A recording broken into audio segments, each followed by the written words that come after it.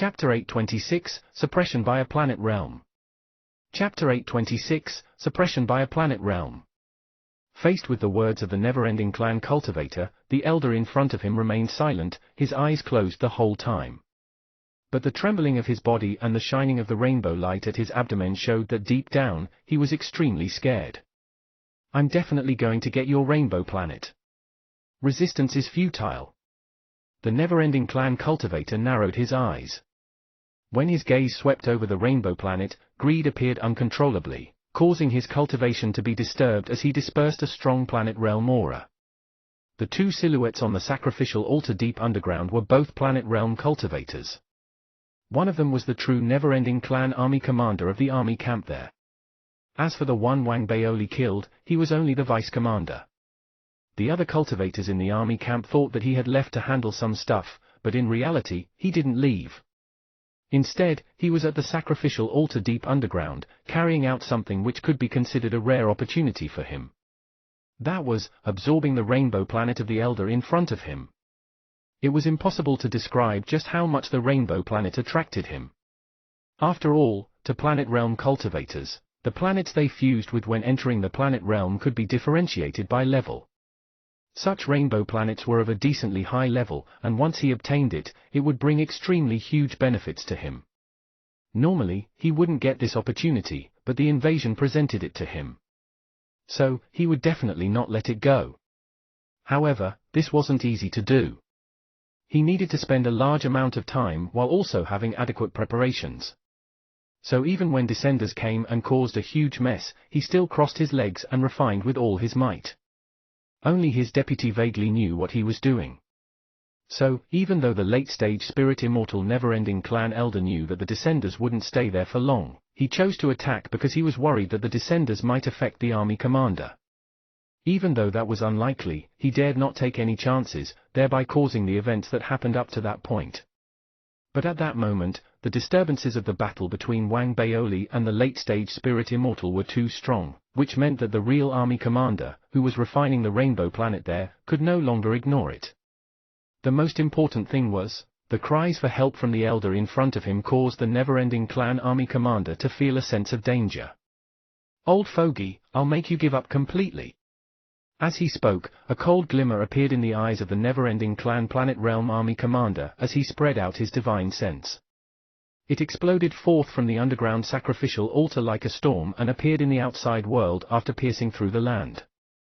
In a single moment, it swept across the entire planet. To a planet realm cultivator, their divine sense was enough to cover the entire planet. Wherever it went, the land quaked as countless plants were bent, and numerous mountain peaks had rubble fall down. Never-ending clan cultivators and descenders alike had their bodies tremble violently as though they had lost control of them. Their minds also seemed to have thunder rumbling in them as their souls became unstable. The divine sense of a planet realm cultivator was like a storm. As it swept through the entire planet, it locked onto Wang Baoli. As it did, a silent rumble exploded forth, and all of the divine sense coming from the planet realm cultivator seemed to turn into floodwater as it converged towards Wang Baoli. At the same time, because the planet realm cultivator spread out his divine sense so quickly, Wang Baoli, who had stopped at the previous battlefield, felt a wave of aura as he felt disturbances from the earth. The aura, which he couldn't struggle against or resist, and which might even be enough to kill him, was heading towards him from all directions like invisible waves. It was as though heaven and earth were being suppressed, and like signs of his existence were going to be wiped away. Hence, an intense sense of danger exploded forth in his heart. This scene made Wang Baoli extremely shocked. He had no time to think too much. He instinctively unleashed his entire cultivation and prepared to escape with a flick of his body. But under the divine sense of a planet realm expert, it was hard for him to escape despite having reached the false immortal realm. Instantly, the planet realm divine sense coming from all directions arrived and suppressed Wang Baoli. His whole body shook violently as all of his resistance methods became extremely fragile. As he spat out a mouthful of blood, his body was pinned to the ground. As the earth broke apart, all of the bones in his body let out sounds that signaled that they were unable to withstand the pressure. Under the compression, his entire body became blood red. His face, eyes, and skin all turned red. In fact, if one looked closely, they would see that drops of blood were being forced out of his body under the compression, making him look like a blood man. Extreme pain coursed through his entire body like a storm. All of this caused Wang Baoli to feel like he was going to be squeezed into mush. Although the body was only his essence body, there was still a strong sense of danger that spread throughout his entire being. Although it was just his essence body, once it died, it would have a huge impact on his true body as well. So Wang Baoli let out a low growl and tried to resist. If his true body were there, he could potentially have activated the power of his true devouring seed and essence scabbard. However, the essence body was just a projection of everything in his body. Could it be that my essence body is going to die here? Anxious, Wang Baoli dispersed his body as he prepared to escape in his mist form. However, there was still no use in using his mist form. Under the suppression, he was forced to gather and form his essence body again. In fact, half of his body seemed to be about to dissipate and showed signs of being destroyed. Seeing how Wang Baoli was unable to resist for much longer, the earth suddenly trembled. From where the sacrificial altar was, the elder sitting in front of the never-ending clan planet realm cultivator acted. The elder's eyes were closed and were unable to be opened, seemingly due to a seal. Despite that, his body trembled, and he unleashed an unknown technique and squeezed out a spurt of power, sending it towards Wang Baoli. Immediately after, the spurt of power became a source of support and defense. It formed a ray of defense and helped Wang Baoli resist the suppression coming from the Planet Realm Army Commander's divine sense. Loud rumbles spread around Wang Baoli, and the defense became a weak light shield. This gave Wang Baoli, who was struggling to withstand the suppression, some breathing space. As he panted, an anxious and ancient voice sounded in his ear. "Foreigner, I am the patriarch of this Tao planet. My clan was executed by the never-ending clan, and the planet in my body is being refined by that never-ending clan heretic cultivator. I can only protect you for a while, and I can't sustain it for long. Helping me is akin to helping yourself now. How do I help?" At this moment, Wang Baoli didn't need to deliberate at all. There was only one path in front of him. If he wanted to prevent his essence body from dying, he had to help this man who claimed to be the planet's patriarch. "Come to me, step onto the sacrificial altar, and extinguish a ceiling lamp." Very quickly, viciousness flashed between Wang Baoli's eyes. He didn't believe the elder. Nonetheless, he still had to take a look at the sacrificial altar. Even if he were to die there, he still wanted to see who wished to kill him. As for the position of the sacrificial altar, although Wang Baoli hadn't been there before, his previous sensing and the guiding he received now made his mind very clear. So after gritting his teeth, Wang Baoli raised his right foot and stepped towards the land. As rumbles sounded, he turned into mist and headed underground, traveling along the cracks in the ground. He traveled as quickly as he could the entire way. The suppression from the planet realm cultivator's divine sense had a faint sense of anxiousness and frenzy and increased in power, but at the same time, the protective force coming from the other person was transferred towards Wang Baoli at that moment, resisting the suppressive force.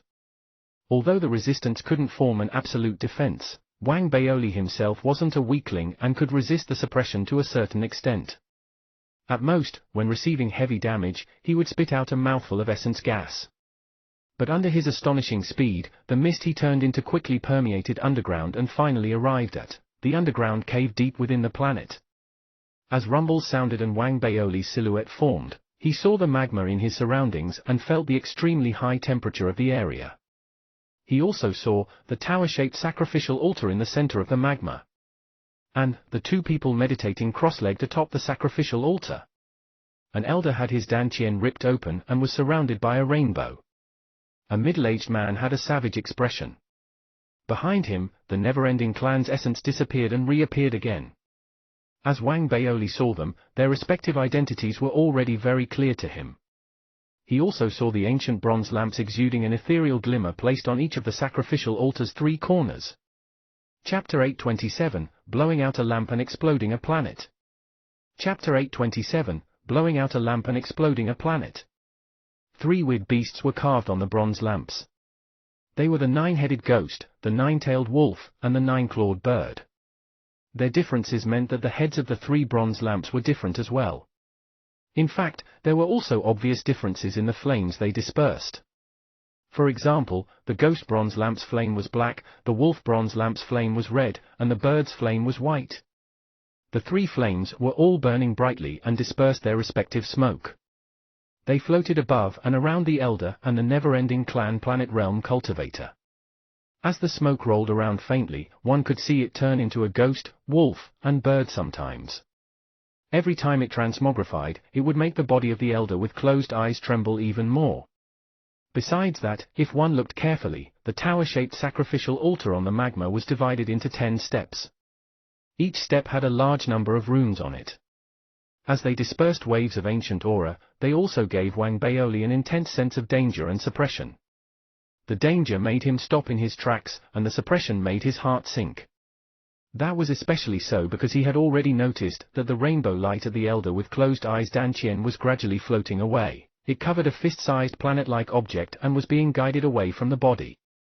This scene made Wang Baoli's heart tremble and caused his breathing to turn heavy. At the same time, as he arrived and appeared, the ancient voice that echoed in his mind previously sounded again. This time, the voice was quick and anxious. "Little friend, come help me extinguish a bronze lamp, quickly." Wang Baoli narrowed his eyes, took a deep breath, and stepped forward while flicking his body. He was about to near him, but at that moment, the voice of the never-ending clan planet realm cultivator also sounded. "He's lying to you. Once you near the altar and walk up the step, your energy will instantly be sapped away. He's trying to trick you by asking you to extinguish the bronze lamps. What he really needs is your energy to strengthen himself and help him break away from my refinement." As his words sounded, Wang Baoli's body stopped in its tracks. "Little friend, you have to believe me. My objective isn't to escape. It's to give myself a chance to self-destruct and drag this person to death with me." Hearing that, the Elder got a little anxious. When he spoke anxiously, his anxiousness caused his cultivation to become unstable. The ghost in the surrounding mist took that opportunity and grabbed his rainbow planet, pulling violently backward. Under the pull, the Elder's body trembled violently. He was already very old, but visibly, he got even older. More accurately speaking, he wasn't growing older but was wilting. "Foreign descender, do you see this? This old fogey has wilted. Once you step on the sacrificial altar, you'll definitely be absorbed. I did indeed intend to suppress and kill you. However, compared to killing you, I don't want all of my efforts to go to waste. So, if you leave now, I'll let you off." Seeing that scene, the never-ending clan planet realm cultivator immediately spoke again. Wang Baoli's expression became unstable as he stepped with hesitation. It was obvious that he was swayed. Seeing this, the Elder in front of the never-ending clan planet realm cultivator, who was being refined, spoke with difficulty. "Little friend, you have to believe me. Your life or death should be decided on your own. I've already promised not to go against you. Why must you gamble?" Wang Baoli's breathing became unstable. Hearing the words of the two men, his face showed him obviously struggling. In the end, he raised his head and howled. "Silence! Old fogey who claims to be the patriarch of this planet, I can't completely believe your words. Never-ending clan, you are still suppressing me with your divine sense, so I also can't fully believe your words." As Wang Baoli's howl sounded, the never-ending clan planet realm cultivator's eyes flashed slightly as he let out a big laugh. Immediately, he completely retracted his divine sense, which he had spread out to suppress Wang Baoli. "I've retracted my divine sense. You may go now. Don't worry, if that old fogey dares to do anything to you, I'll suppress him." When he retracted his suppression, Wang Baoli immediately relaxed. Although the Elder was protecting him previously, after he neared, his body was already nearing its breaking point. After he relaxed, he secretly chanted the Tao scripture in his heart. At the same time, he took a deep breath and bowed towards the never-ending clan planet realm cultivator with cupped fists. "Thank you, Senior, I'll leave now." While he was speaking, Wang Baoli flicked his body and made it seem like he was about to retreat. As for the Elder on the sacrificial altar, he started laughing bitterly. As he was about to speak, the moment that Wang Baoli seemed to be leaving, the power of the Tao scripture exploded forth after a delay. It seemed to transcend endless boundaries to descend from deep within the cosmos, from outside of the never-ending star domain. As it descended, it engulfed the entire planet and went deep into the ground, descending upon the sacrificial altar in the magma cave. The power was extremely vast and astonishing, and it was as though the cosmos was suppressing him. Instantly, it made the expression of the never-ending clan planet realm cultivator change, shocking him immensely. He screamed, "This!" And as he screamed, Wang Baoli, who was about to leave, flicked his body. He made use of the chance given by the divine sense being retracted and the Tao scripture descending to unleash all of his speed, heading straight for the sacrificial altar. He wasn't someone with a conviction that would be easily swayed. Once he had decided on something, he wouldn't change his mind easily. Since he had already decided to go there previously and help, he wouldn't be shaken by the words of the never-ending clan cultivator. Besides, Wang Baoli had always strongly believed in one thing. Compared to hesitating, gritting one's teeth and just doing something wasn't necessarily a bad thing. However, the suppression from the never-ending clan planet realm cultivator that hit him previously was too strong. Even if the Tao scripture descended, he wasn't fully confident in using that opportunity to near the altar in an instant. So, he played along with the never-ending clan cultivator. Under the two chances given to him now, he seemed like a ray of lightning as he unleashed his speed and headed straight for the altar. In the blink of an eye, he leaped past the magma and appeared in front of the altar. When he tried to step onto it with a single leap, a repulsive force dispersed from the sacrificial altar itself. The repulsion affected Wang Baoli's momentum and caused his body to stop. At that moment, the protective force that the planet's patriarch used on Wang Baoli exploded forth, helping him suppress the sacrificial altar's defenses. In the end, although it was difficult, Wang Baoli's silhouette successfully stepped onto the sacrificial altar's fourth step. Wang Baoli also wanted to rush towards the top in a single leap, but he was unable to do so. Nonetheless, Wang Baoli didn't give up. As his silhouette fell, he climbed again while growling. Up the fifth, sixth, and seventh steps. Since he climbed 3 steps in a single attempt, although the elder was protecting and countering the repulsion coming from the sacrificial altar, it still made Wang Baoli's body tremble. A mouthful of essence aura became blood, and he spat it out uncontrollably. But he didn't stop climbing, stepping onto the 9th step. It seemed to take a long time, but in reality, it happened instantly. However, the never-ending clan planet realm cultivator wasn't a weakling. At that moment, he also reacted, his eyes immediately becoming bloodshot. His divine sense exploded forth from all directions, crashing towards Wang Baoli. "You dare lie to me!" The moment he tried to suppress Wang Baoli stepped up and onto the 10th step. At the same time, as he raised his right hand, his index finger left his body and shot towards the hungry ghost bronze lamp closest to him. As his finger flew out, the suppressive force exploded forth. Even though he had the elder's protection, Wang Baoli still let out a shrill cry of pain. As his mind rumbled, his essence body started collapsing under the suppression. But his broken finger landed on the hungry ghost bronze lamp at that moment. As it touched it, the lamp shook violently, and the black flames on it were extinguished. The moment the bronze lamp was extinguished, the elder, whose eyes had always been closed and who was being refined by the never-ending clan planet realm cultivator, suddenly opened his eyes and exposed his rainbow pupils. He also raised his right hand and waved it towards Wang Baoli. "Thank you, little friend. If I have a next life, I'll definitely repay you." As he waved his right hand, a wave of gentle energy flew towards Wang Baoli. It caused his collapsing essence body to stabilize instantly, and his body was also pulled back under the protection of the gentle power. At the same time, the elder's raised right hand followed its momentum and grabbed the never-ending clan planet realm cultivator's arm. Meanwhile, the never-ending clan planet realm cultivator's expression changed completely. The elder's strength got unprecedentedly large, and a heaven-shaking hatred appeared in his eyes as he spoke word by word. "You exterminated my clan, destroyed my planet, and even wanted my rainbow planet. I'll give it to you. Planet, explode." Chapter 828, Return. Chapter 828, Return. Although a planet realm couldn't be seen as an overlord of an area in the entire never-ending star domain, they were definitely not weaklings. Even within the never-ending clan, they could lead an army. After all, to become a planet realm, one had to fuse with a planet. To a certain degree, such cultivators were planets. The death of a planet was naturally shocking, let alone the self-destruction of one. Its power was enough to destroy the heavens and earth.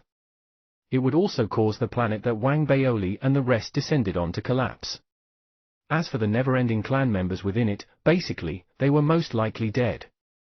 Except for those originally in the camp, who had been teleported away due to the late-stage spirit immortal never-ending clan elder breaking the heavenly Tao blessings, the rest were definitely dead.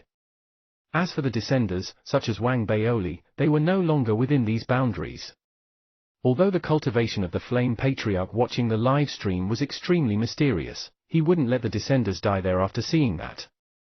So, the moment he sensed the self-destruction, the Flame Patriarch, who was eating immortal fruit and watching the twists and turns of the battle with gusto, activated the teleportation of the masks. It was just that the teleportation wasn't forceful and required the descenders to activate it themselves. So, at that moment, every descender heard the words from the mask echoing in their souls. Just silently chant return, and you can return back here. These words also echoed in Wang Baoli's soul. He was currently being pulled by the protective force from the planet's patriarch, retreating from the magma. He retreated faster than he arrived and was pulled out of the ground instantly. He could only hear the elder's hatred and anger-filled words. Planet self-destruction? Wang Baoli's expression changed, and his first reaction was to teleport and leave. However, he hesitated and forcefully resisted the danger he felt from his body, which was seemingly screaming for him to teleport away, and looked towards the land. As Wang Baoli looked, the entire planet's land seemed to have mist-like dust appear first. Afterward, a weak rumble radiated from deep underground and spread around the entire planet as fast as lightning. It was as though a wave of indescribable power had already exploded forth from deep underground and was sweeping towards the outside world. In fact, it didn't even give Wang Baoli time to retract his gaze. Under the heaven-shaking sound, the land collapsed, and the ocean on the planet was lifted up. The entire planet's surface was shaking violently, and the loud sound coming from all directions made Wang Baoli feel like the world was ending. But he still gritted his teeth and chose not to teleport. Instead, he headed for midair with a flick of his body. As his silhouette rose, the ground he was previously on instantly collapsed. Not only did that place collapse, but the surroundings were like that too. Under loud cracks, giant rifts covered a boundless area. After connecting with the rifts from other areas, they covered the entire planet. Shrill cries and unwilling screams, as well as whizzing sounds caused by frenzied escaping, spread around every corner of the planet. The expressions of the living descenders, excluding Wang Baoli but including that arrogant Baldy, all turned ghostly pale. They all silently chanted, "Return." As for the never-ending clan army cultivators who went out to search for and try to kill Wang Baoli, they were unable to leave. As the heavens and earth collapsed, they could only despair. In the next moment, the land collapsed. Chunks of land were lifted, and seawater gushed in from all around. High temperatures also exploded forth from underground. As they spurted out continuously, they created a thick fog. There was a giant bulge at the center of the planet, which was the land directly atop the sacrificial altar. The bulge was pitch black, and there were rays of lightning within it. But if one looked closely, they would see that as the lightning flashed past, there was a shattered rainbow planet deep within the pitch-black bulge. Rumbles sounded out continuously, and as they shook the heavens, the bulge looked like a giant light sphere from afar. It got bigger and bigger as it spread crazily towards the distance. Wherever it went, everything turned into nothingness.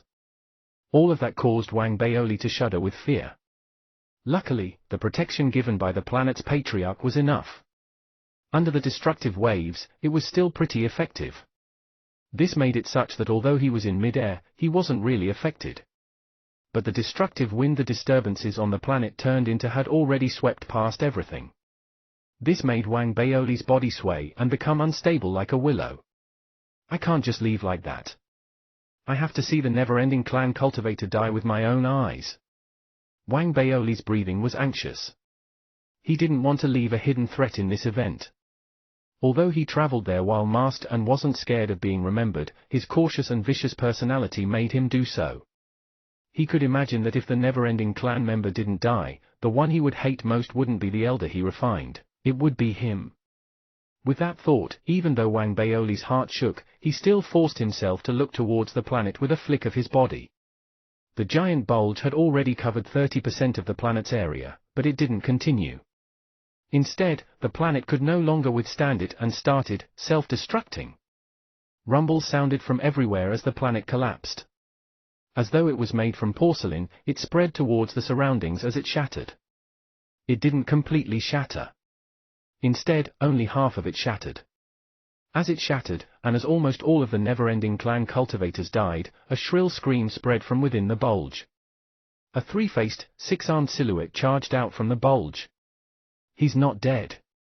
Wang Baoli, who was straining himself to resist the storm, narrowed his eyes after seeing that scene.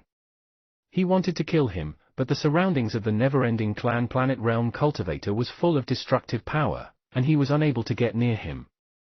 As Wang Baoli sighed with regret and prepared to leave while feeling helpless, his gaze was suddenly drawn back. The never-ending clan planet realm cultivator, whose clothes were torn and tattered and whose body had countless injuries, had a large amount of rainbow lines on his body. They surrounded him and seemed to want to cut him up. This caused the never-ending clan planet realm cultivator to let out an extremely shrill scream after he charged out, as one of his arms was chopped off. Afterward, his second, third, and fourth arm, and even his two legs, ended up like that. His body was also cut into 7 to 8 pieces as he charged out. It wasn't over, and his heads ended up like that too. His first head collapsed, and his second head shattered. Seeing that, Wang Baoli was excited. However, the rainbow lines created by the destructive power of the self-destruction of the Patriarch's planet dimmed and weakened after doing all that. The never-ending clan planet realm cultivator, who had one head left, charged towards the heavens while struggling. Wang Baoli stared at that head intently. He was very far away from him, and the destructive power of the planet in front of him was too strong. At the same time, the protection outside Wang Baoli's body had already weakened, and he could feel that the protection couldn't be sustained for much longer. Even if he wanted to give chase, he couldn't do so. But Wang Baoli was unwilling to leave just like that. I want to scare him to death, even if I can't catch up to him. Wang Baoli's eyes flashed, and he flicked his body as he muttered. Growling, he looked like he wanted to give chase. The head that had already charged out of the bulge glanced back and looked in the direction of Wang Baoli with hatred. He then let out a frenzied scream and actually gritted his teeth. With a boom, he made half of his only remaining head self-destruct. Using the explosive power of that half of his head, he unleashed an unknown method and instantly disappeared. He really got scared? Seeing that, Wang Baoli couldn't help but feel extremely happy.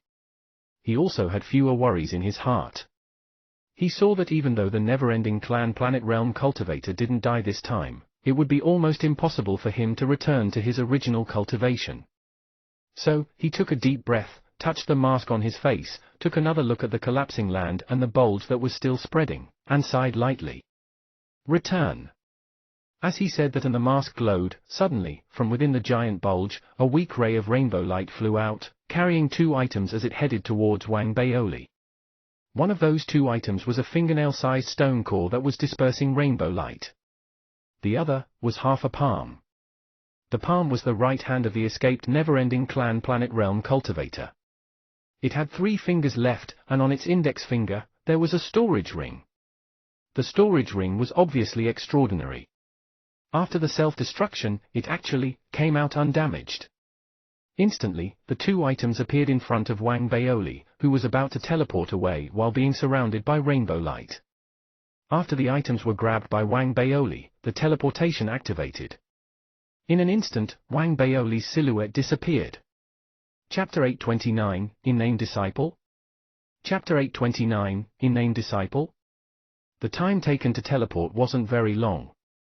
But to everyone getting teleported away, the process was unforgettable. The feeling of time and space being elongated and their bodies being disintegrated into numerous particles, and then regathered together at the end was enough to make everyone feel uncomfortable. Meanwhile, they couldn't help but think that if any accident were to occur during that process, their bodies might gain or lose a part after they regathered. The good thing was, the teleportation power in the masks that the Flame Patriarch gave them was very strong, making it such that those situations didn't occur. As for Wang Baoli, he didn't need to worry as much. His body was formed by his essence, so every part was the same. Even if his limbs were turned upside down, he just needed to transmogrify again. So, compared to others, Wang Baoli, who was one of the last few people to be teleported back, had no stress in his heart. Instead, he was anticipating how many red crystals he would receive. After all, the number of never-ending clan members he killed, directly and indirectly, was immense. Moreover, he also killed a late-stage spirit immortal. What made Wang Baoli especially excited was the never-ending clan planet realm cultivator at the end. I should probably be given all the credit. I worked so hard. Wang Baoli blinked. After his body was teleported back, he looked around. It was the place that everyone was pulled into before being teleported away. In a place that was foreign, yet somewhat familiar, a large amount of debris floated around. The debris world was boundless and radiated waves of ancient aura. Moreover, signs of time passing were abundantly clear on every piece of debris. The cosmos was the firmament, and the void was the land. At this moment, on the numerous pieces of debris floating between the cosmos and the void, many silhouettes wearing different masks had already teleported back long ago. When Wang Baoli appeared there, and when the others saw the pig mask he wore, waves of inhaling sounds sounded out uncontrollably. It's the bringer of misfortune. I saw it with my own eyes, he actually killed a late-stage spirit immortal never-ending clan member. So it was him who made this mission have unprecedented changes. The collapse of the planet afterward could be related to this guy. This guy seems like a source of disaster. We should avoid him as much as possible. Under the sounds of inhalation, the surrounding crowd sent voice transmissions to one another quickly. Probably because they had a common enemy in Wang Baoli, those cultivators got closer. However, when Wang Baoli's gaze swept past them, all of them stopped sending voice transmissions unwittingly. Fear and respect appeared in their eyes uncontrollably as well. It was obvious that Wang Baoli's behavior and killing on the planet had already made them extremely shocked deep in their hearts. Even the 3 early-stage spirit immortal cultivators among the crowd felt this way. They didn't feel any disrespect towards Wang Baoli because of their spirit immortal cultivation. In reality, they were very clear that someone who could kill a late-stage spirit immortal, no matter what methods he used, was already very scary. They also weren't very confident of winning if they were to battle. This guy can't only kill his enemies. He can also hurt his own teammates. After the 3 spirit immortals took a look at one another, they cupped their fists towards Wang Baoli first. With a sweep of his gaze, Wang Baoli saw that there were only 40 or so people left out of the original hundreds of descenders. He blinked and felt that the mission was way too dangerous. Luckily, he was lucky. If not, he would probably have been in danger too. After consoling himself and cupping his fists towards the 3 spirit immortals, he suddenly saw the bald bull-masked burly man and let out a laugh. So, you're still alive. The body of the bald, burly man shuddered, and he was about to cry. Shuddering, he quickly greeted Wang Baoli ceremoniously and shouted, "Welcome back, fellow Daoist. I survived this mission because fellow Daoist helped me. You have my utmost gratitude, please accept my greeting." Seeing how the burly man said such shameless words, the other cultivators there all secretly called him shameless while also quickly cupping their fists and speaking in that manner. They had no other choice since everyone hadn't returned to where they came from yet. If they offended this bringer of misfortune, they were scared that they wouldn't be able to return alive. So, it wasn't wrong to be more respectful towards the pig-masked man. Seeing how much everyone welcomed him, Wang Baoli was very happy. After letting out a huge laugh, he nodded towards the surrounding crowd and made small talk occasionally. Every time he said something, many would echo their agreement. This made the atmosphere of the small talk very conducive and friendly. As the crowd was teleported back while having a conversation with Wang Baoli while sucking up to him, the planet which they previously descended upon continued collapsing. Half of that planet had already turned into numerous dust particles that spread into the cosmos. Looking from a distance, the remaining half of the planet seemed like a crescent moon. It exuded a sense of incompleteness and was still slowly disintegrating. Maybe, the planet's collapse would only completely end after a long period of time. At that point, the planet would no longer exist in the cosmos. Even to the giant never-ending clan, such a thing was no longer a minor issue. Although it couldn't be considered a major issue, it was enough to attract the attention of some higher-ups. After all, they had lost an army, and their Planet Realm army commander was so heavily injured that he only had half a head left. At the same time, the planet that they occupied was shattered. So, a series of investigations and speculation were started immediately and caused quite a stir. At the same time, after watching the whole process, the Flame Patriarch couldn't help but admit that even all of the previous missions he gave out combined couldn't match the flashiness of Wang Baoli's performance. He's a talent. The Flame Patriarch spat out the fruit core in his mouth and stared at the screen in front of him while narrowing his eyes slightly. The screen displayed the debris-filled land that Wang Baoli and the others were at. After deliberating for a short while, he raised his right hand, weaved hand seals, and pointed at the screen in front of him. Instantly, waves appeared on the screen. As the waves spread, a wisp of the Flame Patriarch's divine sense spread out and fused into the waves. In the next moment, the crowd of people who were conversing pleasantly with one another in the debris-filled land all felt their souls jolt. Even Wang Baoli felt the descent of a wave of immense power. When everyone, including Wang Baoli, looked, they saw a ray of fiery light descend from the sky and stop in mid-air above everyone. It gathered into a flame silhouette. Although one couldn't see the appearance of the silhouette clearly, it contained an immense suppressive force. Anyone who took just one look at it would feel a stinging pain in their eyes and feel their soul rumble. Wang Baoli's breathing quickened. When he quickly lowered his head, he heard the ancient voice coming from the flame silhouette in the sky. "You're all not bad. I'll now give you red crystals based on your performance." As the words of the flame silhouette spread, numbers instantly appeared on the masks of the more than 40 people present. The observation function in the masks could instantly calculate the rewards they deserved after they returned. So, Wang Baoli quickly felt the number on his mask. 13,000 red crystals? Wang Baoli blinked and felt that it was a tad too few.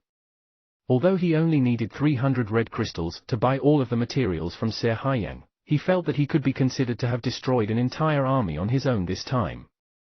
He felt that he had pretty much wiped out the entire army from top to bottom. But, when Wang Baoli saw the others' masks, he suddenly felt better. On the masks of the other cultivators, the biggest number was about 200. And that was for the 3 spirit immortals.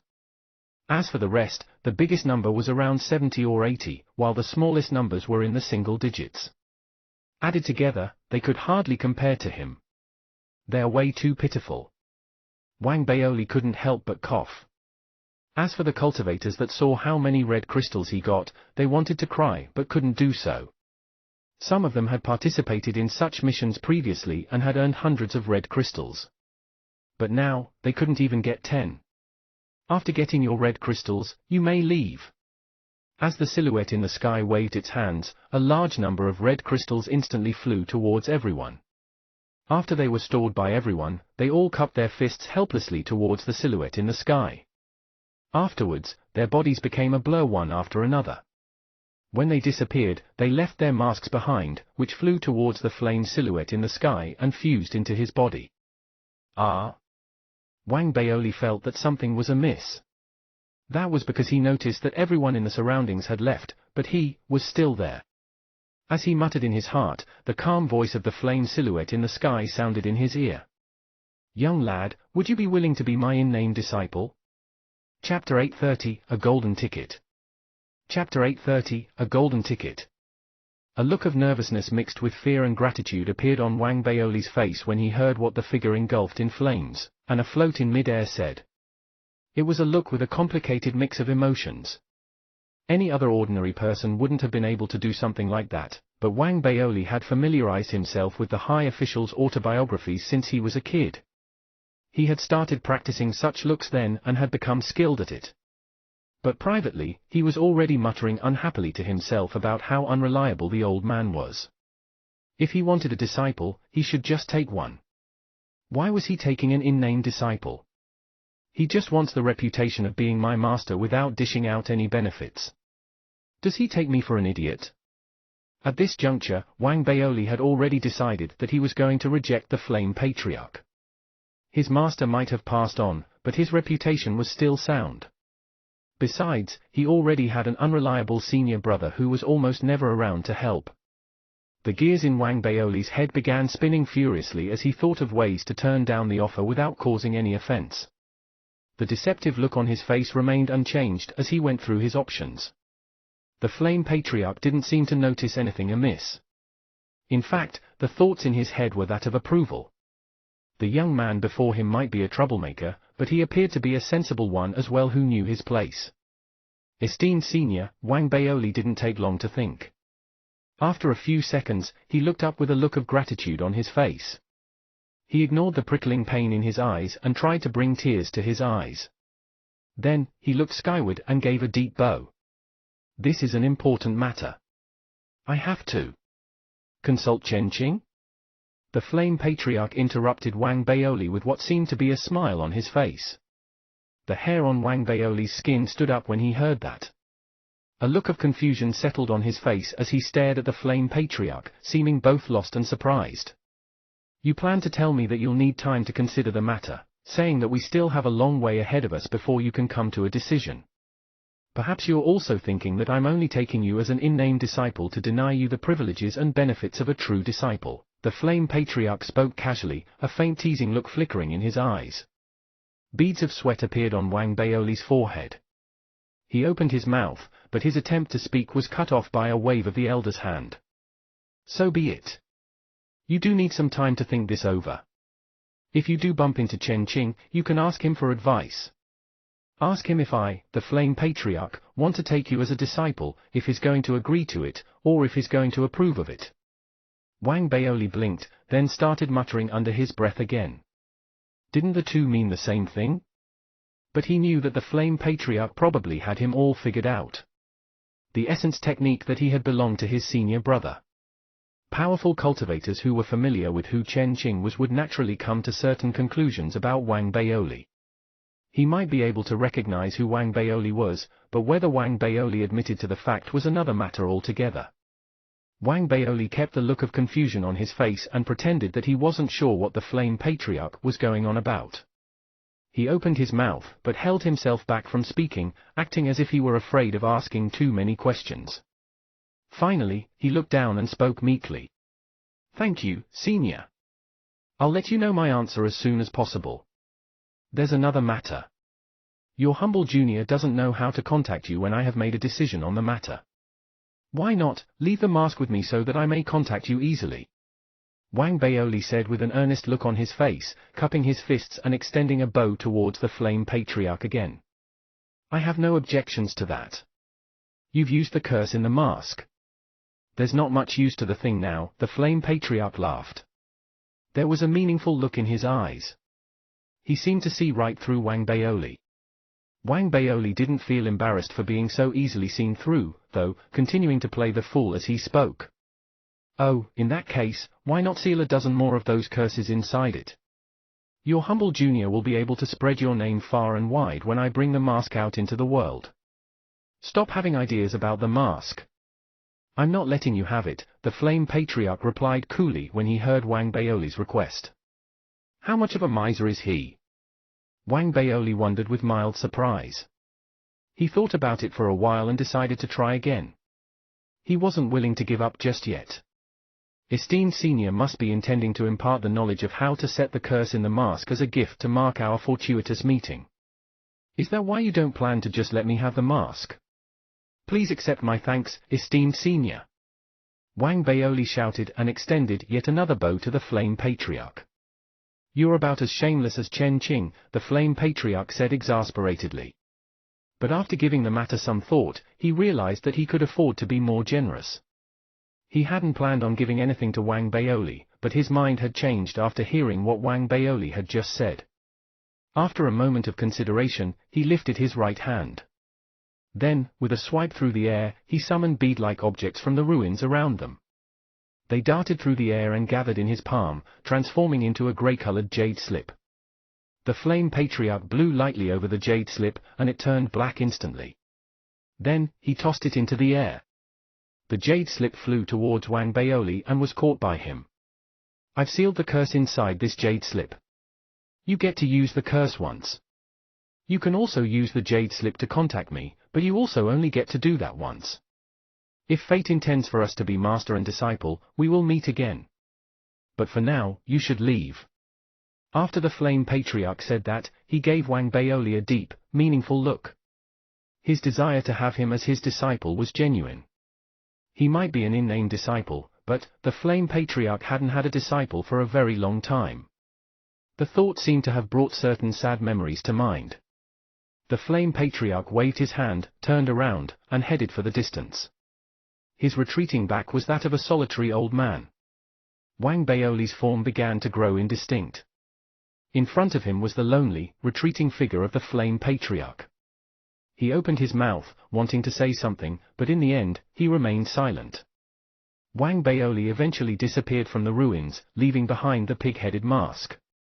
The mask transformed into a beam of light and raced towards the Flame Patriarch. It landed in the Flame Patriarch's palm instead of joining the other masks inside of his body. If it's meant to be mine, it will come to me. If it's not, then we should let it be. The Flame Patriarch's murmurs rippled across the heavens.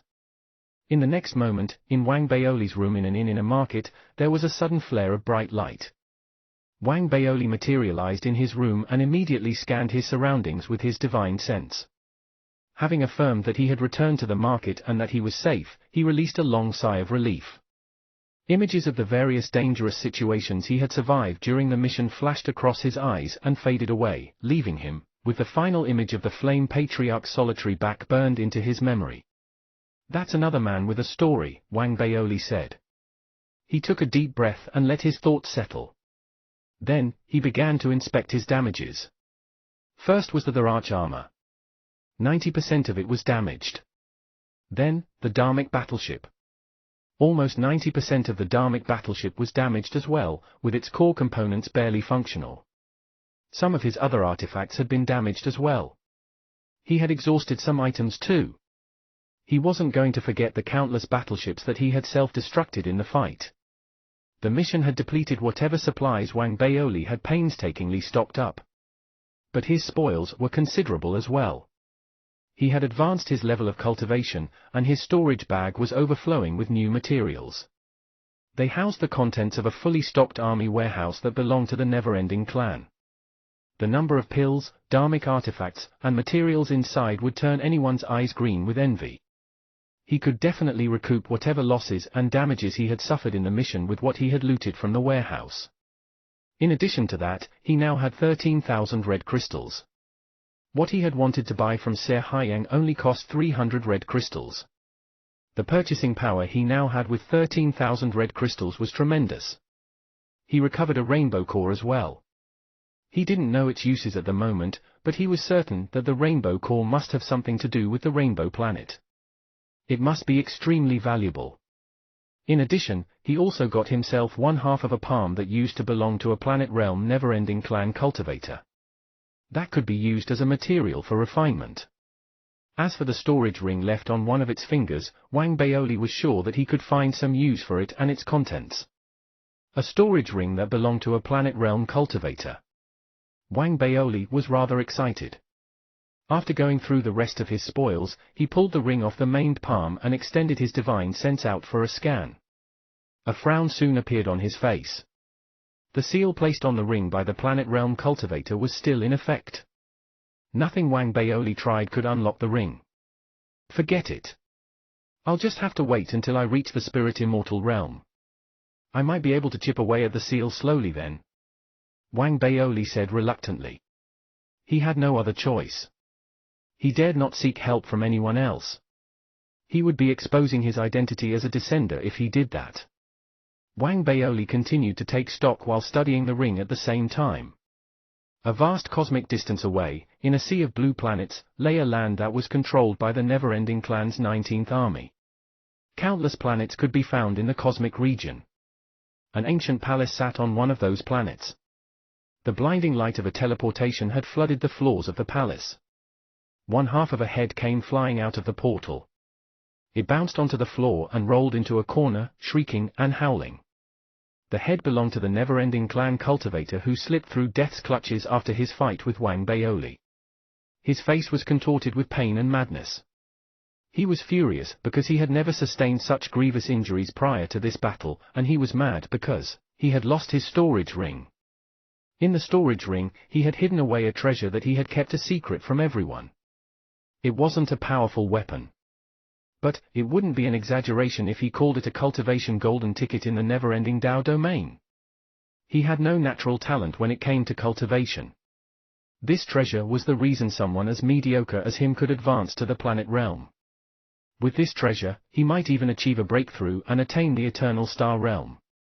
He could possibly advance beyond the Eternal Star Realm. If anyone were to find out about this treasure, a war would break out amongst countless family clans and tribes as they fought madly to get their hands on it. With his mediocre cultivation, he would be sure to lose his golden ticket for good. Damn pighead, I swear I'll find you, no matter where you are. Chapter 831, The Emperor Armor. Chapter 831, The Emperor Armor. In comparison to the hatred and fury that the never-ending clan planet realm cultivator was feeling, the feelings that Wang Baoli was experiencing were intense glee and delight. He eyed his storage bag and the spoils hidden within and thought of how great life was. He had struck gold. He was right. The losses that he had incurred might have been great, but he had gained a lot. He had, in fact, gained a golden ticket. He hadn't only recouped whatever losses he had incurred but managed to make a profit out of this endeavor. I'll just need to go through and organize what I've got, check what I can put to use and what I should sell or trade. His spirits soaring, Wang Baoli sat down in a meditative pose and started his preparations for the necessary repairs ahead of him. First on the list were his Arch armor and his Dharmic battleship. Both the armor and his battleship had suffered almost 90% damage to their functionality. The lack of materials would have stopped Wang Baoli from trying to repair them, regardless of how much he wanted to. Things were different now, though, as he still had a good supply of stone bamboo. With that, he could restore the Dharmic battleship completely. Some of the materials in his storage bag could also help speed up the restoration process. With his refinement skill, the repair of his Dharmic battleship got on speedily. The next most important repair work was for his Arch armor. It wasn't the first time that the Arch armor had suffered such serious damage, so Wang Baoli knew what to do. The best way to repair the armor was by using spirit chi. He had emptied the contents of an entire never-ending clan army warehouse into his storage bag, and thus had an endless supply of supreme-grade spirit stones at his disposal. Wang Baoli used up the materials he had like a rich man would spend his wealth. Supreme-grade spirit stones were ground to dust during the repair. Parts of the Arch armor began to regenerate steadily all over Wang Baoli. At the end of the week, a completely reformed Arch armor enveloped Wang Baoli once more. The end of the week also marked the completion of repairs on the Dharmic battleship. With his armor and battleship fully repaired, Wang Baoli was at his peak combat strength again. The materials that he had depleted for the repairs took up only a third of his battle spoils. The gears in Wang Baoli's head started spinning furiously again. He eyed his Arch armor and his Dharmic battleship, and a strange light flickered in his eyes. An idea that he had been contemplating and running through his head for a very long time resurfaced then. Is there a way to merge the Arch armor and the Dharmic battleship together? Wang Baoli's breathing quickened slightly. He had been considering that idea for some time. He knew what a Dharmic battleship was meant to do. It was meant to be merged with a spirit immortal realm cultivator to enhance the latter's combat strength. He hadn't been able to achieve a merge, no matter how hard he tried. His cultivation had only been at the late-stage Soul Conduit realm then, which was weak when compared to his current false immortal realm cultivation. There are two ways to merge my armor with the Dharmic battleship. The first is to somehow trick it into thinking that I fulfilled the necessary requirements for a merge. The second is to modify its internal structure and simplify those requirements. Wang Baoli fell into a contemplative silence. He was of the view that the second option was vastly more challenging than the first. He might have some knowledge of the Dharmic battleship, but what he knew about the artifact wasn't sufficient to facilitate the construction of the artifact. If he couldn't build a Dharmic battleship, then he could forget about trying to modify one. We're left with the first option then. Wang Baoli narrowed his eyes. There's no shortcut to achieving the spirit immortal realm in a short period of time. That's why I have to transform the Arch armor into a medium. That's the only way I can achieve a merge with the Dharmic battleship now. Is there a way or anything we can use to strengthen the Dharach armor? Wang Baoli opened his storage bag and began rummaging through the items inside, trying to find some inspiration. Wang Baoli had some idea of what he had stolen from the never-ending clan army warehouse. Through a process of elimination, he was left with a few supreme-grade spirit stones. His eyes flashed as he plucked those spirit stones out of his storage bag and tried to upgrade his Dharach armor. However, there was a limit to the number of spirit stones that could be fused with the Dharach armor. Despite how precious these supreme-grade spirit stones were, they were still lacking when it came to upgrading the Dharach armor to the next level. Frustrated, Wang Baoli decided to step out and pay a visit to the shops in the market. He could try asking Xie Haiyang for advice too. Just as he was about to step out, an idea popped into his head. He stared into his storage bag and at the red crystals inside. They were the size of his finger, and there were more than 10,000 of them in his storage bag. Red crystals. Wang Baoli narrowed his eyes. With a swoop of his right hand, he plucked a red crystal out from his storage bag and held it before him. His divine sense extended outward and entered the crystal. Before they could dig further inward, a powerful force emanated from the crystal and repelled Wang Baoli's divine sense, blocking them from further entry. Wang Baoli's eyes brightened. After some thought, he placed the red crystal onto his Dharach armor and unleashed the armor's absorption abilities at full force. The effects were minimal. It didn't seem to be working. The red crystal seemed to possess a life of its own. Some semblance of a strong-willed mind was hidden inside, fighting to stop the crystal from being absorbed and fused with the armor. What is a red crystal exactly? Wang Baoli was curious. Narrowing his eyes, he prayed for his dear father-in-law to stay asleep and not wake up as he uttered the Tao scripture under his breath. A mighty presence from the other end of the universe descended upon the market a few moments later. Everyone in the market shuddered instantly. Xie Haiyang had been sipping tea in his shop then. He spewed his tea out and looked up in shock. The red crystal that Wang Baoli had placed on the Dharach armor lost all will to fight at that instant. Its power transformed into a red mist and was sucked straight into the Dharach armor. The spirit chi that had been housed inside the Dharach armor underwent a drastic transformation when the red mist entered the armor. The difference in power between the two types of spirit chi appeared to be far too wide. If the spirit chi inside the armor could be compared to a serpent, the red mist would be a dragon. The spirit chi inside the armor began to contract and was ultimately driven out of the Dharach armor by the red mist. As it dissipated in the air, the red mist began to flow through the Dharach armor. A power that far surpassed what had dwelt within the armor began to emerge. The strength of this power sent Wang Baoli's heart racing with trepidation. The sensation was akin to gazing upon a distant planet and feeling the aura that it was exuding. Wang Baoli's breathing quickened. There was no time to think. He pulled out a few more red crystals hurriedly, and placed them on the Dharach armor to see if the crystals would be absorbed successfully by the armor. Within the blink of an eye, the crystals melded with the armor. He went through 20 crystals before the Tao scripture's power faded away. The Dharach armor appeared to have reached its limits and was now bursting at the seams. Numerous blood veins had appeared on its exterior. Hope and anticipation shone brightly in Wang Baoli's eyes. He didn't hesitate at all as he activated the Dharach armor and unleashed its full power. An immense power erupted from the armor instantly. If he were to be precise about this power emanating from the Dharach armor, it seemed to resemble the power of a planet, though it wasn't exactly like it. Regardless, such power definitely met the requirements necessary to perform a merge with the Dharmic battleship. That was why Wang Baoli raised his right hand and formed a hand seal immediately after activating the Dharach armor. He barked out, "Dharmic battleship, merge." The Dharmic battleship had been stored away inside his storage bag after it had been fully repaired with stone bamboos. It trembled as soon as Wang Baoli barked out his command. The Dharmic battleship's form had been that of a dragonfly, but it had transformed into that of a locust after Wang Baoli had used his artifact refinement technique on it. The locust opened its mouth and let loose a silent howl as it trembled. Its physical form morphed into countless black threads that shot out of the storage bag and charged at Wang Baoli. They seemed to have been waiting for this moment for a very long time. The black threads surrounded Wang Baoli and wove themselves into his Dharach armor. In the next moment, an eruption of spirit immortal realm spirit energy sent the inn shaking. Every cultivator in the inn shuddered at the sudden explosion of power that had filled every corner of the inn, despite the inn's protective array formation. While everyone in the inn was trembling with shock, Wang Baoli was undergoing a transformation in his room. His black hair flowed loosely around him while a black armor covered him from head to toe. His chest plate was engraved with a locust's head, while the armor plate on his back had the engraving of a black dragon.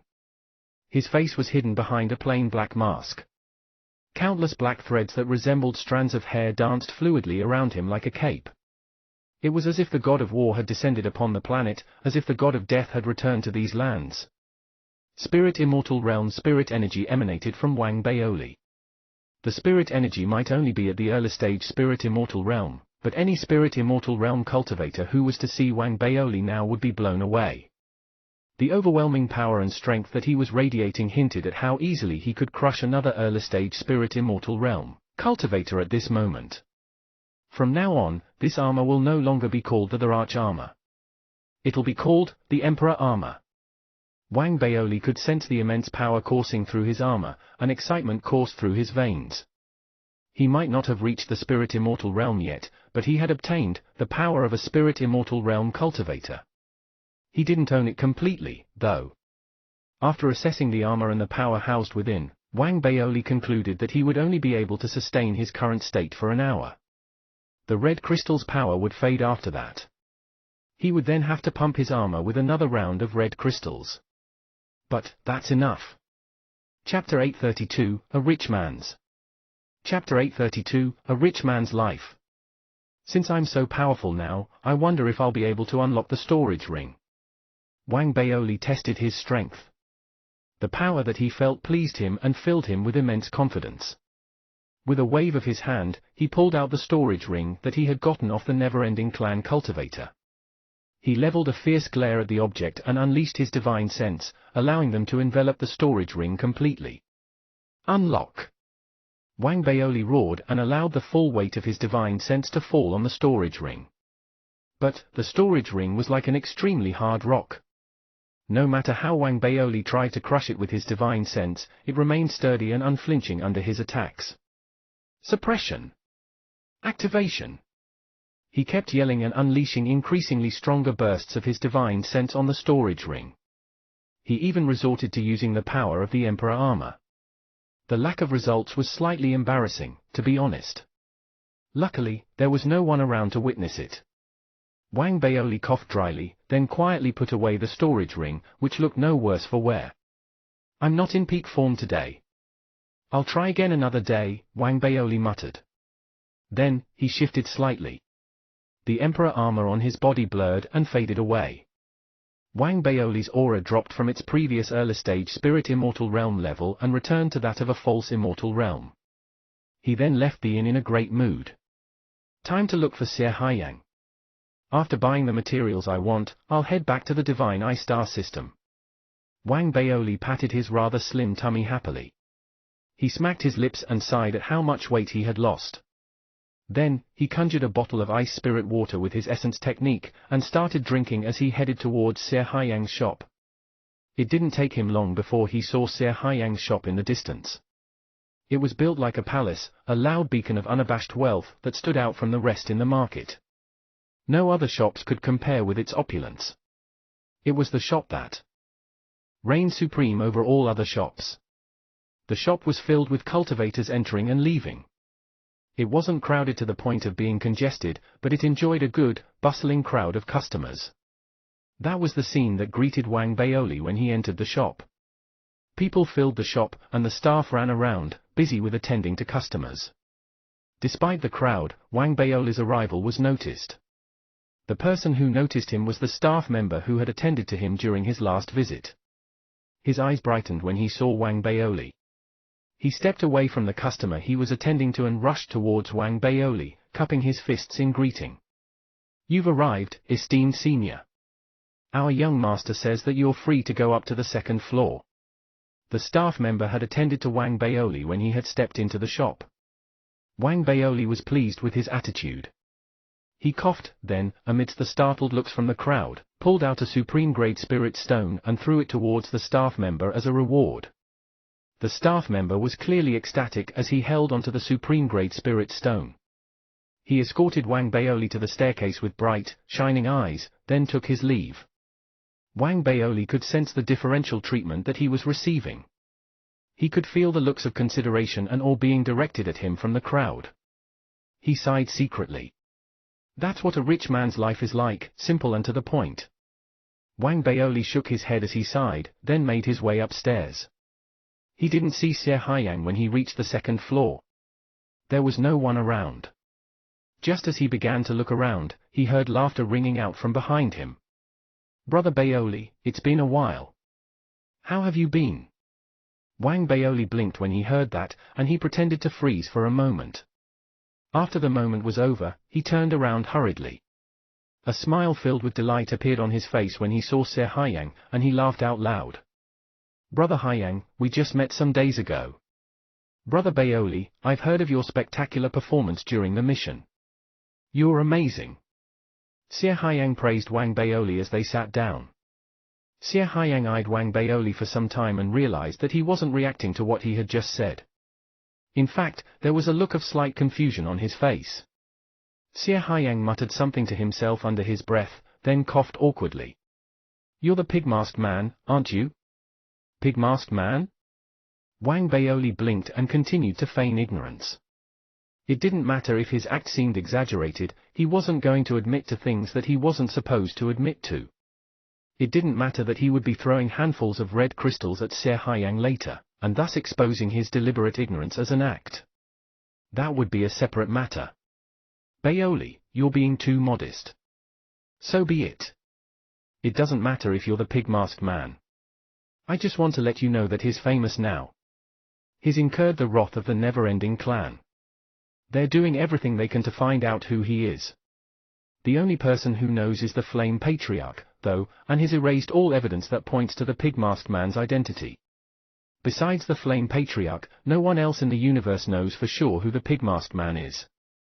Xie Haiyang deliberately emphasized the words, "for sure," when he spoke. Then, he gave Wang Baoli what seemed like a smile. An imperceptible flicker flashed in Wang Baoli's eyes. He knew this was Xie Haiyang trying to give him a hint. He smiled as well. Xie Haiyang was still too inexperienced.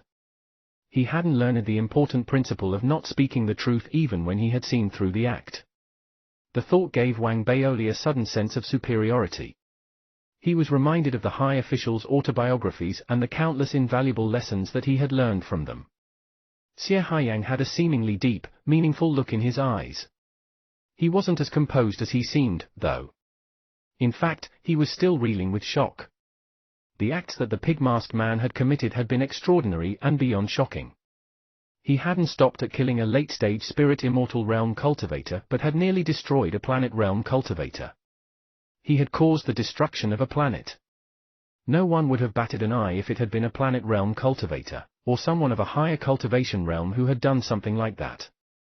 But most of the cultivators participating in the mission had been at the Soul Conduit realm. A Soul Conduit realm cultivator had been behind the catastrophic series of events that had taken place during the mission. He was probably going to bring about a few more disasters on a grander scale when he reached higher levels of cultivation. Damn it, it must be Wang Baoli. He's the only person who can do something like that and not surprise me in the least. He's a walking disaster. He made a trip to Mars and sent Mars into an uproar. He made a trip to the Ancient Sword, and the vast expanse Dao Palace staged a revolt immediately after. Xie Haiyang sighed secretly.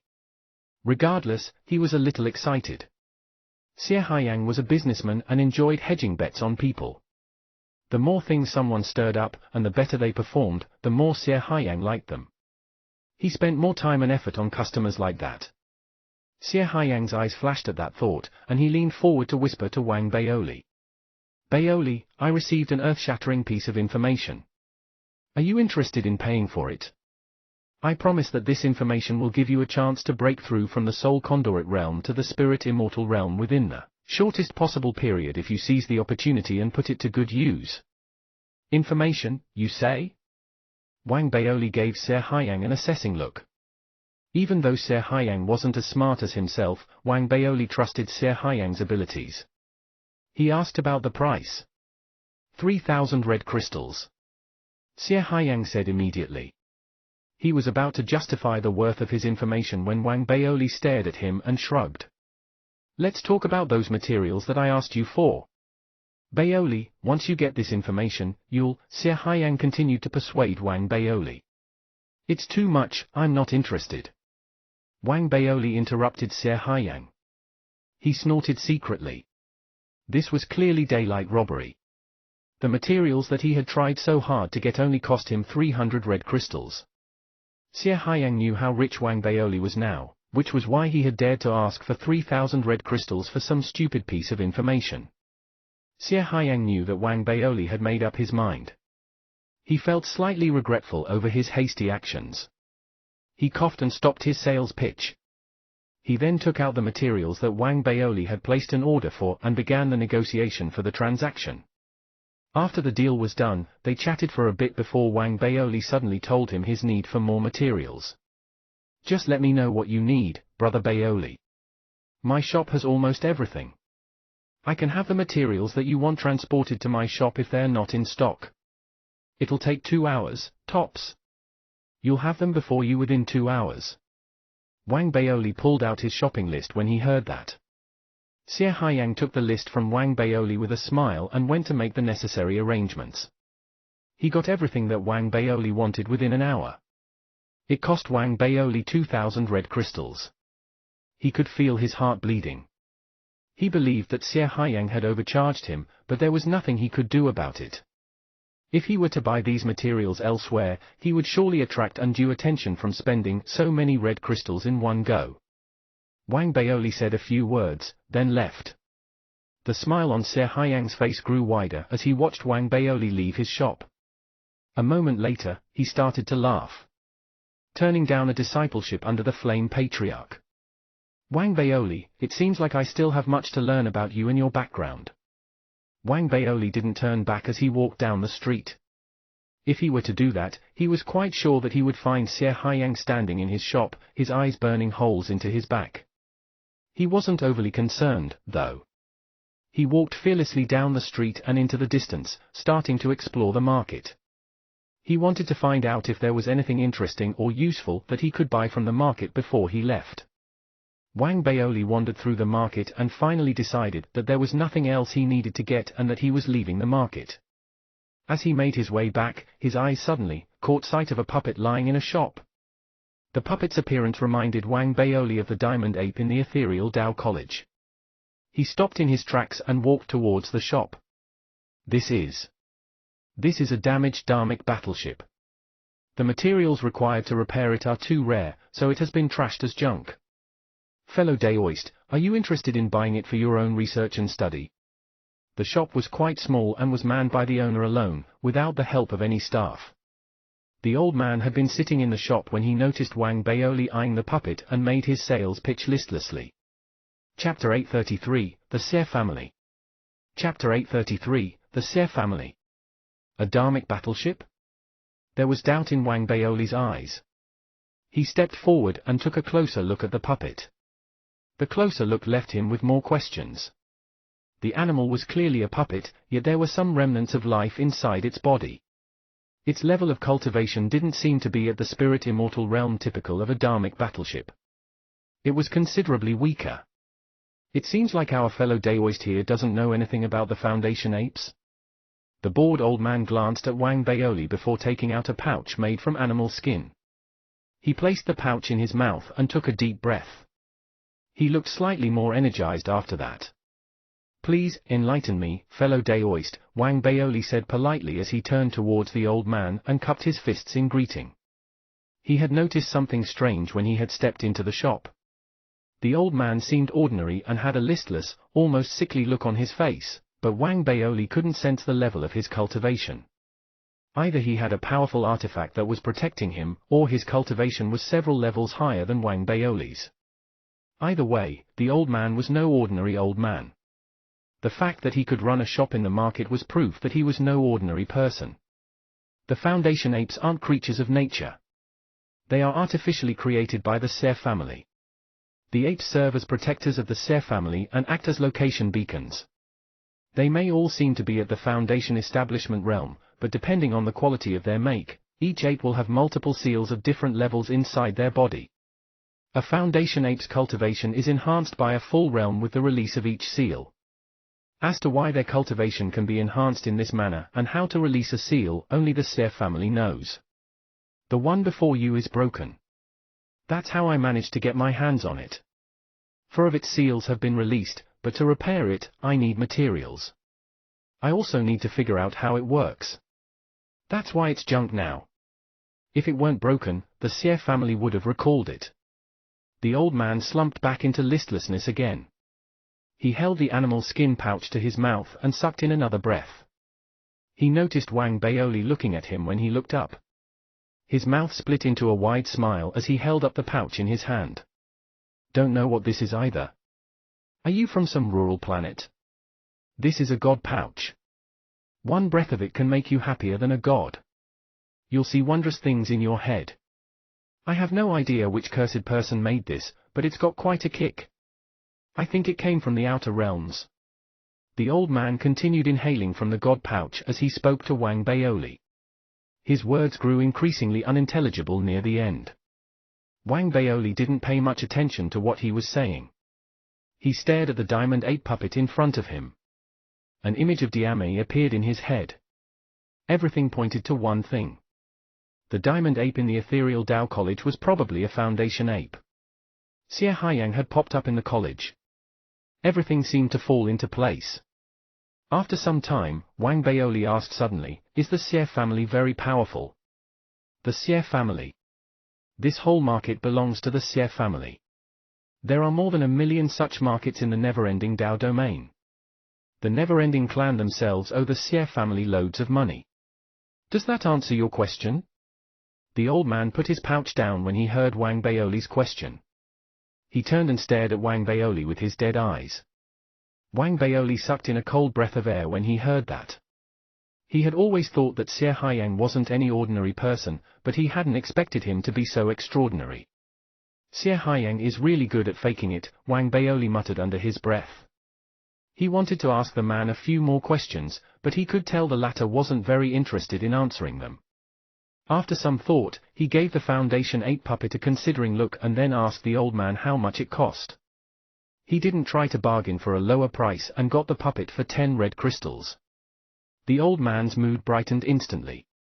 He had just sold a broken Foundation ape for a good price. He took a deep breath from his god pouch, then approached and generously offered Wang Baoli a storage bag to store the puppet.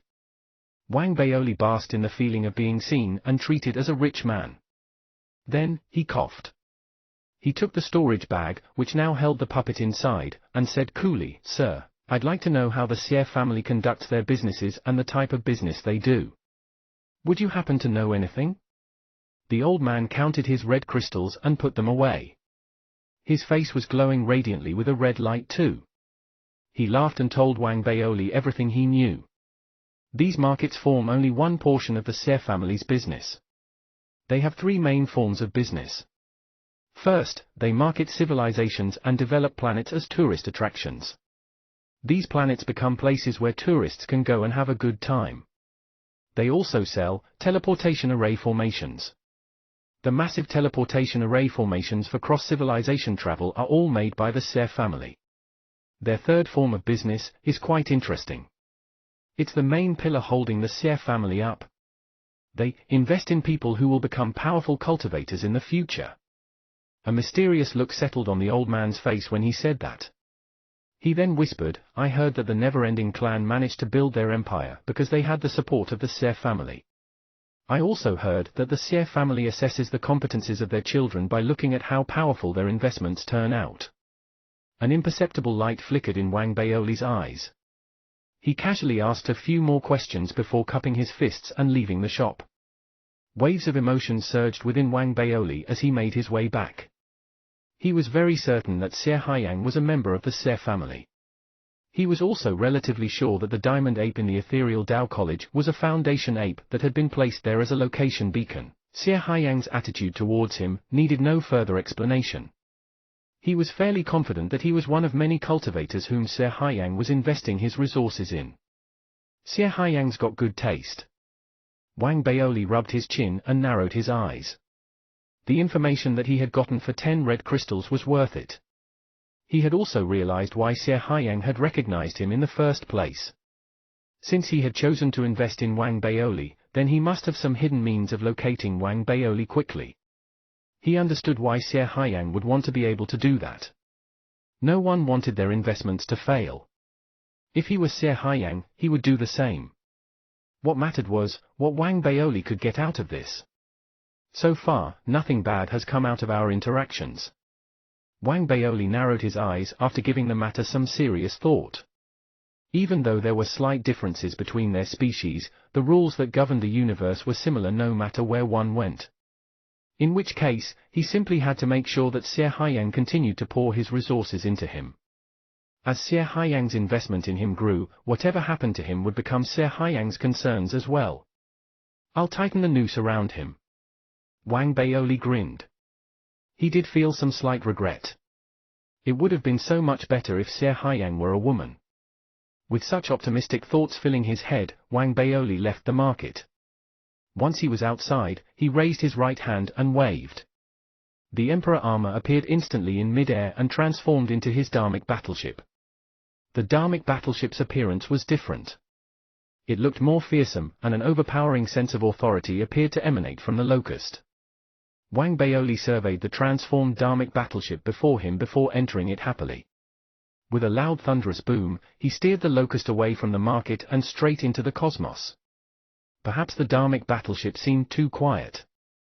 Wang Baoli began to look around. Then, his eyes suddenly widened. I've forgotten all about the donkey and Little Wu. At that thought, Wang Baoli hurriedly released Little Wu and the donkey. They had been sitting inside one of the self-destructing battleships in his storage bag. Little Wu had a dazed look on his face when he appeared, while the donkey started prancing around madly. It brayed at Wang Baoli incessantly, as if trying to tell him how it had been going mad from being trapped inside the battleship for so long. Wang Baoli had felt slightly guilty at first. He felt embarrassed for sealing the donkey away for so long for the second time. But as the donkey's braying grew increasingly louder and as it continued to level an unhappy look at Wang Baoli began to feel that the creature was in need of some discipline, so he glared at the donkey. Stop it! It was for your own good. Look at how dangerous it is outside. Besides, you're not the only one who was kept inside for so long. Look at how obedient Little Wu is. Wang Baoli pointed at Little Wu and looked at the latter. Little Wu turned around, a dazed look on his face as he stared stupidly at Wang Baoli. Seeing Little Wu like that made Wang Baoli feel more sheepish. Keeping him inside for so long must have turned the child into an idiot. Wang Baoli glared at the donkey, which was giving him pitiful looks now. He coughed dryly and threw a supreme great spirit stone at the creature as a snack. The donkey snorted air from its nostrils, then turned its head away. It didn't spare the snack a single glance. Oh. Someone's learned how to throw a tantrum, I see.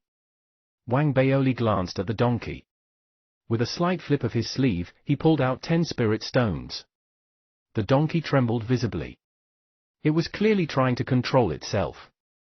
With another wave of his hand, Wang Baoli pulled out 100 supreme great spirit stones. They piled up like a tiny mountain in front of the donkey.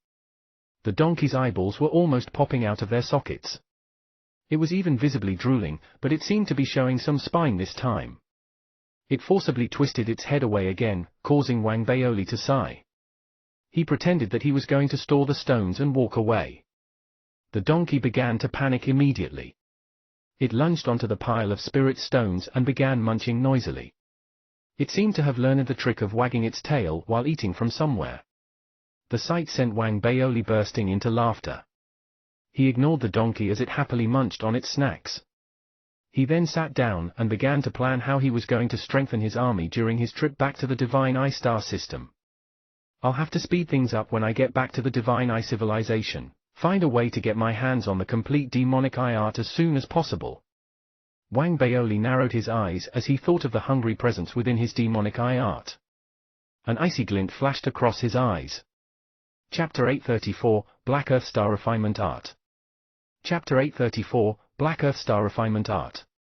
First, the self-destructing battleships, Wang Baoli muttered as he sat in his dharmic battleship. After setting the course the dharmic battleship was to take, he rubbed at his forehead. Ideas began to fill his head. It was going to take them some time to get back to the divine I-star system. Looking at how long they had taken to travel out, they needed at least 3 months for the return journey. This was the best time for him to rebuild his arsenal.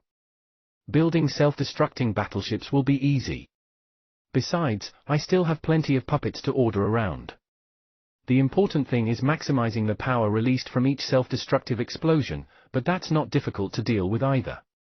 If I use materials of a better grade to build these battleships, the power that they'll release when they self-destruct will naturally increase. Besides, I still have the Divine Justice Shield. Wang Baoli narrowed his eyes.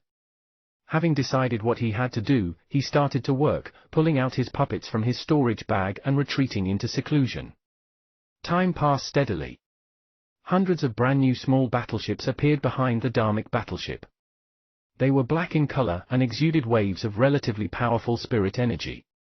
Every battleship appeared to be as powerful as a perfected nascent soul realm cultivator.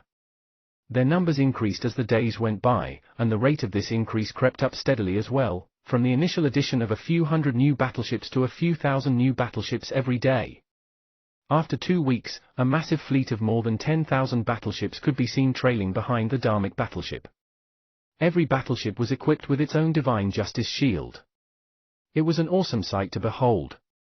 Travelers from other civilizations who saw the fleet shuddered at the sight of it and quickly hid in the hopes that their presence wouldn't be discovered. Their reactions were understandable. Besides the 10,000-strong nascent soul realm battleships, Wang Baoli had gone all out and used up 1,000 red crystals to build 1,000 super battleships that would release soul conduit realm level power when they were blown up.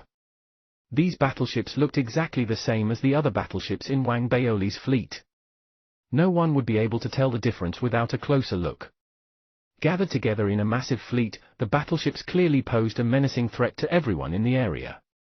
Wang Baoli's current fleet looked majestic and powerful. It was many times stronger than the fleet that he had started out with. In addition, he now had the Emperor armor, which gave him combat strength that rivaled a Spirit Immortal Realm cultivator. Ordinary early-stage Spirit Immortal Realm cultivators wouldn't be a match for him. Even if his opponent were to have a dharmic battleship, victory would still not be guaranteed. If his opponent had no dharmic battleship, Wang Baoli would be willing to duke it out with them even if his opponent were at the mid-stage Spirit Immortal Realm. After all, he still had the Jade token from the Flame Patriarch, who had sealed a curse inside before giving it to him.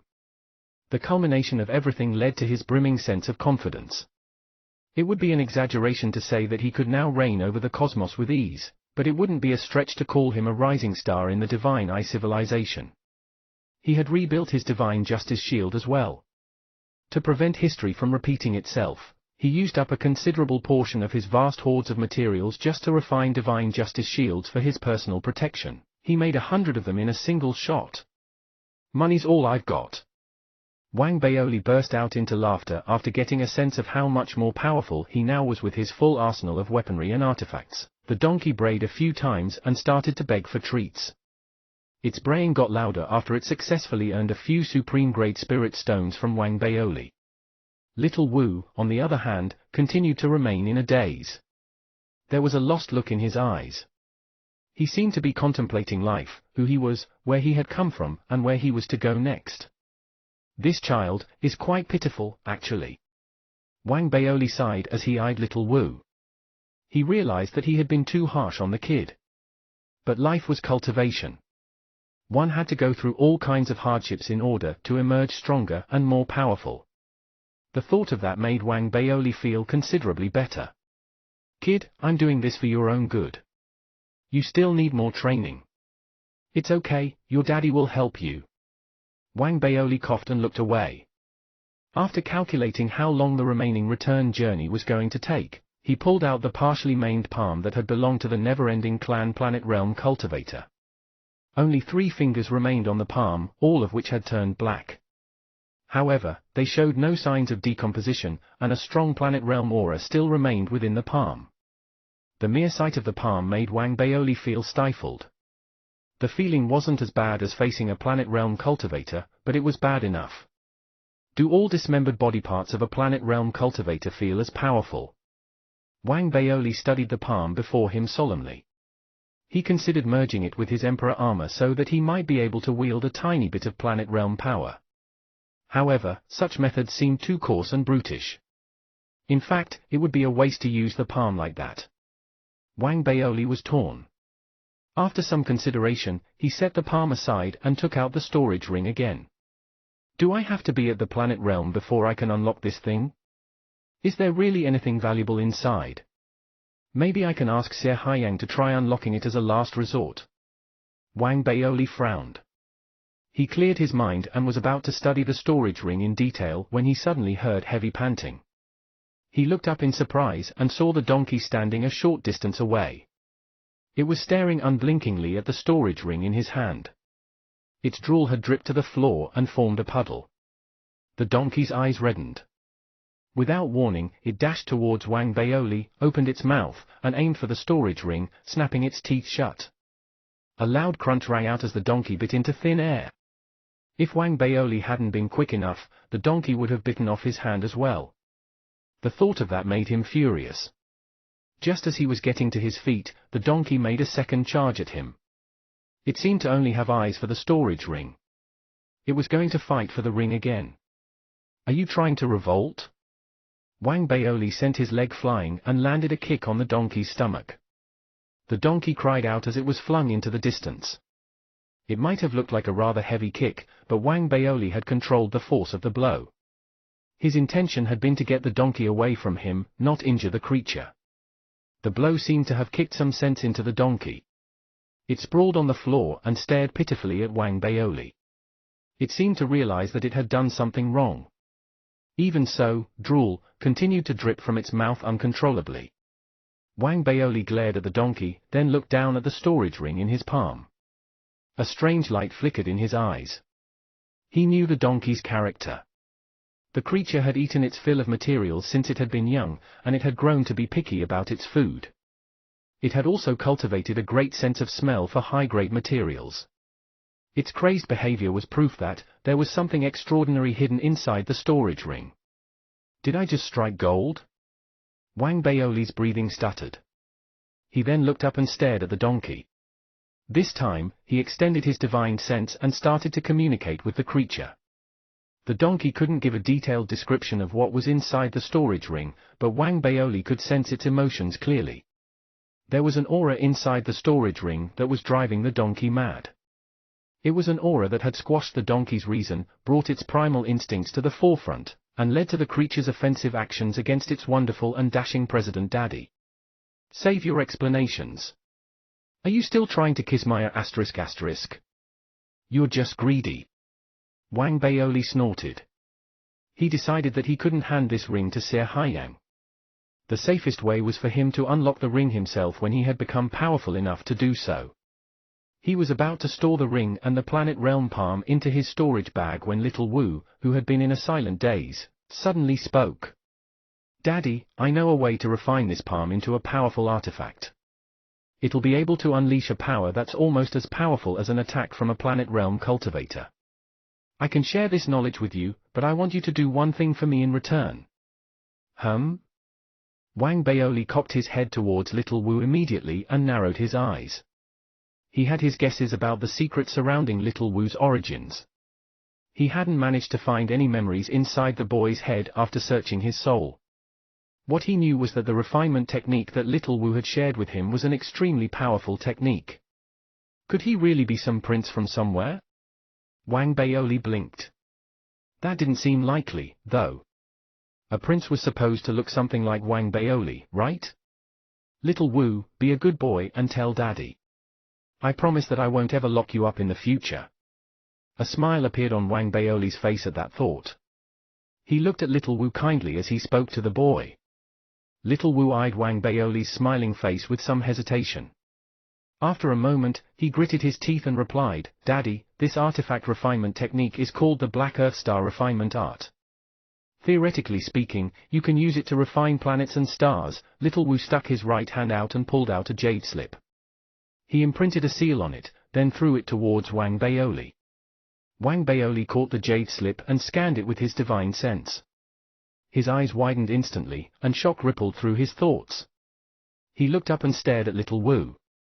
"What do you want me to do for you? Promise to send me home when I ask you to in the future." Chapter 835, Eternal Star Fire. Chapter 835, Eternal Star Fire. In Wang Baoli's opinion, the Black Earth Star refinement art was an incredible refinement art. Even with his current level of refinement competency, he was barely able to understand the first chapter of this extraordinary refinement art. The refinement art consisted of 9 chapters and was rich with knowledge and wisdom. The 8th chapter described the possibility of refining an entire Tao domain. The Tao domain would become one's personal realm. The cultivator would rise above the cosmos then and achieve the supreme great Tao. Even though cosmic cultivation had become a way of life for Wang Baoli, even though certain myths and legends no longer seemed as implausible as they had before, and even though Wang Baoli now took such tales with an equal measure of doubt and faith, he couldn't help but think that the Tao domain that Chapter 8 was talking about was pure myth. The contents in Chapter 9 sounded even more preposterous. It spoke about a separate domain in which every living creature possessed the power to easily destroy another being. The author of this chapter might have been worried about the clarity of his description, so he had included an example.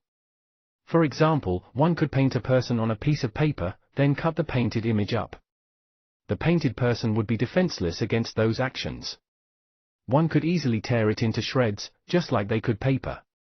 Even if they had drawn something else other than a human, such as the most fearsome beast or the most powerful cultivator, the outcome would remain unchanged. They could crush them just as easily. The methods that were described in Chapter 9 were a kind of dream conjured out of thin air, where one could transform themselves from a mere painted image into an actual living being in that separate domain. Wang Baoli was gasping by the end of it. The cultivation technique seemed like pure madness. However, it didn't matter if what it said was true or mere lies. He wasn't at the level of cultivation to consider such things. It was beyond him at the moment. He couldn't help but consider what the author had said in Chapter 9, though. He looked up. His eyes seemed to see right through the walls of the Dharmic battleship and into the cosmos outside. A long while later, Wang Baoli turned towards Little Wu again and asked him, "Where are you from?" Little Wu blinked. He then got to his feet slowly and swept his sleeve aside gently. His eyes no longer looked lost. A calm and composed look had settled over his face, and his eyes shone with a mysterious light. In that instant, he was no longer Little Wu, the boy who called Wang Baoli his daddy, but a mysterious cultivator.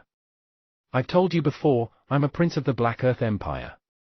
You shouldn't be asking who I am, but where the Black Earth Empire is." Wang Baoli was silent. He took a deep breath, then asked again in a low, deep voice, "Where's the Black Earth Empire?" "That's not the question you should be asking. You should be asking if the Black Earth Empire is here, in this Tao domain." A transformation rippled across Little Wu's aura as he spoke.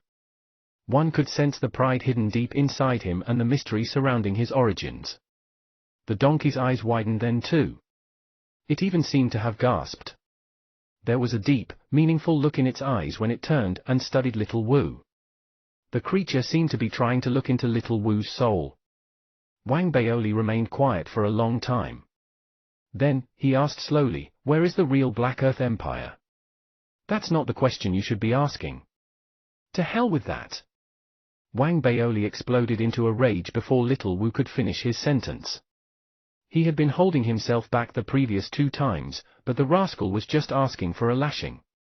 Wang Baoli glared at the boy and gave him a kick. Little Wu cried out as he was flung into the distance. He had a thick hide, though, and sustained no injury from the kick. However, it still hurt. The memory of him being thrashed by Wang Baoli for the very first time popped up in his head. Wang Baoli had forced him to call him daddy. He shuddered violently then and hurriedly returned to his former self. A fawning look settled on his face as he spoke eagerly and almost desperately. "Daddy, don't be mad. I was wrong. I made a terrible mistake. I'm not from some Black Earth empire, I'm just one of many princes from a small kingdom. The jade slip is our kingdom's national treasure. I stole it." Little Wu's face crumpled into a pitiful look as he explained the origins of the jade slip to Wang Baoli. Wang Baoli felt so much better after hearing that. That was how questions should be answered. But Wang Baoli wasn't going to believe anything that Little Wu had said. He still had his suspicions about the boy's origins. There was the information detailed in Chapter 9 of the Black Earth Star Refinement Art to consider as well.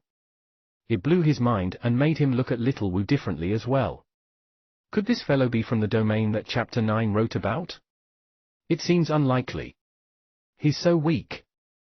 Wang Baoli had that thought in mind as he continued to consider the Black Earth Star Refinement Art. After some time, he shifted his attention away from Little Wu and sat down. He stared at the jade slip in his hand and began studying the contents of the first chapter. Time flew by, and soon, a month passed. During that month, Wang Baoli's enormous fleet traversed multiple galaxies and encountered a few groups of cosmic travelers. Without any exception to the rule, these travelers panicked upon sensing the terrifying presence of Wang Baoli's army and only released a sigh of relief when he left. Wang Baoli wasn't in the mood to care about these strangers. He was immersed in the first chapter of the Black Earth Star Refinement Art. He had spent an entire month studying the chapter and had only begun to understand a small portion of it. This portion had to do with refining a planet realm cultivator into an artifact. "I need to find myself an eternal star," Wang Baoli muttered. He looked up and stared at the cosmos outside his dharmic battleship. His divine sense then melded with the dharmic battleship. Augmented by the dharmic battleship, his divine sense extended outwards into space, stretching into the distant cosmos. He pulled out a star map and began studying it in detail. Then, he adjusted the dharmic battleship's course and began speeding towards the nearest eternal star. It took Wang Baoli's fleet 7 days to reach the galaxy. There was a civilization living in the galaxy, but it was a primitive one and hence couldn't sense Wang Baoli's arrival. Wang Baoli wasn't planning to intrude upon the civilization anyway. As he approached the galaxy's eternal star, a bright red sun appeared in his sight. Its size and heat resembled the solar system's eternal star. Wang Baoli squinted as he felt the scorching heat and immense destructive power radiating from the eternal star.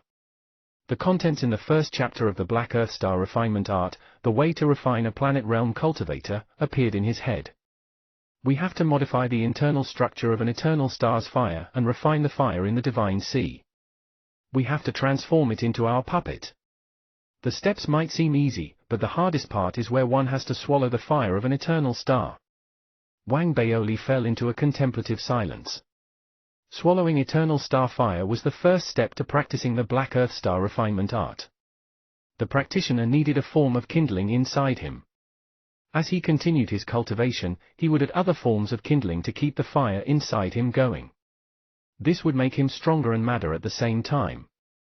There were great risks to this first step. A misstep would result in his being burned alive. There was a reminder in the jade slip that stated that one should attempt the Black Earth Star Refinement Art under specific conditions. It was inadvisable to practice it otherwise. 2 different types of special conditions were mentioned in the chapter. One had to practice on an eternal star that was on the verge of collapse or on a newly born eternal star. One needed luck in order to meet either of these conditions. Wang Baoli wasn't lucky enough at the moment. But the Black Earth Star Refinement Art only discouraged practicing the refinement art without meeting either of those specific conditions. It didn't explicitly state that he would fail otherwise. That was why Wang Baoli thought that he could still give it a go. He had an advantage no other person had. His current form was an avatar conjured by his essence technique. If I fail the first time, I'll try another 10 times. If I fail those 10 times, I'll just try 100 times. Wang Baoli's eyes flashed as he lifted his right hand and formed a hand seal. His physical form grew indistinct instantly. Wisps of mist emerged from his body, gathered before him, and morphed into a smaller version of himself. This mini Wang Baoli stepped through the walls of the dharmic battleship and rushed towards the sun. It got as close as it could to the sun, then took a deep breath in. Flames surged towards the mini Wang Baoli and flooded his mouth. In the next moment, the mini Wang Baoli shuddered, then burst into flames. The avatar turned to dust instantly. Wang Baoli narrowed his eyes. He carefully examined what he had felt from the earlier attempt. I tried to absorb too much energy. I should take in less. I need to tweak what the avatar does after absorbing the energy as well. Wang Baoli dissected the causes of his failure and quickly summoned the second avatar. Lather, rinse, repeat. Wang Baoli's fleet stationed itself next to the Eternal Star for an entire month. Wang Baoli almost drove himself mad during that month. He made failed attempt after failed attempt, downing pills when he felt weak and eating other supreme-grade materials such as spirit stones to keep himself going. Despite all of that, he could feel his essence being drained away and the fading of his body. His repeated attempts weren't for nothing, though. Each failed attempt earned Wang Baoli a great deal of experience. On his 173rd try, his avatar finally managed to swallow a ball of Eternal Star fire without exploding, successfully returning to the battleship. Wang Baoli was elated upon its return. His physical form dissipated into pure mist, racing towards his avatar and transforming it into his primary avatar via the essence technique. His body shuddered violently at that instant. He could feel heat coursing through his whole body. A prototype of a sun had appeared in his divine sea. It was burning hotly. Dark fire surrounded the brightly burning sun, achieving a kind of balance between the two types of fire. I've done it. Upon sensing the Eternal Star fire inside his body, Wang Baoli opened his eyes and revealed a flash of fire flickering in his eyes. The sight of the fleeting flame sent little Wu and the donkey shuddering uncontrollably. Even though Wang Baoli was only at the false immortal realm now, the dangerous vibes that he was exuding had surpassed that of a planet realm cultivator. Chapter 836, Who Dares Bully Me? Chapter 836, Who Dares Bully Me? But this was merely an illusion. The illusion was the result of the scorching heat emanating from the Eternal Star fire inside Wang Baoli's body. It wasn't possible for Wang Baoli to unleash power at the planet realm at the moment. Even if he were to blow himself up, with his current level of cultivation, he would only be able to injure a planet realm cultivator. He wouldn't be able to kill the latter. This didn't affect the effect he had on others, though. A Wang Baoli who was radiating heat from Eternal Star fire could still manage to instill some fear into his enemies. The effect might be better if he were to unleash the Tao scripture and his Eternal Star fire concurrently. Wang Baoli assessed the Eternal Star fire burning inside his body, then sat down happily. He pulled out the never-ending clan planet realm cultivator's maimed palm, planning to refine it then and there. Once I'm done, I'll be able to possess a little bit of planet realm combat strength. Wang Baoli narrowed his eyes. This was a serious matter. He was going to use this as his trump card in his coming days in the Divine Eye civilization. It was going to be a potential lifesaver. Time passed steadily, and another month went by. Wang Baoli's journey was nearing its end. His fleet was slowly approaching the borders of the Divine Eye civilization. After a few more steps, they would enter the Divine Eye civilization. After a month of tedious refinement, Wang Baoli finally successfully refined the palm. He housed it inside the Eternal Star fire in his body and began nurturing the palm with the fire. What's left is to nurture it. The longer it's nurtured, the more power it will accumulate, right up until it reaches its former peak. Wang Baoli surveyed the planet realm palm inside his Eternal Star fire. His spirit soaring, he extended his divine sense out for a sweep. He then narrowed his eyes and lifted his right hand in a wave. Except for a few dozen battleships, the rest of his massive 10,000-strong fleet clustered together immediately. He stored the latter group away in his storage bag. The remaining battleships had been deliberately left out in the open because of their worn and damaged state. Wang Baoli kept them in his active fleet. The entire army looked as if it had survived a difficult expedition and had escaped back to its home planet. Wang Baoli remained dissatisfied with the army's appearance as his battleships entered the Divine Eye civilization, so he manipulated the Dharmic battleship's appearance and made it look shabbier. He also concealed the Dharmic battleship's strong presence, weakening it so that it appeared like an ordinary battleship. That's more like it. Wang Baoli surveyed his results with great satisfaction. Then, he steered the Dharmic battleship into the Divine Eye civilization. He didn't return to the Divine Sovereign Justice sect's protectorate immediately, heading for the Violet Gold New Dao sect instead. Didn't the Violet Gold New Dao sect put out a warrant for me? Well, let's see which idiot is stupid enough to appear in front of me. I don't care which Violet Gold New Dao sect legion I bump into, I'm going to give them a taste of my power. Wang Baoli stuck his chin out arrogantly and drove towards the Violet Gold New Dao sect. Next to him, Little Wu and the donkey looked on with excitement and anticipation. Wang Baoli didn't manage to get his wish, though. He couldn't intrude too deep into the Violet Gold New Dao sect's territory. Otherwise, he wouldn't be provoking the sect's armies but the sect's patriarch himself. He wandered around in the outer regions of the sect's protectorate and failed to meet any armies. Wang Baoli found that slightly disappointing. He decided to leave. It was then that the heavens decided to shower Wang Baoli with their blessings. Not long after he had chosen to leave and turned his fleet around, a vast army appeared in the cosmos ahead of his army. The army looked majestic with their pitch-black battleships, which exuded an overpowering and dangerous air. They charged forward like a blade thrusting into the air. They clearly weren't in the habit of avoiding others. Those who stood in their path should give way to them instead. The auras of 3 false immortal realm cultivators emanated from the fleet. Those who sensed their presence felt as if they were basking in the auras of 3 gods and were awed by their power. Standing apart from these 3 false immortal realm presences was another aura, which was more powerful than them. It belonged to a spirit immortal realm cultivator. Wang Baoli narrowed his eyes and immediately caught sight of a unique-looking battleship in the center of the fleet. It was shaped like a ferocious beast, one that resembled a black cheetah, and it was clearly a Dharmic battleship. The Black Rift Legion? Wang Baoli's eyes flashed. He wasn't the ignoramus who had just joined the Divine Sovereign Justice sect and knew little about the other 2 upper sects anymore. He knew that there was an army under the Violet Gold New Dao sect that ranked 3rd in the sect's rankings of most powerful armies. It was helmed by a Dharmic battleship that was in the shape of a black cheetah. The name of this army was the Black Rift Legion. A spirit immortal realm and 3 false immortal realm cultivators. Forget it. I have no grudge against the Black Rift Legion. Besides, we have similar names.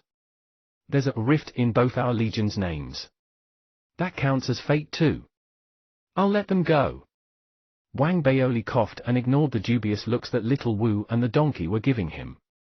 He steered his Dharmic battleship and his fleet of battleships aside and gave way to the Black Rift Legion. The Black Rift Legion charged past Wang Baoli's army as soon as the latter shifted aside. They rushed forward and were about to go right past him when one of the false immortal realm cultivators suddenly extended her divine sense out. Her divine sense fell like a sudden cloak over Wang Baoli. A furious voice and the sound of grinding teeth thundered in the cosmos after that quick scan. Long Nanzi! Someone leaped out of one of the battleships in the Black Rift Legion. The battleship was clearly one of the more powerful ones in the fleet, second only to the Dharmic battleship. It was a woman. She was the former commander of the Ink Dragon Legion. The Ink Dragon Legion had been defeated by Wang Baoli. Even if they were to regroup, it would be a near impossible feat for them to reach their former glory. The Black Rift Legion had taken the opportunity to merge the remnants of the Ink Dragon Legion to its main fleet. The former commander of the Ink Dragon Legion joined the Black Rift Legion as well, becoming the 3rd vice-commander of the fleet. The woman had found Wang Baoli's fleet familiar. That had been why she had scanned it with her divine sense. The hate that she felt for Wang Baoli had erupted instantly when she felt his presence. A violent glint flashed in Wang Baoli's eyes. His aim had been to vent the frustration that he had felt from being hunted that day. Besides, he had given way to the Black Rift Legion earlier. This cursed woman was the one who had jumped out of her battleship, looking for trouble. Despite the violence flashing in his eyes, Wang Baoli tried to control himself and steer his fleet away. Black Rift Legion, I'm Long Nanzi, the commander of the Soul Rift Legion under the Divine Sovereign Justice sect. I've just returned from a distant expedition. I've already given way to you, so what's the meaning of this? Don't push me too far. Wang Baoli's voice sounded furious, as if he were on the verge of breaking down. He seemed to be panicking. Anyone who heard him would think he was panicking. That was why he had whipped out the Divine Sovereign Justice sect's name to escape the trouble that he had just landed himself in. His act proved to be effective. Fury lit the eyes of the former Ink Dragon Legion commander ablaze. She struggled to hold herself back as she turned her eyes towards the Dharmic battleship, where the Black Rift Legion's commander was located. "Commander!" Her shrill voice rang out. A few moments later, a calm voice drifted out from the Black Rift Legion's Dharmic battleship. Long Nanzi attempted to steal the Black Rift Legion's military secrets. Arrest him. The former Ink Dragon Legion commander was elated when she heard her commander's orders. She dashed towards Wang Baoli instantly. The other two false immortal realm cultivators of the Black Rift Legion charged out of their battleships, and rushed at Wang Baoli like two shooting stars. They were clearly looking for a quick battle. Arresting Wang Baoli was going to be a piece of cake for them. With three false immortal realm cultivators attacking Wang Baoli jointly, the battle was going to be over in a second. Wang Baoli laughed as he watched them charge at him. He had controlled himself earlier because he wanted to be seen as the reasonable one. He had wanted to assess the Black Rift Legion's attitude towards him as well. They had no grudge against each other, so it wouldn't have been right for him to strike first. Things had changed now, though. Wang Baoli grinned and dissipated into a cloud of mist. He reappeared outside his Dharmic battleship and sent his fist flying towards the former Ink Dragon Legion commander. Scram! A false immortal realm power exploded from Wang Baoli's person as he sent his fist punching out. The punch held the force of a tornado. The former Ink Dragon Legion commander's eyes widened, and shock rose within her as Wang Baoli's fist landed. The cosmos reverberated with a thunderous boom, and spirit energy rippled across the universe. The former Ink Dragon Legion commander shuddered violently, feeling a powerful shock wave lashing through her body. She puked out a mouthful of blood and fell back like a kite cut of its string.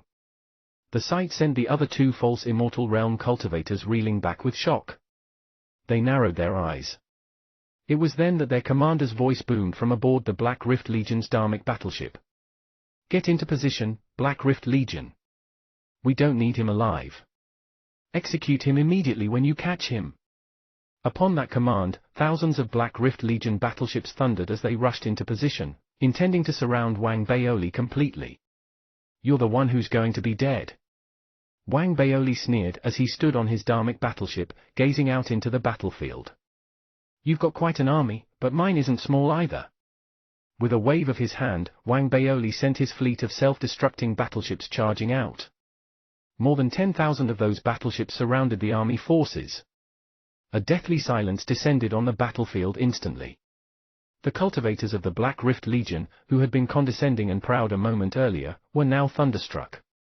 If one were to look at the battlefield from a distance, it no longer seemed like a case of the Black Rift Legion having Wang Baoli surrounded. Wang Baoli's Soul Rift Legion had surrounded the Black Rift Legion instead. "You were thinking of bullying me?" Wang Baoli stared into the distance, where the Black Rift Legion stood, and asked coolly. Chapter 837, I Can't Kill You. Chapter 837, I Can't Kill You. Translator, Atlas Studios. Editor, Atlas Studios.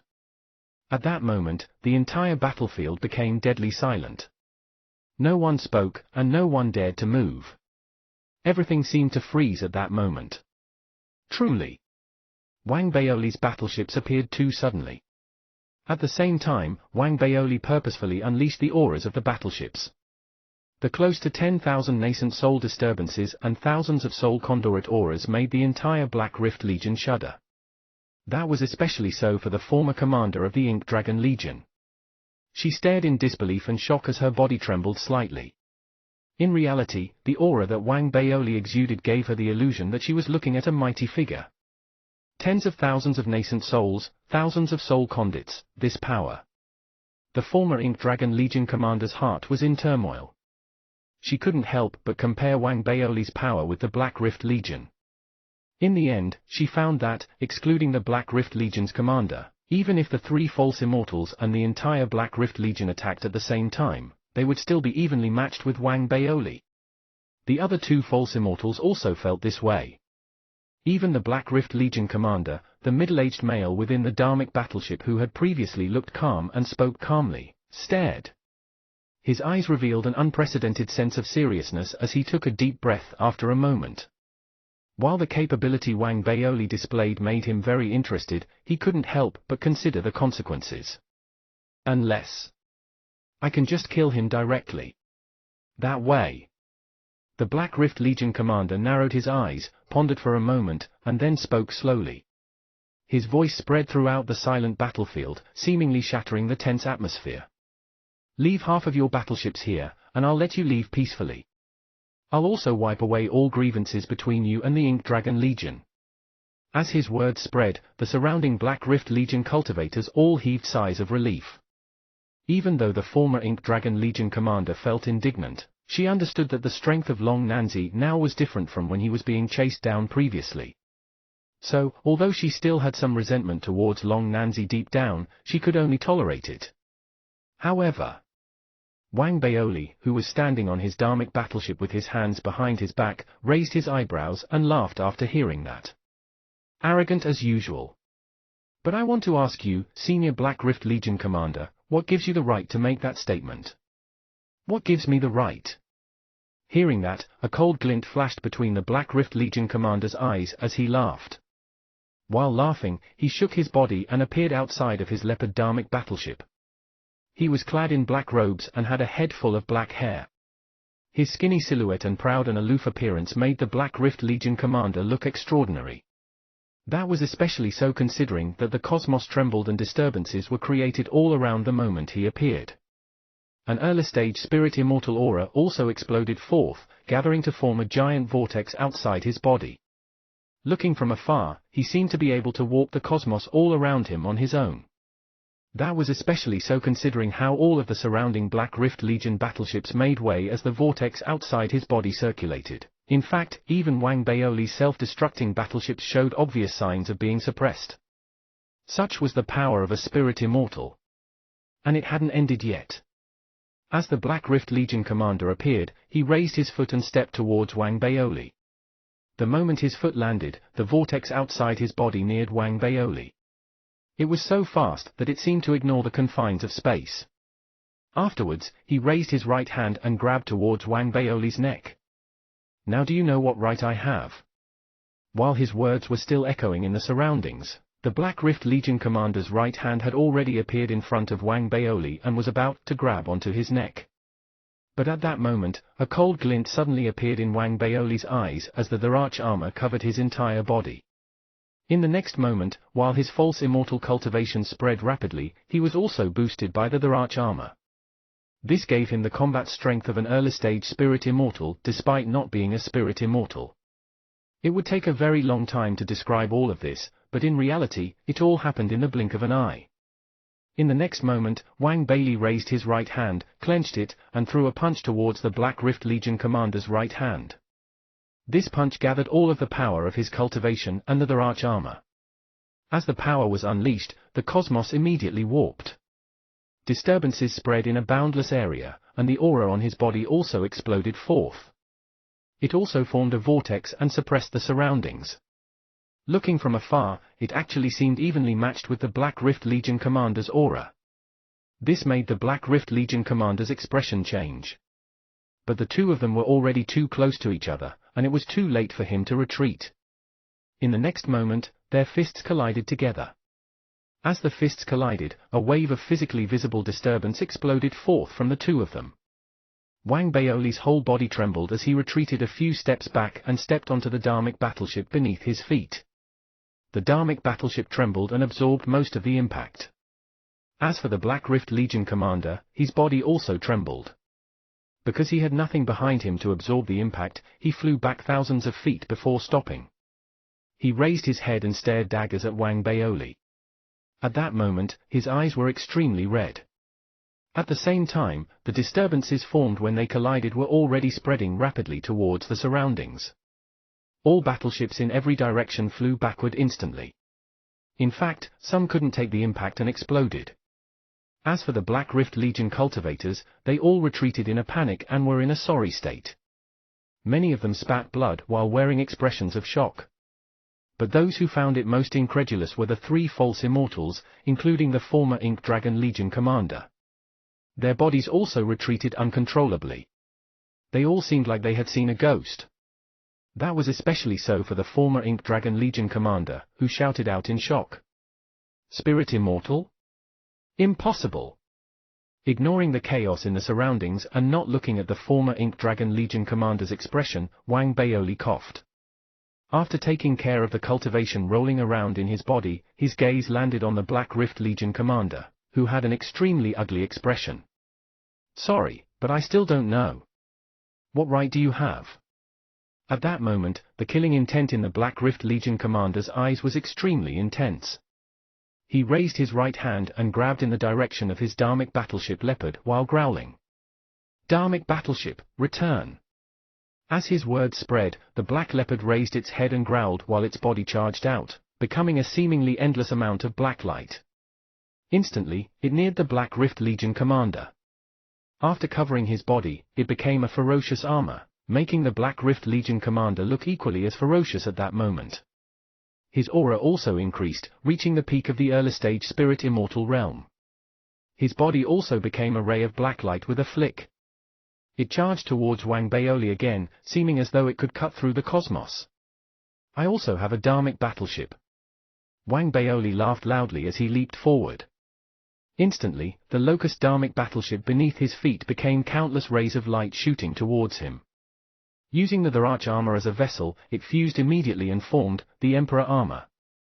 As the power of red crystals within the Emperor armor circulated, a wave of Spirit Immortal disturbance exploded forth from Wang Baoli's body, making him travel even faster.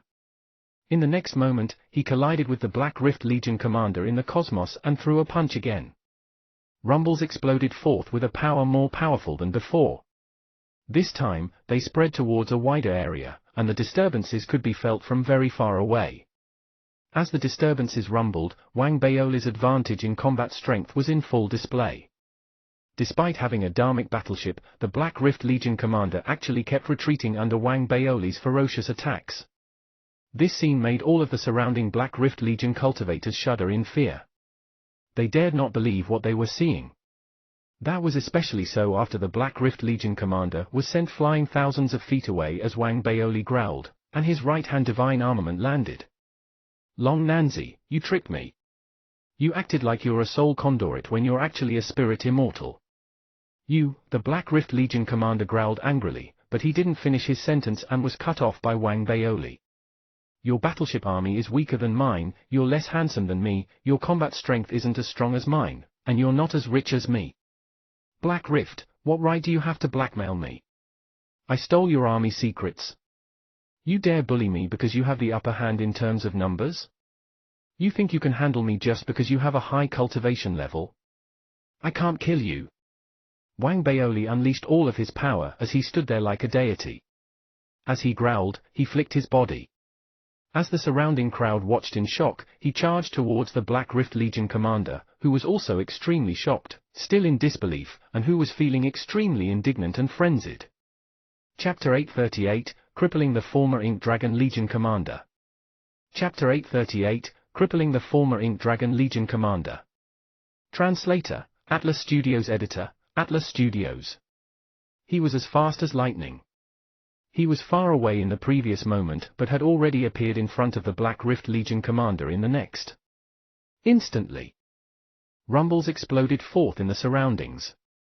With the Emperor armor formed by the Dharmic battleship and Dharach armor, Wang Baoli's combat strength was equivalent to that of a mid-stage Spirit Immortal without a Dharmic battleship.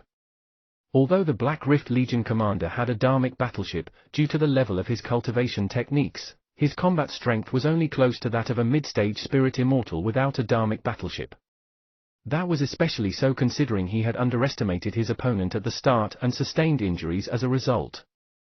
And at his and Wang Baoli's level, whether one was injured and whether one moved first became especially important. So when fighting Wang Baoli, the Black Rift Legion commander started showing signs of being outmatched right from the start. As rumbles sounded, blood seeped out from the sides of the Black Rift Legion commander's mouth as he retreated again. His expression and heart were filled with shock and disbelief.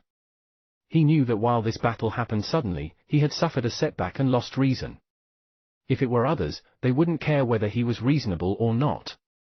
But for fellow Spirit Immortals, reason was very important. Besides, he felt that if he kept fighting in his current state, it would be very disadvantageous for him. In his heart, he had already started regretting it, but his ego made him unable to apologize. Instead, he could only growl. Long Nanzi, this is the territory of the Violet Gold New Dao sect. Do you want to fight to the death with me here? Interesting, didn't you say that I stole your army's secrets just now? Come, tell Daddy, what did Daddy steal from you? Wang Baoli naturally understood the threat in the Black Rift Legion commander's words and observed that his aura had weakened. But he wasn't a merciful man. It would be best if someone didn't mess with him. But since the Black Rift Legion commander did, then he wouldn't be the one deciding whether to battle or not. Even if they didn't battle, it would be because he stopped after deciding he didn't want to battle. So, with a sneer, Wang Baoli flicked his body and neared the Black Rift Legion commander again. Rumbles sounded again as the disturbances caused by their battle in the cosmos became more and more intense. The Black Rift Legion commander felt extremely indignant in his heart. He wished to resist, but couldn't do so. Wang Baoli was obviously stronger than him. Although he wasn't that much stronger and couldn't kill him instantly, he made him retreat continuously and lose his reputation. Hence, a tinge of frenzy appeared in his eyes at that moment. Long Nanzi, do you really think that I'm scared of you? The Black Rift Legion commander roared. As he raised his right hand, a black moon silhouette appeared above his head. Within it, a large amount of black mist dispersed, forming ghost faces that let out shrill cries towards Wang Baoli. Obviously, this technique was the Black Rift Legion commander's trump card. At that moment, he unleashed his entire cultivation and shook the surrounding cosmos, causing the void around him to warp as well. That exemplified just how eerie and horrifying the moon silhouette above his head was. Faintly, something seemed to awaken from a slumber within the moon silhouette. It wanted to open its eyes and make everyone who saw it die. Ghost shadow? Wang Baoli blinked and laughed. Previously, he couldn't do anything to the Black Rift Legion commander. Although he could suppress him and beat him up, he was, after all, a spirit immortal. It would still be somewhat difficult to kill him. But now, it seemed as though a chance had presented itself. But as for whether to seize that chance, Wang Baoli hesitated in his heart. It would be foolish of him to expose his dark art just to kill the Black Rift Legion commander. Besides, if he killed a spirit immortal in the Violet Gold New Dao sect's territory, it would be difficult for even the sovereign patriarch to protect him. After all, a spirit immortal was very important, and a sect's reputation was even more important. I don't believe that the Violet Gold New Dao sect's Planet Realm Patriarch would be unaware of our battle at this point. Wang Baoli narrowed his eyes, and a sharp glint appeared within them at that moment. If he's aware, and he's still watching, it's a little dangerous. Thinking to this point, Wang Baoli suddenly laughed. Do you think only you have a trump card? As he spoke, Wang Baoli raised his hands and shook them violently. Instantly the full power of his cultivation and the Emperor armor were unleashed, forming a storm outside his body. He made it look as though he was going to fight to the death with the Black Rift Legion commander. With a loud roar, his body moved. But he didn't charge towards the Black Rift Legion commander. Instead, he retreated instantly and headed straight for the former Ink Dragon Legion commander, who was watching the battle in shock from afar. He neared her instantly and raised his right hand, flicking a finger towards the former Ink Dragon Legion commander's glabella without giving her a chance to react. But, as Wang Baoli's finger was about to land, a humph suddenly sounded from the direction of the Violet Gold New Dao sect. It formed a heaven-shaking disturbance as it exploded forth and descended upon Wang Baoli. This wasn't the first time Wang Baoli felt this way. The Never-Ending Clan Planet Realm cultivator on the planet that the Never-Ending Clan army was on made him feel that way too. So, in an instant, Wang Baoli's body trembled violently. The feeling of the cosmos seemingly tilting and squeezing towards him made Wang Baoli's soul tremble. However, Wang Baoli dared to fight in the Violet Gold New Dao sect, not because of the power of his Emperor armor, but because of the eternal star fire in his body and the Planet Realm palm that he was nurturing. So, the moment the divine sense power descended, Wang Baoli growled, and the eternal star fire in his body shook violently. Although it was weak, the difference in level meant that Wang Baoli could still move slightly under the suppression of the Planet Realm divine sense. The finger he flicked stopped, then broke off, causing half a finger to shoot out and land on the glabella of the former Ink Dragon Legion commander. The former Ink Dragon Legion commander had no time to react to all of this. She only felt a huge wave of power crash forth and explode in front of her. Following that, she felt extreme pain in her body and her soul being torn apart. Cries of pain spread from her mouth uncontrollably while her body was blown back by the huge force. Instantly, half of her head, an arm, and a leg collapsed and dissipated away. Under the impact of the violent force, her meridians broke, her dantian was damaged, and part of her soul dissipated away. Her cultivation seemed to be completely destroyed. It fell from the false immortal realm, and she was no longer a soul conduit. Instead, she was beaten down to the nascent soul realm. Such a fall was caused by the collapse of her foundation. So, unless she had some extremely rare and precious materials, she would be completely unable to recover. After doing that, Wang Baoli resisted the suppression from the planet realm consciousness as his body retreated. As he raised his right hand and waved it down, all of his self-destructing battleships returned immediately. Afterward, he turned into a long rainbow with a flick of his body and left while his voice spread in the surroundings. Senior Violet Gold, I returned after carrying out a secret mission the Sovereign Patriarch gave me and met the Black Rift Legion. A woman from this army slandered me and said I stole their army's secrets. After I tried to give way to them, they still tried to capture and kill me. I had no choice. I didn't kill anyone, I only administered some punishment to this woman. At the same time, I will report this to the Sovereign Patriarch and ask him to pass judgment. His words were neither supercilious nor obsequious, with all of them being very reasonable. Besides, Wang Baoli did indeed not kill anyone from start to finish, and he did indeed try to give way numerous times. One could say that no matter how one looked at it, he wasn't in the wrong. That was especially so considering he evaded the crucial point, and shifted the blame for slander from the Black Rift Legion commander to the former Ink Dragon Legion commander. Such a method of speaking displayed how proficient he was at handling issues. So, when his words spread, the planet realm divine sense covering Wang Baoli stopped for a while, and a faint humph could be heard. But, in the end, the consciousness dissipated and stopped locking onto him. The turn in the course of events, the battle and leaving while speaking, happened in an instant. Seeing that his subordinate was crippled and noticing that his patriarch had arrived, the Black Rift Legion commander was about to speak when he heard the cold voice of his patriarch in his ear. Isn't it enough for you to embarrass yourself? Get your *** back here. Hearing his patriarch's words, the Black Rift Legion commander remained silent and stared deeply in the direction that Wang Baoli went. His feelings of caution towards Wang Baoli intensified after hearing his words. At the same time, at the location of the mounting gate of the Violet Gold New Dao sect, there was a world that existed in another space. The space was filled with mountains, and on a purple mountain peak, there was a hut. Within the hut, a middle-aged man sat cross-legged. He had a head of purple hair and was clad in purple robes. Even his pupils were purple. He was like a deity guarding the heavens and earth. At that moment, his eyes opened as though they were gazing at the distance, and he slowly retracted his gaze a moment later. A wisp of mixed eternal star power, This long Nanzi, interesting. Chapter 839, Daoist Kuling. Chapter 839, Daoist Kuling. Translator, Atlas Studios Editor, Atlas Studios.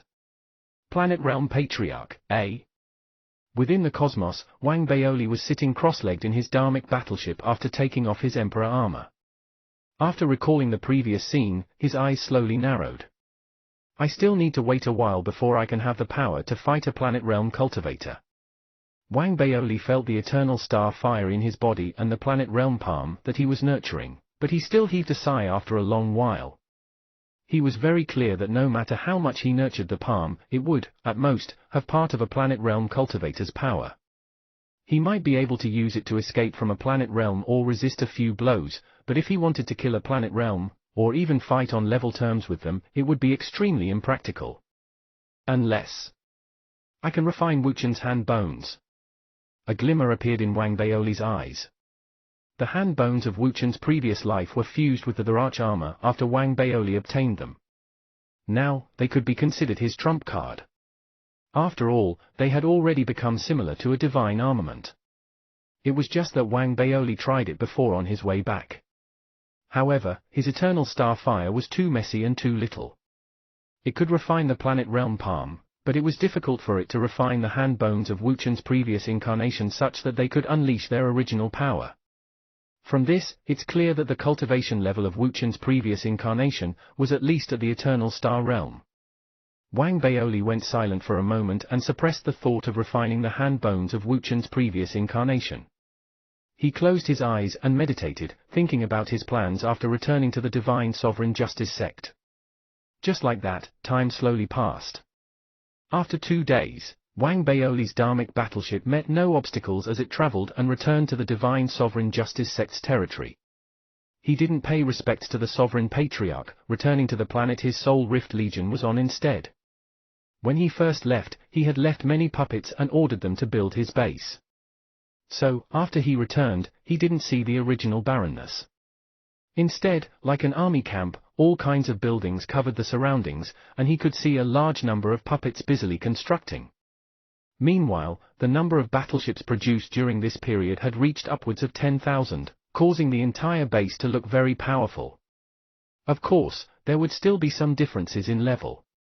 After all, materials were in short supply, so he could only use some slightly inferior ones to produce the battleships. Despite this, Wang Baoli was still very satisfied. So, after checking, he ignored Little Wu and the donkey, who were playing around, and sat cross-legged in his secret chamber, alone. After gathering his thoughts, Wang Baoli wasted no time and raised his right hand. As he waved it, a jade slip appeared. The moment it appeared, he applied to the Divine Sovereign Justice sect to challenge a high-ranked army. The Soul Rift Legion wishes to challenge the second army. Wang Baoli felt that it would be highly unlikely for him to succeed if he challenged the top army of the Divine Sovereign Justice sect. And the army commander of the fourth army did treat him with kindness previously.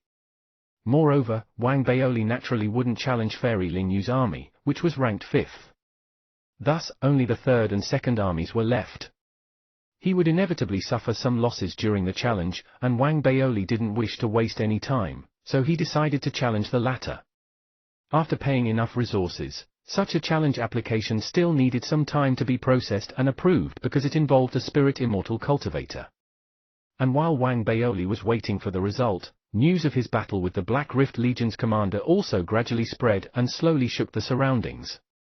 It was very difficult to censor all information about that battle. After all, some cultivators from other powers saw the battle happening in the cosmos from afar. At the same time, the disturbances caused by the battle were pretty huge. A battle between spirit immortals would naturally attract the attention of others. That was especially so considering that the cultivation of the former Ink Dragon Legion commander was mostly damaged, causing the news to become even more sensational. Long Nanzi returns with a bang. He damaged the cultivation of the Black Rift Legion's vice-commander. Long Nanzi found extremely good opportunities in foreign realms. His cultivation has improved by leaps and bounds. He's stepped directly into the spirit immortal realm from the Soul Conduit realm. The Divine Sovereign Justice sect has another immortal. When Long Nanzi returned, he fought the Violet Gold New Dao sect and had the upper hand. All kinds of information spread gradually, alongside numerous inhales in the Divine Eye civilization. Naturally, the Divine Sovereign Justice sect cultivators heard it. In fact, what they knew was even more accurate than the rumors from the outside world. This incident already shook the Divine Sovereign Justice sect cultivators. Moreover, within the sect, news of the Soul Rift Legion wanting to challenge the Second Army spread. Hence, the Divine Sovereign Justice sect became lively again. Not only did cultivators below the Spirit Immortal realm pay attention to this, even Spirit Immortal cultivators couldn't help but pay close attention. For example, Fairy Ling Yu left her planet and headed to the Soul Rift Legion to meet Wang Baoli at the earliest possible moment. They only met for 30 minutes, but when Fairy Ling Yu left, her fifth army immediately announced that Fairy Ling Yu was willing to become the Soul Rift Legion's vassal on her own accord. This was equivalent to Wang Baoli's status in Fairy Ling Yu's army. At the same time, she announced that her army would be forming a deeper alliance with the Soul Rift Legion and that they would progress together from then on. And after Fairy Ling Yu left, the Fourth Army's army commander, who was originally lying on the black armored beetle near the border and had helped Wang Baoli previously, laughed after pondering for a while. Afterward, he arranged for one of his subordinates to give a huge gift to the Soul Rift Legion. That already showed his kindness. All of this made the name Long Nanzi become discussed by everyone in the Divine Eye civilization. Meanwhile, Wang Baoli, who was being watched closely by all forces, was holding a jade slip and sending off a cultivator in the cosmos. The one he was sending off was the vice commander of the Fourth Army, a false immortal with extraordinary cultivation. The jade slip was the gift that the commander of the Fourth Army sent. Within it, detailed information about the Second Army was recorded. Time Circle Legion, this name is pretty unique. After Wang Baoli checked the jade slip and compared it with what Fairy Ling Yu told him when she came and with what he previously knew, he already had a clear idea of what the Second Army of the Divine Sovereign Justice sect was like. Army Commander Daoist Kuling has cultivation at the mid-stage Spirit Immortal realm. He has 5 false immortals as his subordinates. Moreover, their development method is different from that of the First Army. The Time Circle Legion doesn't have any branch teams and has gathered all of their strength within their army. Thinking and weighing the pros and cons, Wang Baoli already had a preliminary analysis in his heart. The main point of this battle isn't Daoist Kuling but the 5 false immortals. Wang Baoli lowered his head and looked at his palm. After flipping them, 5 rings appeared in the middle of his palm. The 5 rings all had different colors and were lent to him temporarily by Fairy Ling Yu when she came. Once he sacrificed them, he could seal a false immortal cultivator for 2 hours. Interesting. It looks like there are still many people who hate the First Army. Fairy Ling Yu gave me sealing rings, while the Fourth Army sent me detailed information. Although these are acts of kindness, they were done more so because they realize that my ultimate goal is the First Army. They want me to go fight the First Army and wear them out. A glimmer flashed between Wang Baoli's eyes. With his intelligence, it wasn't difficult for him to realize that. So be it, we all have our needs. When Wang Baoli smiled, he seemed to notice something and raised his head towards the heavens. And as he raised his head, the heavens rumbled, and a giant black hole was ripped open from the heavens. It was like a tunnel, and a dignified voice spread throughout the planet that the Soul Rift Legion was on.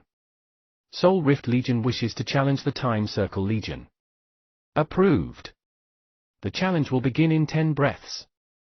So fast? Wang Baoli narrowed his eyes, and his body flew out with a flick. As he raised his right hand, the Emperor armor instantly covered his entire body, and his Spirit Immortal cultivation exploded forth.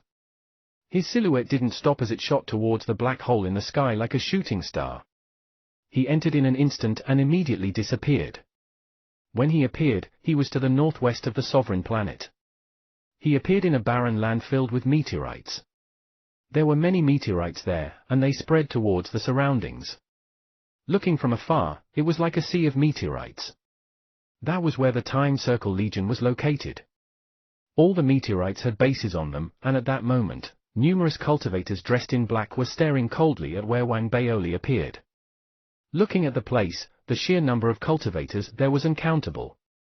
There were also numerous battleships floating between the meteorites, seemingly forming a border that could seal everything. That was especially so because, within the numerous cultivators, there were 5 auras that shook the heavens and earth like 5 moons. Those were false immortal disturbances, and they brought with them a sense of destruction along with their swift fierceness. And on the meteorite between the 5 auras, a middle-aged man sat cross-legged. The man wore white robes and had a head of long hair. He seemed elegant, but he held a beast bone in his hands and was opening his mouth, swallowing it mouthful by mouthful. This scene landed in Wang Baoli's eyes and caused him to faintly narrow them. He cupped his fists towards where the white-robed man was and bowed slightly. Greetings, Daoist Kuling. Long Nanzi, do you dare to come forward and have a few drinks with me? Daoist Kuling tilted his head, and an eerie glint appeared in his eyes. He flashed a sinister smile as he suddenly spoke. Chapter 840, Warnings and Threats. Chapter 840, Warnings and Threats. If his true body were there, Wang Baoli might say he didn't dare. But his essence body was almost impenetrable by all poisons. It wasn't that nothing could poison his essence body, but things that could do so were so valuable that very few people would be able to bear using them to poison him. So, Wang Baoli raised his eyebrows and immediately chuckled. He put on a bold and generous aura and made himself look as though he didn't fear death. Or, in other words, he made himself look as though he didn't know what death was. Long Nanzi naturally must drink fellow Daoist Kuling's wine. As he spoke, Wang Baoli flicked his body and turned into a long rainbow. He charged forward and sped past countless layers of meteorites. He didn't even look at the Time Circle Legion cultivators who were glaring at him hostilely. He traveled past the 5 false immortals and arrived at the meteorite Daoist Kuling was sitting on. He wasn't reserved at all, choosing to sit directly opposite Daoist Kuling when he arrived. He grabbed the wine glass on the table, tilted his head, and drank up all the wine. He didn't care whether the wine tasted nice and started praising it immediately. Good wine. The moment he spoke, a glimmer appeared in the eyes of Daoist Kuling, who was sitting opposite him. He sized Wang Baoli up thoroughly and put down the beast bone in his hands. He didn't care that his hands were greasy as he picked up his own wine glass, downed the wine, and spoke calmly. Long Nanzi, with your false immortal cultivation, you still dare challenge my army, which is ranked second. Are you out of your mind? I won't know unless I try. Wang Baoli laughed, picked up the wine gourd, and poured himself another glass. What if you lose? Daoist Kuling's expression was normal as he continued questioning him. I probably won't lose. Wang Baoli downed the wine in his wine glass and licked his lips. He wasn't wrong when he praised the wine previously. Its taste was indeed extraordinary. What if you win? Daoist Kuling spoke again. After winning, I'll naturally start preparing to challenge the top-ranked army. Wang Baoli blinked and looked towards Daoist Kuling. Daoist Kuling narrowed his eyes. After staring at Wang Baoli for a moment, he suddenly laughed and slowly raised his right hand. Instantly, his entire cultivation exploded forth. His mid-stage spirit immortal aura immediately spread towards the surroundings. At the same time, the cultivations of the 5 false immortals around him also spread. The surrounding 100,000 Time Circle Legion cultivators all did the same. They made it seem as though a storm was sweeping through the cosmos in the meteorite area. Looking from afar, one could faintly see that a giant vortex seemed to form in that area. It was like the mouth of a beast that wanted to swallow Wang Baoli whole. As for Wang Baoli, a cold glimmer also flashed between his eyes. As the red crystals circulated, a spirit immortal disturbance also exploded forth. There was also a suppressive aura that spread forth. To a certain degree, although it wasn't as strong as Daoist Kuling's, it made people feel as though he could hold his own against him. On the one hand, the feeling came from his previous experiences and confidence. On the other hand, he had the eternal star fire in his body. The confidence formed by this was immediately noticed by Daoist Kuling. A glimmer appeared in his narrowed eyes. After thoroughly sizing Wang Baoli up, he actually slowly put down his raised right hand.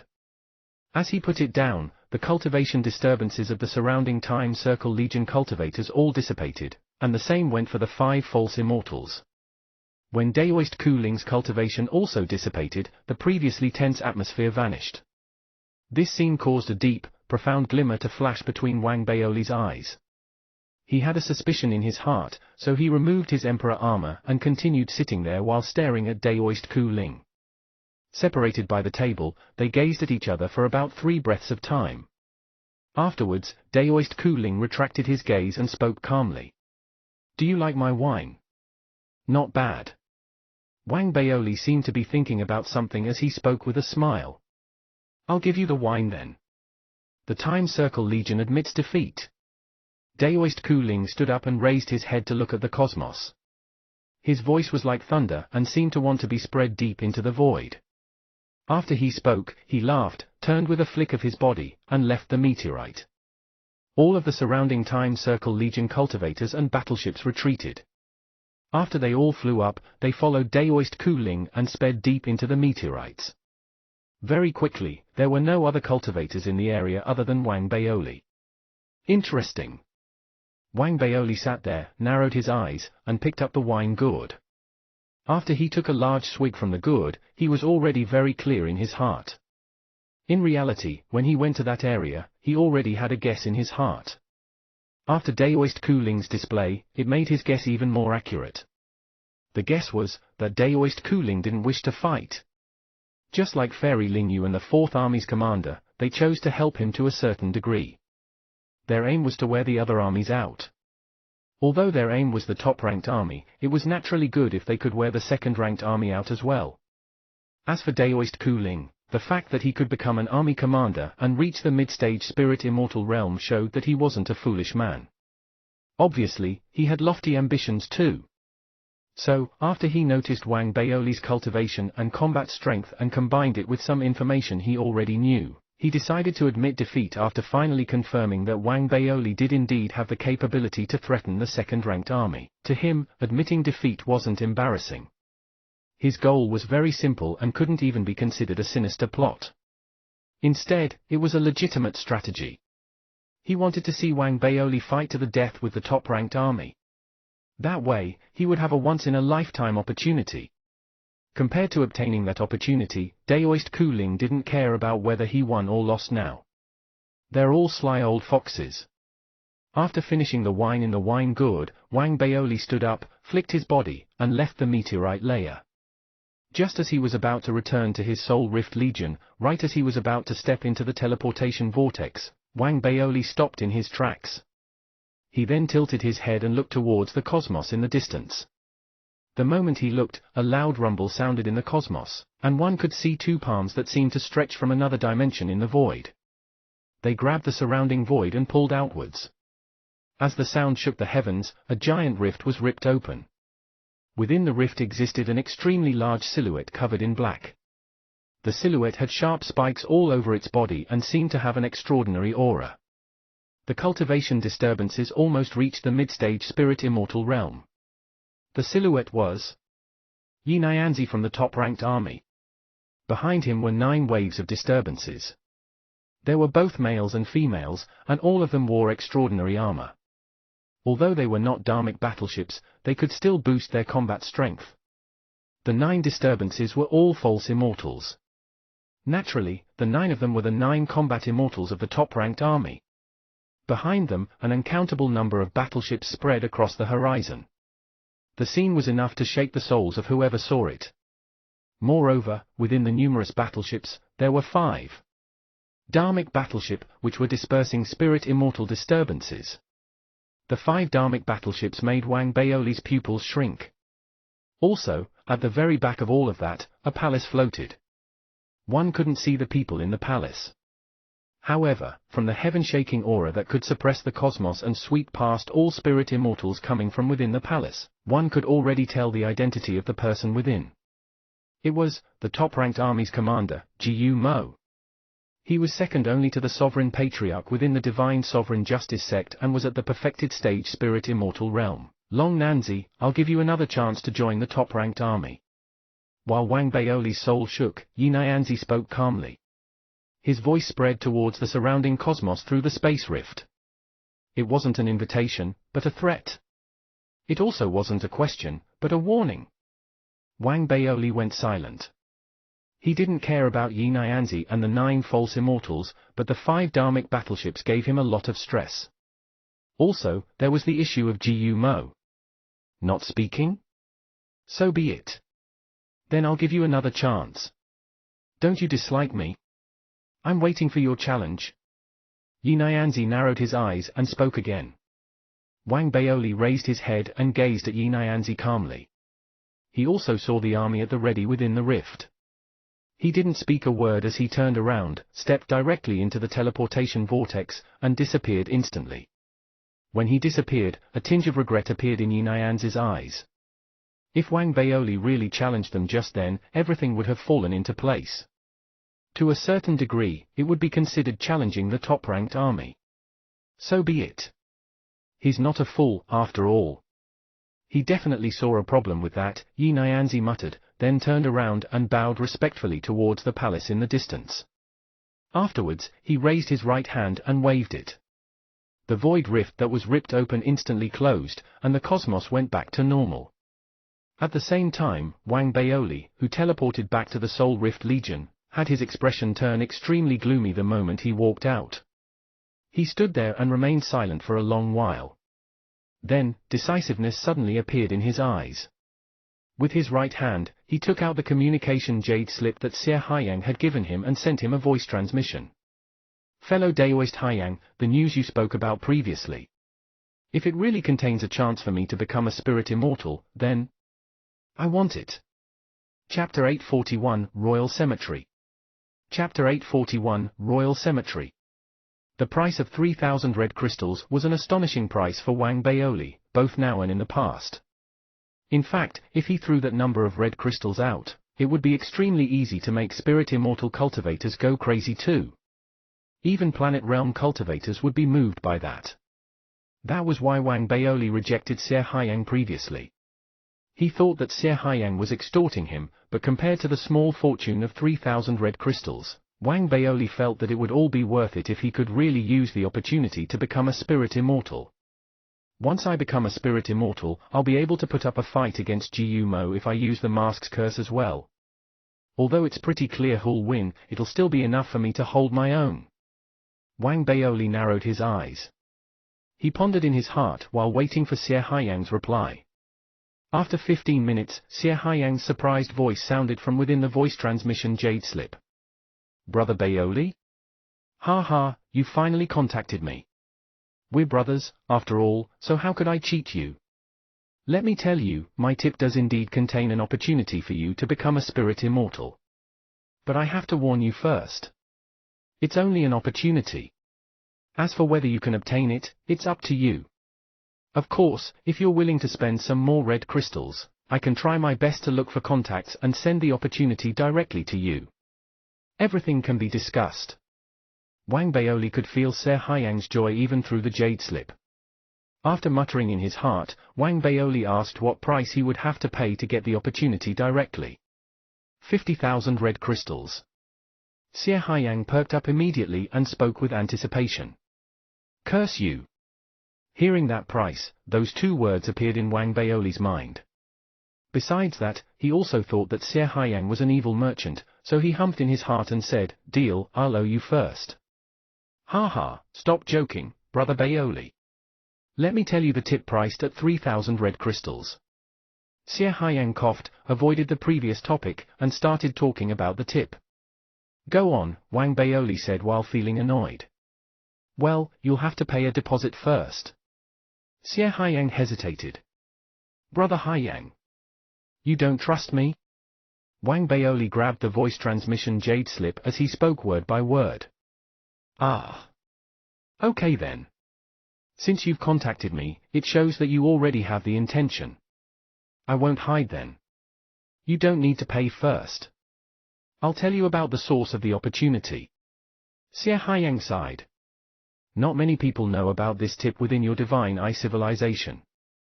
Only the royals know about it. It's considered an absolute secret of the Divine Eye civilization's royalty.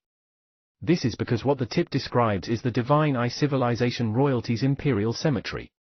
Speaking to that point, Xie Haiyang purposely spoke softer to create a sense of mysteriousness. Cemetery? Wang Baoli froze. That's right. The burial place of all royalty, from the creator of the Divine Eye civilization, also known as the Divine Eye civilization's first emperor, to the previous emperor. Within the imperial cemetery lies an opportunity.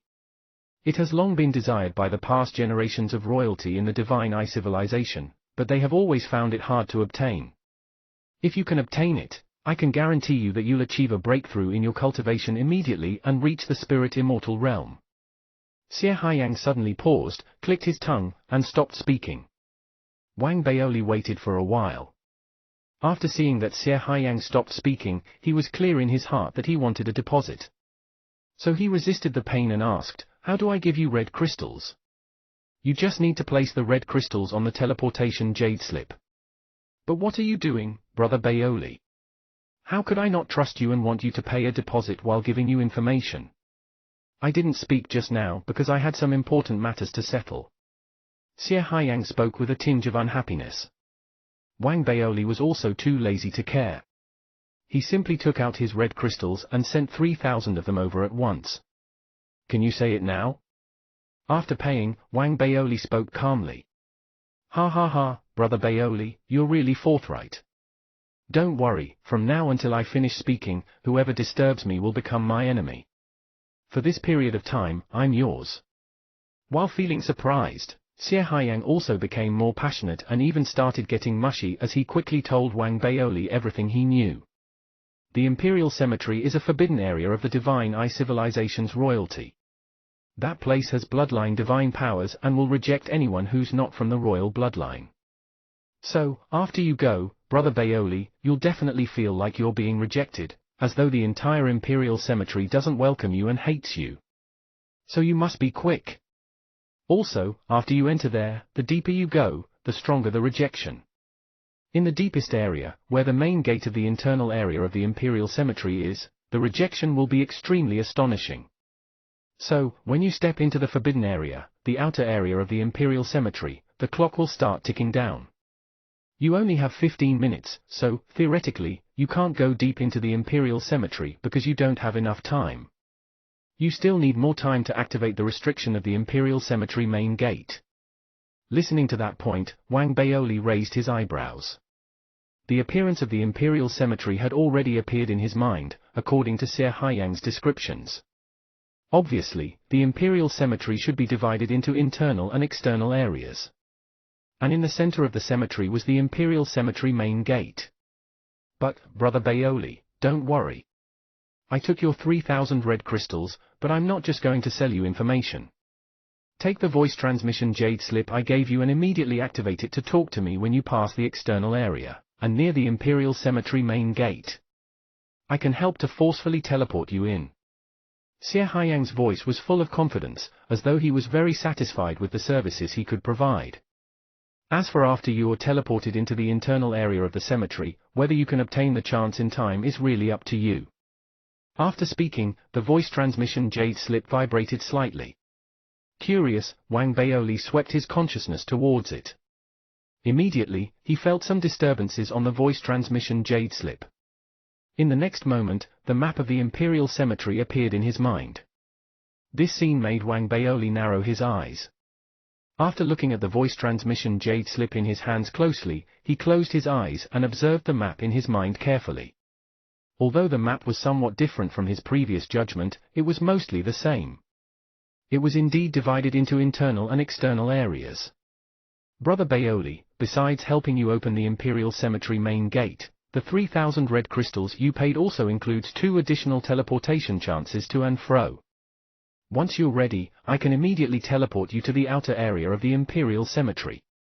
Similarly, you just need to walk out from the internal area, activate the jade slip, and I can instantly teleport you back to where you are now. What do you think? Don't you think I'm pretty reliable? Xie Haiyang continued speaking excitedly. As for Wang Baoli, he didn't reply and instead started pondering. He analyzed it completely in his mind, and after 30 minutes, a glimmer flashed between Wang Baoli's eyes. Teleport now. Okay. Xie Haiyang laughed and unleashed an unknown technique. In the next moment, an intense light suddenly exploded forth from the voice transmission jade slip in Wang Baoli's hands.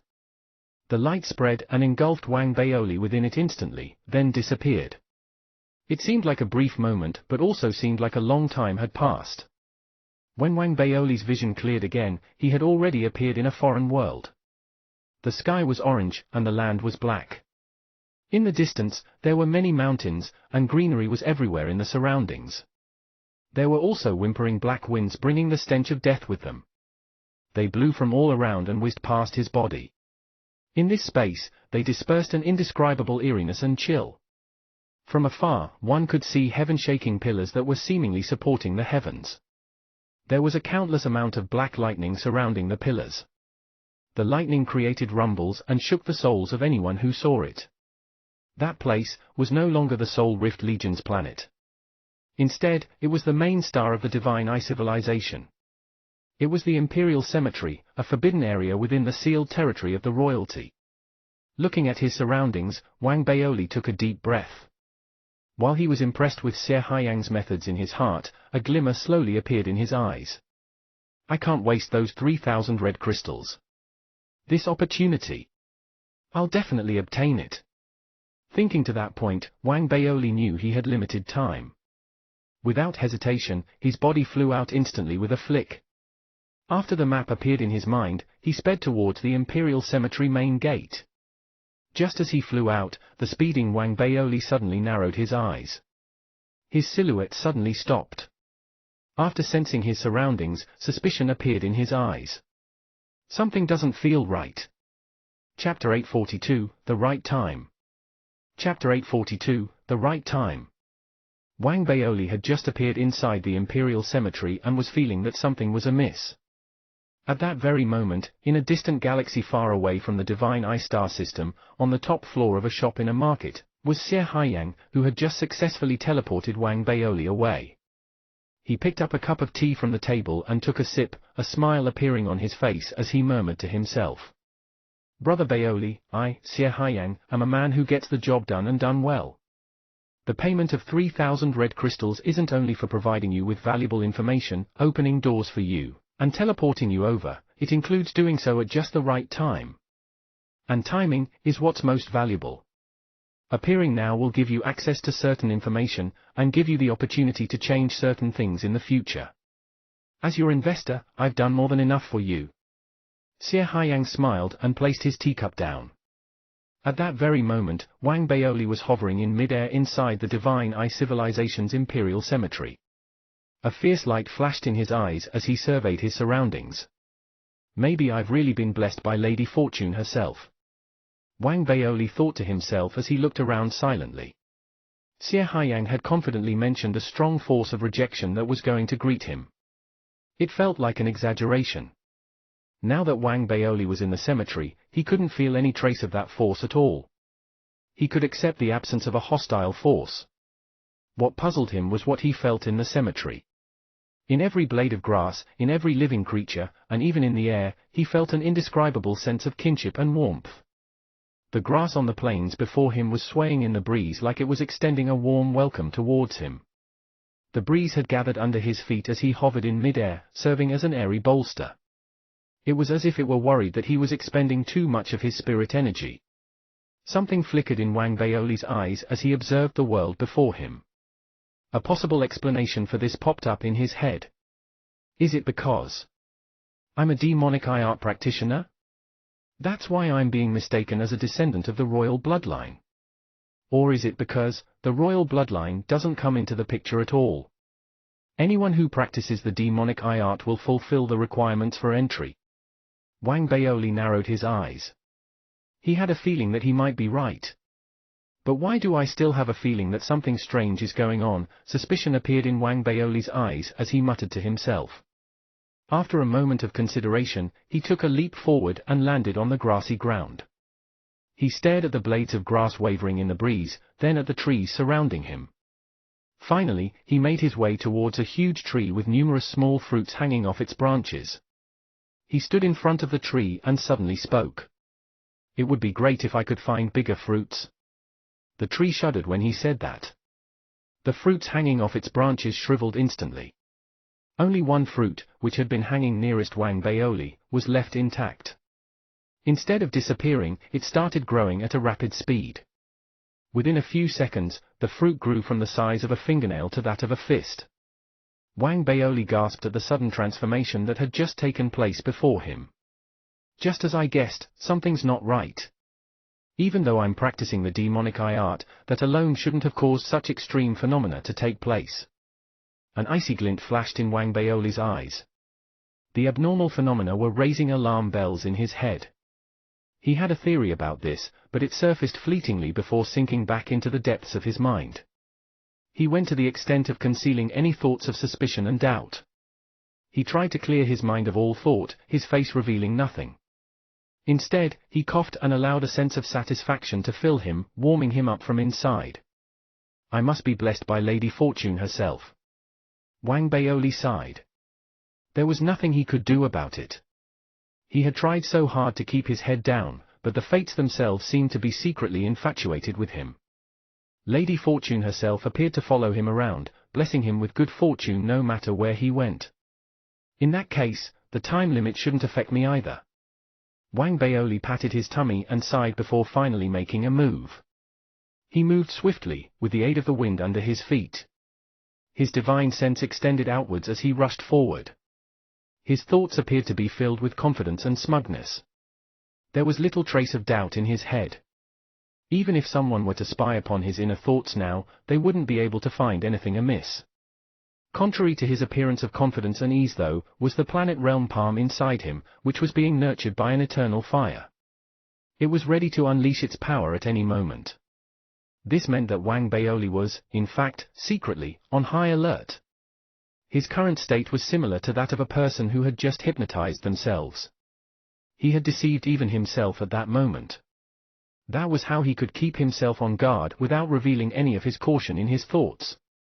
In fact, the impression that he was giving others was that of smug overconfidence. Wang Baoli carried that appearance of smugness with him as he dashed forward. The imperial cemetery was spread across a vast land. Even with his current speed, he would need half an hour to cover the entire grounds. Regardless, just a moment after he had started moving, Wang Baoli paused momentarily in his tracks, and an intense light flashed in his eyes. He tilted his head towards the right before his form blurred and vanished in an instant. 20 seconds after Wang Baoli's disappearance, 7 to 8 people came racing from the direction that Wang Baoli had last looked. They weren't traveling at particularly high speeds. The spirit energies that they were exuding were only at the nascent soul realm. They were dressed in lavish clothes, and their eyes shone with arrogance. The faint aura of the divine eye art exuded from them as they sped past the spot where Wang Baoli was last seen. As the last cultivator sped past, a wisp of black mist appeared on his hair. It slipped between the strands of the middle-aged cultivator's hair and snaked into his ear.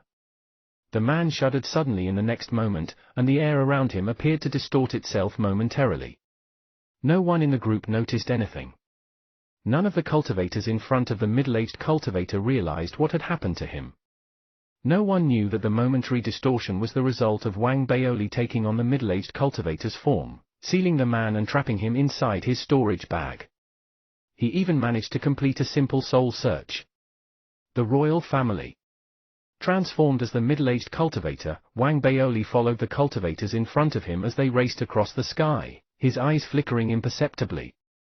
The soul search revealed that these cultivators were from the royal family. He also knew why they were there and what they were going to do next. The current Divine Eye Emperor is going to unlock the gate to the Cemetery Star. All cultivators from the royal family are to head for the Imperial * Cemetery Star. Interesting. This golden ticket that Xie Haiyang gave me seems too good to be true. Wang Baoli narrowed his eyes.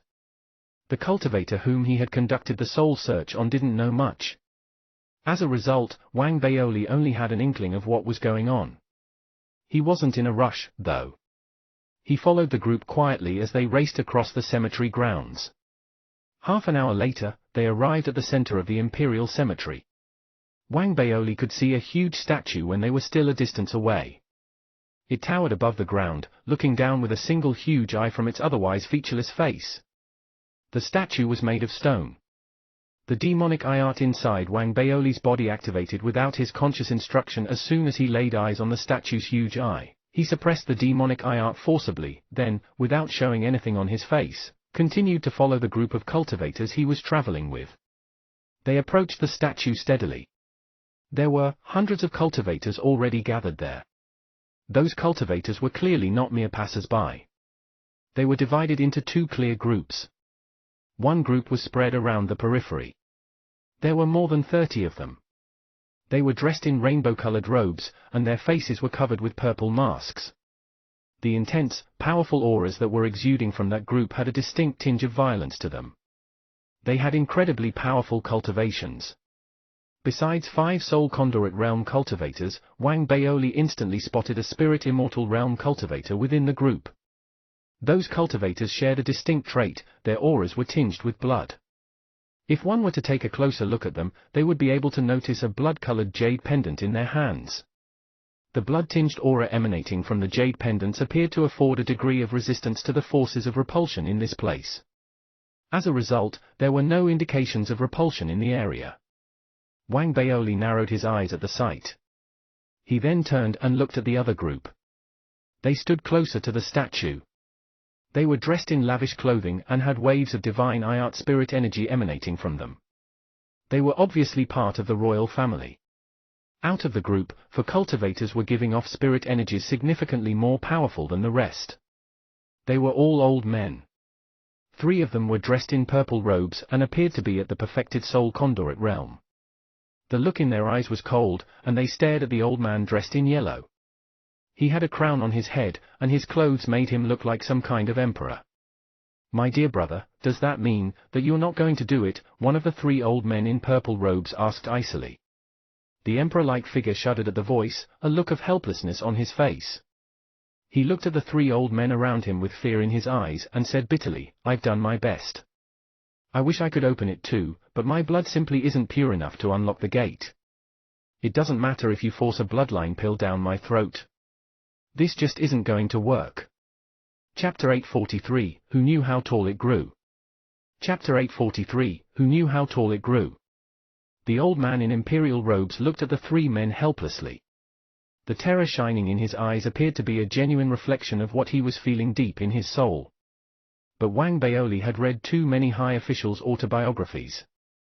He believed that one should never judge a book by its cover. People like the old man were most likely to do the unexpected. The more fearful and helpless one appeared to be, the more likely they would lunge at someone when their back was turned. It's clear from his clothes and the way that they are addressing him that he's the emperor of the Divine Eye civilization. Wang Baoli blinked and continued to observe the scene unfolding before him. He watched as the emperor finished talking, and a dark look settled on the faces of the 3 purple-robed elders standing next to him. The one who had spoken earlier looked icily at the emperor. He was about to say something. Before he could, though, the spirit immortal realm cultivator who had been standing at the periphery and who was clearly not part of the royal family, suddenly laughed. "Fellow Daoist Yunzi, your imperial brother, the current emperor of the Divine Eye civilization, doesn't seem to be very cooperative. Patience, please, fellow Daoist Z Luo." The purple-robed elder, whom the spirit immortal realm cultivator had addressed as Yunzi, cupped his fists lightly at the cultivator when he heard that. He then turned towards the Divine Eye civilization's emperor, a murderous glint flashing in his eyes. "Brother, cease your unrealistic dreaming and stop testing my limits. Besides, we're doing this for the glory of the Divine Eye royal family. Take a look at the stance that our family members are displaying. This is where the future is headed. Yunzi, this is a misunderstanding. There's nothing I can do. I know that almost every member of our royal family supports the alliance with the Violet Gold civilization. I may not approve of this alliance, but I'm well aware that I'm an emperor in name only. I don't have the power to stop the alliance from taking place," the emperor told Yunzi with a grimace on his face. "I'm glad that you understand that. Open the ancestral tomb so that we can fully unlock the gate to the Divine Eye. Then, as outlined in our agreement with the Violet Gold civilization, they will descend upon the Divine Eye civilization, destroy the 3 greater sects, and restore the Divine Eye royal family to its former glory. Don't you wish for us to rise and resume power again, my dear brother?" Yunzi stared unblinkingly at the emperor as he enunciated each word clearly. There was a fervent glow in his eyes as he spoke. "Rise again," the emperor smiled wryly, his eyes devoid of hope and life. He was silent for a few moments, then he sighed. "I want the royal family to resume its former glory as well. But to do so with the aid of foreign help would be the equivalent of inviting a pack of feral wolves into your own home. Even if we were to succeed, would the Divine Eye civilization be the same again? Besides, the Violet Gold civilization is a powerful force to be reckoned with. Why would they ally themselves with us? We all know the answer to that. Even so, this doesn't mean that I won't try my best to help. Yunzi, why don't I pass the seat to you? I have done my best, but the blood in my veins isn't pure enough. There's nothing I can do about that." The emperor seemed to be on the verge of tears by then. Shock and unease coursed through Wang Baoli as he watched from afar. He seemed to have stumbled upon an important piece of information. He now knew who the group of cultivators dressed in rainbow-colored robes, with their faces hidden behind purple masks, were. They were from the Violet Gold civilization. The source of his unease was the old emperor himself. He couldn't see through the old man. His experience told him that something wasn't quite right with the emperor. He wasn't the only one who thought this way. Yanzi shared his views as well. He stared unblinkingly at the old emperor, a murderous glow lighting up his eyes once more. Brother, you may have been acting like a fool for the past few years, but I know that your deviousness and conniving ways far surpass ours. I'll count to 3. If you don't unlock the doors by then, you'll have to forgive me if I set aside our family ties and do the unthinkable. There was a tinge of madness to his final words. He lifted his right hand slowly. Thunder rumbled in the distance, and the wind started to whip wildly. At the same time, a giant seal materialized right above his head. 1. I'm speaking the truth. 2. Heavens, why won't you believe me? 3. The veins on Yanzi's face bulged as he roared. He was ready to send his right hand swooping down at any moment. I'll do it. I'll do it. The old emperor's face was deathly pale, his expression that of extreme terror as he shrieked and stumbled towards the statue. His crown fell off along the way, but he hardly had the luxury to pick it up. His face crumpled into a terrified look as he trembled and bit his injured finger, activated his cultivation to force blood to the surface of his skin, and flung his blood at the statue's eye. Open! I command you! The statue shook slightly for a brief second, then became still again. The faces of Yanzi and the other 2 purple-robed elders darkened. Yanzi broke out into furious laughter, and a murderous glint lit up his eyes. His right hand descended, and the giant seal thundered and rushed towards the old emperor. A murderous aura emanated from the seal as it surged towards its target like an unstoppable force. Winds howled in its wake. Just as the seal was about to land on the emperor, he cried out in terror and fell to his knees with a loud thud. Tears flowed down his cheeks as he howled in front of the statue. Patriarch, please, show mercy. I beg you to open the doors to the ancestral tombs. Terror coursed through his veins and flooded his mind. The emperor shuddered and wet his pants. He froze momentarily, then looked down and burst out into crazed laughter. He slumped to the floor and began to weep noisily. His sorrowful cries affected everyone present. Wang Baoli was stunned at what he had just seen. His eyeballs almost popped out of his head. He studied the old emperor carefully, then gasped. The old man was either an extremely sly and conniving man, or he was genuinely misunderstood. Yanzi was similarly shocked by the sight. He stared at the howling old emperor, then, with exasperation in his eyes, turned towards the group of cultivators standing at the periphery. Fellow Daoist Zi Luo, I'm sorry you had to see that. Zi Luo, the spirit immortal realm cultivator, laughed as he stood amongst the group of cultivators from the Violet Gold civilization. His eyes flickered as he looked around him before he turned his eyes back to Yanzi. He said coolly, there's no need for that. I have come here solely to deal with this matter. Since the blood of your emperor doesn't seem to be pure enough, then perhaps we should gather the blood of every royal family member here and house it in a vessel. That might do the trick. I have a dharmic treasure here with me now that our patriarch bestowed upon me. It has the ability to set aflame the bloodline of every person within a certain radius and activate their latent bloodline. The consolidated efforts of every family member will allow us to open the doors successfully. The spirit immortal realm cultivator flipped his right palm over as he spoke. An unlit bronze lamp appeared in the center of his palm. He flung his arm out and sent the lamp flying towards Yanzi. Yanzi, raise the lamp and use your full cultivation to light it. That will allow you to activate the bloodline of every royal family member here. An ancient aura emanated from the lamp as it flew towards Yanzi. Its flight resembled the shifting passage of time. It headed swiftly for Yanzi, who shuddered upon catching it. The blood in his body suddenly stirred. It gathered in his palm and rushed towards the bronze lamp. He lost control over his cultivation as it activated suddenly, without warning. An illusory image of the divine eye appeared behind him and was sucked into the bronze lamp. Sparks erupted from the wick inside the lamp instantly. They brightened, then burst into flames. With a loud bang, the lamp was lit up. At that very same moment, a fiery glow erupted from the lit wick and flooded outwards, enveloping the entire area. Emotions flashed across the faces of every royal family member. Their bodies shuddered, and an imprint of an eye materialized on their foreheads. Their cultivations and the blood in their veins rushed upwards and emerged from the top of their heads. It started with Hyunzi. A crimson light erupted from the top of his head, rising as tall as 50 feet. It was a terrifying sight to behold. The same happened to the other two purple-robed elders. Their towers of red light, however, didn't rise as high. They were only 40 or so feet tall.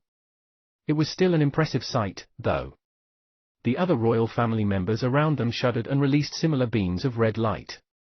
Their beams varied in heights. Some were as tall as 30 feet, while others were only a few inches tall. Wang Baoli was experiencing a myriad of emotions at that moment.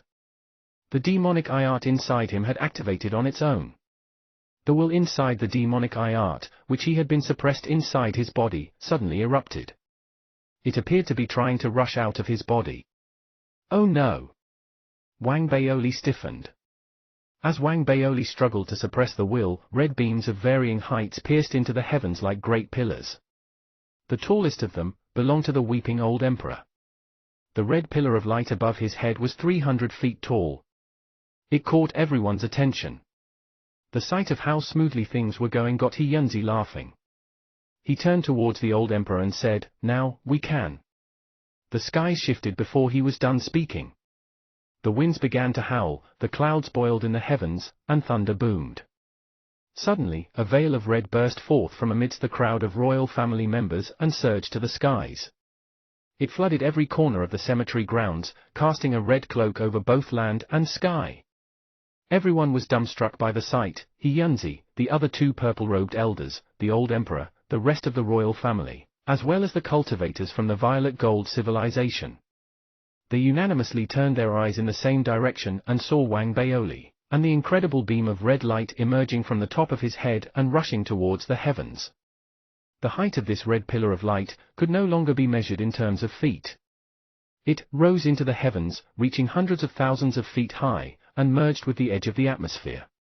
No one could tell how tall it grew. "What in the world?" Hyunzi muttered in shock, his head buzzing. Chapter 844, The Conniving Merchant.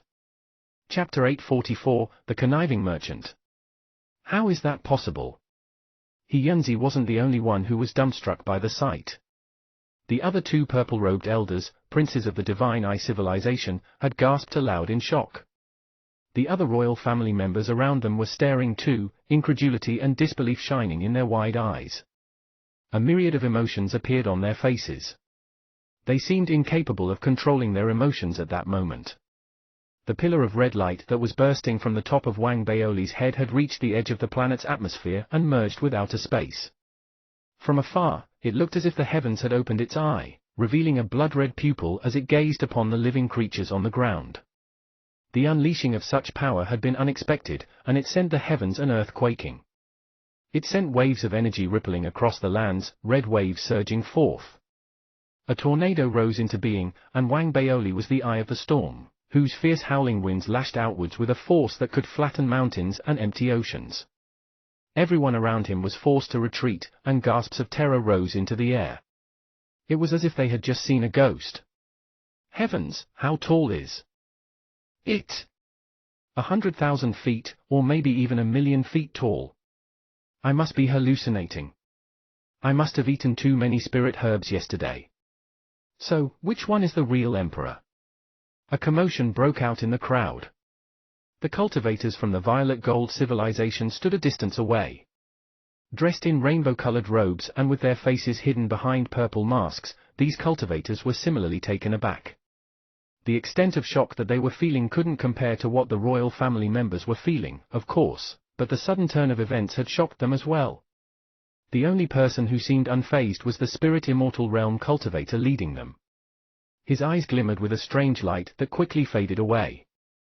It was obvious that the pillar of red light rising from Wang Baoli's head was beyond this world. When placed next to the beams of light rising from the other family members' heads, it was akin to seeing a giant standing next to a clutch of chicks. Wang Baoli was equally shocked, just like the rest of them.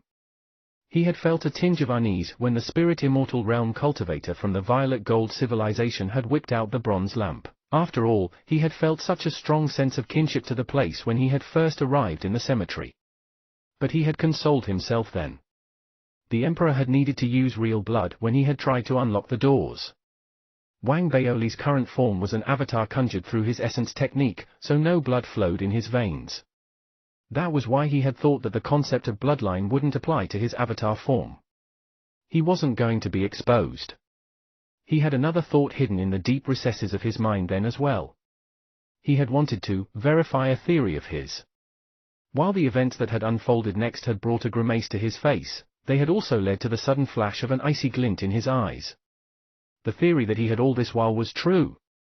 The fact that I don't feel any forces of repulsion while I'm in the Imperial Cemetery and, in fact, feel an extreme sense of kinship to this place, has something to do with my practicing the demonic eye art. But that's not the main reason. The main reason is because of the will hidden within the demonic eye art. This will is closely tied to the divine eye civilization. I can probably guess who it belongs to.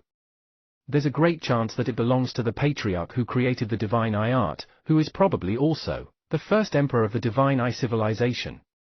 He had gone through the series of inferences and analysis and arrived at his conclusion within the blink of an eye. As he came to his conclusion, the old emperor, who had been howling in tears a moment ago, widened his eyes and stared dumbly at Wang Baoli amidst the shocked gasps rising from the crowd. After a few moments, he climbed to his feet hastily and fell to his knees as he gave Wang Baoli a deep bow. The esteemed patriarch, it's the esteemed patriarch. He's shown himself. He's returned to us. The old emperor was visibly agitated. He bellowed loudly, at the top of his lungs, in order to show how excited he was.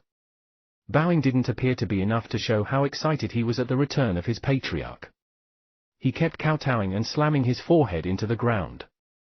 The fervor in his voice ignited a resonance that coursed through the blood of every royal family member. Members who had been coerced or pressured into supporting He Yunzi trembled and fell to their knees. Their voices joined the old emperor's. Greetings to the esteemed patriarch. The patriarch? There were still quite a few family members who remained standing while their fellow family members greeted their patriarch.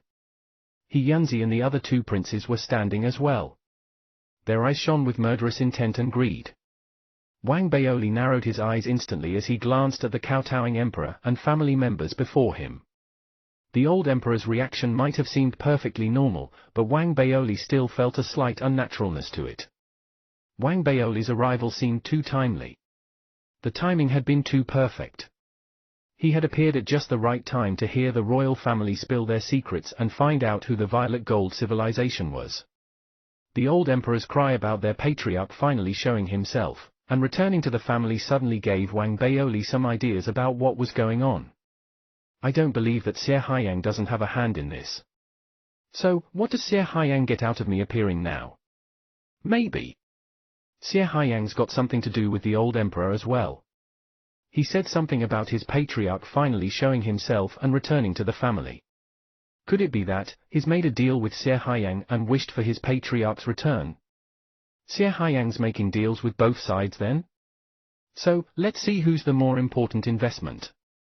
Wang Baoli laughed suddenly. It wasn't the first time that Xie Haiyang had done something like that. He had done something similar during his days on the ancient sword.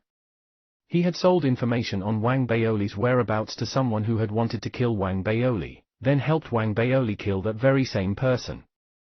They had split the spoils between them after that. Wang Baoli immediately changed his plans. He had planned to enter the imperial ancestral tombs using the fastest way possible. But now that he wasn't experiencing any force of repulsion, and might face some problems with the will that was hidden inside his demonic eye art, he wasn't in as much of a rush as he had been. He wasn't going to give up on a life-changing opportunity. But before he got his hands on such a golden ticket, he needed to establish control over the current situation. This was to prevent anything unexpected from happening. As that thought flashed in his head, he released the full power of his cultivation. His emperor armor materialized instantly, exuding an incredible power that swept across the lands and exerted a suppressive force over everyone. Giant waves seemed to rise instantly and sweep over the royal family members who hadn't gotten to their knees. Blood spilled from their lips as they shuddered violently. Wang Baoli then leaped into the air and charged at the three royal princes. His speed was akin to that of lightning. Surprise flashed across He Yunzi and the two princes' faces. There was no time for them to retreat. Wang Baoli appeared before them, stuck his right hand into the air, and unleashed the power of a spirit immortal realm cultivator at the trio. At that exact moment, as Wang Baoli unleashed his attack, the light in the bronze lamp that He Yunzi was holding all this while suddenly flared up. Someone inside the lamp snorted, and an illusory finger stretched out from the lamp and pointed at Wang Baoli. The power of a planet realm cultivator exploded from the finger instantly. Wang Baoli's pupils contracted as the two forces collided. Wang Baoli shuddered as a thunderous boom reverberated in the skies. He retreated hastily. The eternal star fire inside his body flooded out and tried to weaken the force of the finger's attack until the latter finally faded away. Despite the aid from his eternal star fire, Wang Baoli could still feel his essence churning painfully inside him. His face darkened as he retreated, and his eyes stared unblinkingly at the finger that had emerged from the bronze lamp. The sudden turn of events had shocked He Yunzi and his fellow princes as well. Cold beads of sweat lined their foreheads. They had felt the swift approach of death as Wang Baoli charged at them. If not for the bronze lamp, both their spirits and flesh would have been destroyed by now. Who are you? He Yunzi's breathing quickened as he stared at Wang Baoli. The princes meant nothing to Wang Baoli. Instead, his stare was fixed on the bronze lamp. He narrowed his eyes. They had gone to the extent of housing the divine sense of a planet realm cultivator inside the lamp. The violet gold civilization was clearly plotting some grand scheme. His interest in what lay hidden inside the imperial ancestral tombs grew. Not only did you manage to survive an attack from me, but you've also released the most powerful red light, proving the strength of your bloodline. I don't care who you are. My predictions were right. We've chanced upon the perfect opportunity to unlock the divine Eye civilization's ancestral tombs. Zi Luo, release your seal and capture this man. We shall offer him as a sacrifice. A cold, cruel voice rang out from inside the bronze lamp. Its words were laced with murderous intent and mercilessness. As soon as the order was issued, Zi Luo, the early-stage spirit immortal cultivator, turned towards the bronze lamp and cupped his fists. Yes, my lord. He looked up immediately, and a thunderous boom erupted inside his body. It sounded like the release of a seal. His cultivation erupted suddenly, rising from the early-stage spirit immortal realm to the mid-stage spirit immortal realm. It didn't stop there. It continued rising until it reached the perfected spirit immortal realm. Zi Luo towered like a deity as he stood there. Then, he turned towards Wang Baoli and smiled faintly at him. I may not know who you are, but you are the reason that I'm here. Wang Baoli's pupils contracted, and he retreated instinctively, without any hesitation. At the same time, curses began to fly inside his head. What prediction? It's all rubbish. D*MNU, Xie Haiyang. You had your bets placed on every outcome, didn't you? Chapter 845, A Mutual Exchange. Chapter 845, A Mutual Exchange.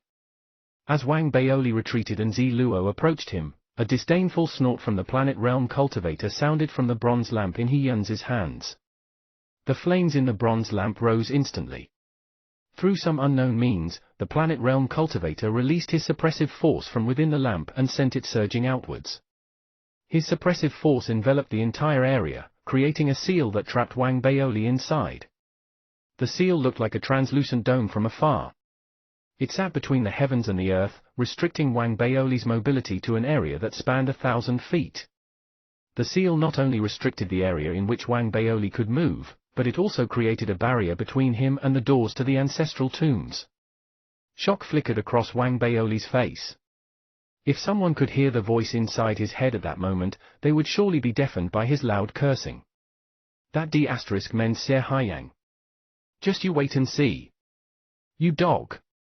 The fact that he spread his bets across the betting pool like this means that he has already discovered that I'm practicing the demonic eye art. He knew that I wouldn't suffer from any forces of repulsion here. Whatever he said before was just an act. What a sly fox. He must also know how many red crystals I have left. He's trying to find a way to make me beg him for help, then he'll make me pay a hefty sum for his help.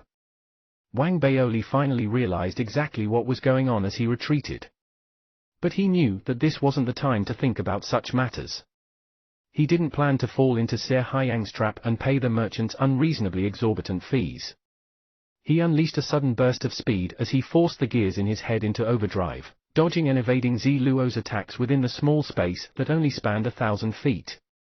Wang Baoli had just guessed that the conniving merchant, Sir Haiyang, had sold him information at an exorbitant fee, fulfilled the wish of the Divine Eye Civilization's emperor, and carried out the request of the Violet Gold Civilization at the same time.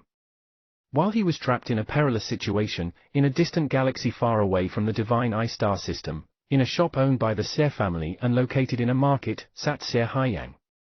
He was listening to his staff report work matters when he suddenly sneezed. "Someone's cursing me." Sir Haiyang coughed.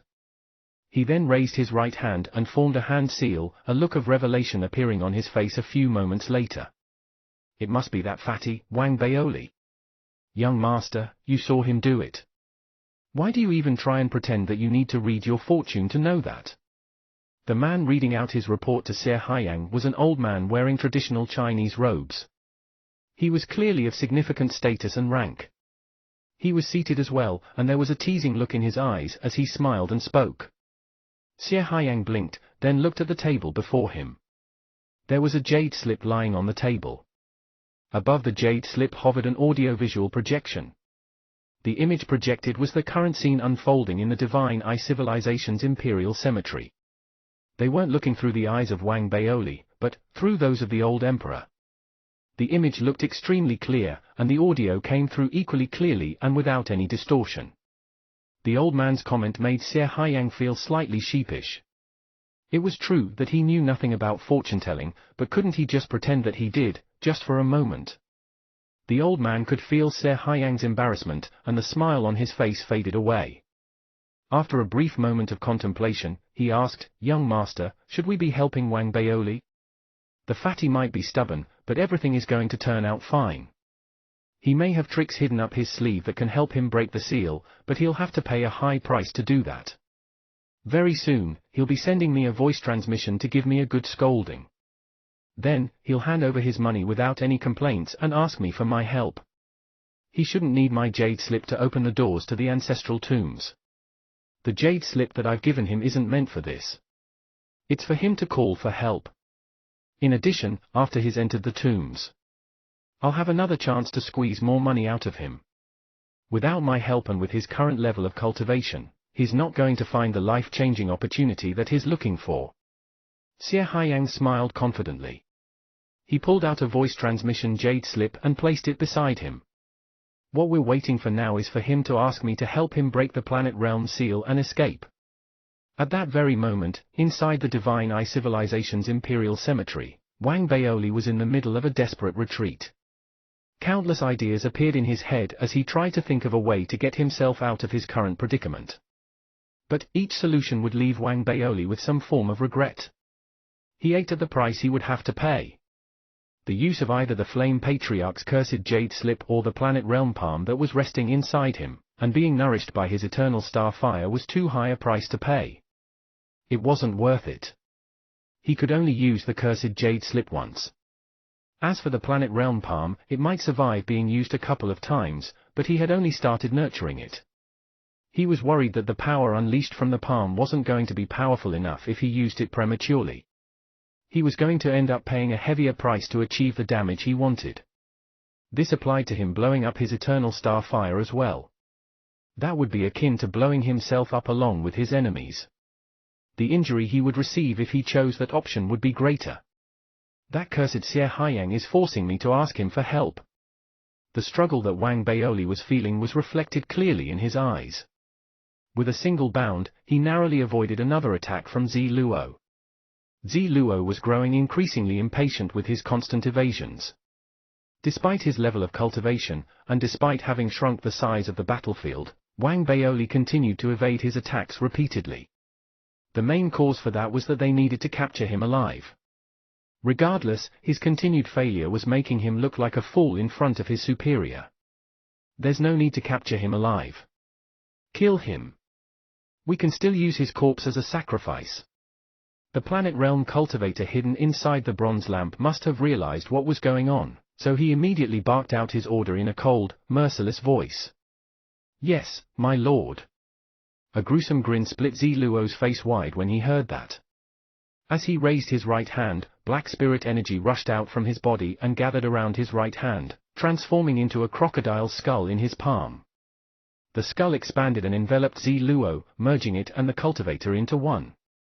Black spirit energy surrounded the rotting skull, which radiated death and decomposition. An indescribable sense of something evil emanated from the skull, whose appearance caused spatial distortions to suddenly appear in the confined, sealed space. A terrifying power erupted from the skull, and an alarming sense of danger exploded in Wang Baoli's head at the same time. But, at that exact moment, as alarm bells began blaring in Wang Baoli's head, a strange light flickered in his eyes. He suddenly thought of what the Planet Realm cultivator had said. "They want to use my corpse as a sacrifice?" Corpse, sacrifice. Wang Baoli's eyes brightened, and a crazy idea popped into his head. "Let's wing it. If this doesn't work, I'll just have to give that cursed dog Sir Haiyang his chance to earn big bucks." Madness flashed in Wang Baoli's eyes at that thought. He howled and stopped running. Then, without summoning any defenses or protection, he charged at the approaching Ziluo as if he were charging towards his own death. Ziluo froze momentarily at Wang Baoli's unexpected charge. Then, the murderous glow in his eyes intensified as he unleashed a burst of speed and rushed towards Wang Baoli. He reappeared before Wang Baoli almost instantly, grinning fiercely as his crocodile opened its maw and lunged at Wang Baoli, ready to swallow him whole. Wang Baoli didn't defend himself as the crocodile's jaws swung towards him. He seemed adamant about dying together with his enemy. The old emperor stood outside the sealed space and watched the scene unfold before him. The expression on his face changed suddenly, and genuine fear appeared in his eyes for the first time. A similar expression had appeared on the face of Sir Haiyang, who was observing everything through the old emperor's eyes. He had been seated all this while, with a smug look on his face, before he suddenly rose to his feet. "Oh no!" A roar erupted from within Wang Baoli's body as soon as he said that out loud. The demonic eye art began churning even though Wang Baoli hadn't activated it. An enormous eye materialized behind Wang Baoli, and an old man's face appeared inside the eye's pupil. The old man was the will that was hidden within the demonic eye art. The idea that Wang Baoli had thought of had nothing to do with the fact that he was currently in the body of his avatar, which had been conjured via his essence technique. It had to do with what the Planet Realm cultivator had said about corpses and sacrifices. It had to do with the fact that there was someone there who really wanted him alive. That someone was the old emperor, and the will that was resting inside his body, the will that belonged to the patriarch of the Divine Eye civilization. Wang Baoli knew exactly what the patriarch wanted. He knew very well that even though the old wretch wanted him weakened and injured, he didn't want him caught, and he most definitely didn't want Wang Baoli to die there. That's why. I can still make use of Sir Haiyang's seemingly intelligent move of placing multiple bets in this fight, and free myself from this current predicament, and I'm going to do it my way. The high officials' autobiographies mentioned this before. Never underestimate anyone. Sir Haiyang, you made the terrible mistake of underestimating me. Those thoughts were racing through Wang Baoli's head as the enormous eye hovered behind him. Reflected in the eye was the old man's resentful look. He hadn't intended to interfere in the fight, but he had no choice but to do so. Forced into a corner, he shouted two words. "Divine Eye." Ziluo shuddered violently when he heard those two words. Countless eyes appeared on the crocodile that he had summoned. They exploded as soon as they appeared, forcing a scream of pain from Ziluo's lips. He seemed to be trapped in an illusion and could no longer sense where Wang Baoli was. Instead, he charged in another direction. Outside the sealed space, the old emperor's eyes had turned red. He leaped into the air, his eyes bright with madness as he roared, "Divine Eye!" Countless eyes appeared all over his body. They blew up, ripping his body apart. His blood transformed into an enormous blood-red eye that rammed straight into the seal, causing a thunderous boom to erupt in the air. No one knew what the old emperor did, but he had somehow tainted the seal that had been formed from a Planet Realm cultivator's divine sense. The seal shuddered violently as the old emperor faded away, and a crack appeared in its wall. Wang Baoli's eyes flashed as the crack appeared. He made full use of the window of opportunity, retreating hastily and dashing straight for the crack. Just as he stepped through the crack, he threw a glance at the vanishing puddle of blood and flesh, condescension flickering in his eyes. Wang Baoli. Somewhere in the market, Xie Haiyang had risen to his feet. He could see the mockery in Wang Baoli's eyes through the audiovisual projection hovering in front of him. Xie Haiyang's breathing quickened, and he was silent for a long time before he finally sat back down again. You're really something. Chapter 846, Inside the Imperial Cemetery. Chapter 846, Inside the Imperial Cemetery. Translator, Atlas Studios. Editor, Atlas Studios. Thus, life had proven that any situation involving more than two parties could result in an infinite number of possibilities. As such, three-way relationships were easier to unravel and exploit. Wang Baoli had done just that. He had made use of the will hidden within the demonic eye art, its lust and its desire to live, and successfully fought back the Violet Gold civilization and its intervention. To a certain degree, he and the will inside the demonic eye art had been able to establish a temporary alliance. As the will inside the divine eye art unleashed its power and the perfected spirit immortal realm cultivator, Zi Luo, screamed and was forced to retreat, Wang Baoli darted forward like a bolt of lightning and slipped through the crack that the old emperor had created by sacrificing himself. In the next moment, he had dashed out of the seal. He looked around. Zi Luo, who seemed to be under an illusory spell, was surrounded by intense waves of black qi. His heavy breathing was interspersed with furious growls. He was clearly in the midst of recovering from the spell. The waves of black qi dispersed then, revealing his reddened eyes. Zi Luo howled and charged towards Wang Baoli as their eyes met. He Yunzi watched, flabbergasted, while the bronze lamp in his hand shuddered violently. The planet realm aura housed within the lamp was furious and ready to charge out. Wang Baoli's enemies stood before him, while the will in the demonic eye art lay behind him. There was no way he could fight his way through his enemies. But if he were to give up his chances now and try to escape, the will in the demonic eye art, which had been forced to come to his aid earlier, would likely attack him immediately and prevent him from escaping successfully. Xie Haiyang might have promised him that the jade slip that he had given him would be able to teleport him out safely, but Wang Baoli no longer trusted the man's words. He had two choices before him. He could wing it and get Xie Haiyang to transport him out of there, or charge towards the only exit, which was, in the statue's eye, the door to the Imperial Cemetery. Wang Baoli might have hesitated if he were in his true form. He might have gone for the other option. But he was currently in the avatar that had been formed from his essence technique. His eyes narrowed. At that moment, he recalled everything that had happened after he had created a separate avatar using his essence technique, and infiltrated the Divine Eye civilization. He was sure of one thing. The will resting within the demonic eye art had been suppressed and sealed away at nearly all times. That meant that the will was probably being misled. It probably didn't realize that it was resting within an avatar. Of course, Wang Baoli could be making a wrong guess. The presence inside the demonic eye art might already know. Nevertheless, this was a blind spot. The avatar that had been formed from his essence technique was no ordinary avatar. It was something from his senior brother and wasn't something that the will in the demonic eye art was a match for. It would be challenging for the will to try and possess this avatar. Even though the will might be lusting over his avatar form with every intention of taking over his body, the chances of its success were very low. Even if we take a step back and look at this again, and assume that he succeeds in the end, it doesn't mean a thing. The most harm done is that my original true form suffers some collateral damage. But I can also choose to call for the Flame Patriarch's help if I do face danger. An icy glint flashed across Wang Baoli's eyes at that thought. He had spread his eternal star fire out like a cloak, while going through those thoughts so that the will inside the demonic eye art wouldn't be able to sense what he was thinking. In that case, I'm not the one who should be afraid. It's the will inside the demonic eye art, the will that seems to be the will of the first emperor of the Divine Eye civilization, who should be afraid. This is my opportunity. I'm not going to let it slip away. At that thought, Wang Baoli no longer hesitated. After dashing out of the seal, he surged forward and seized the opportunity that the will inside the demonic eye art had created for him.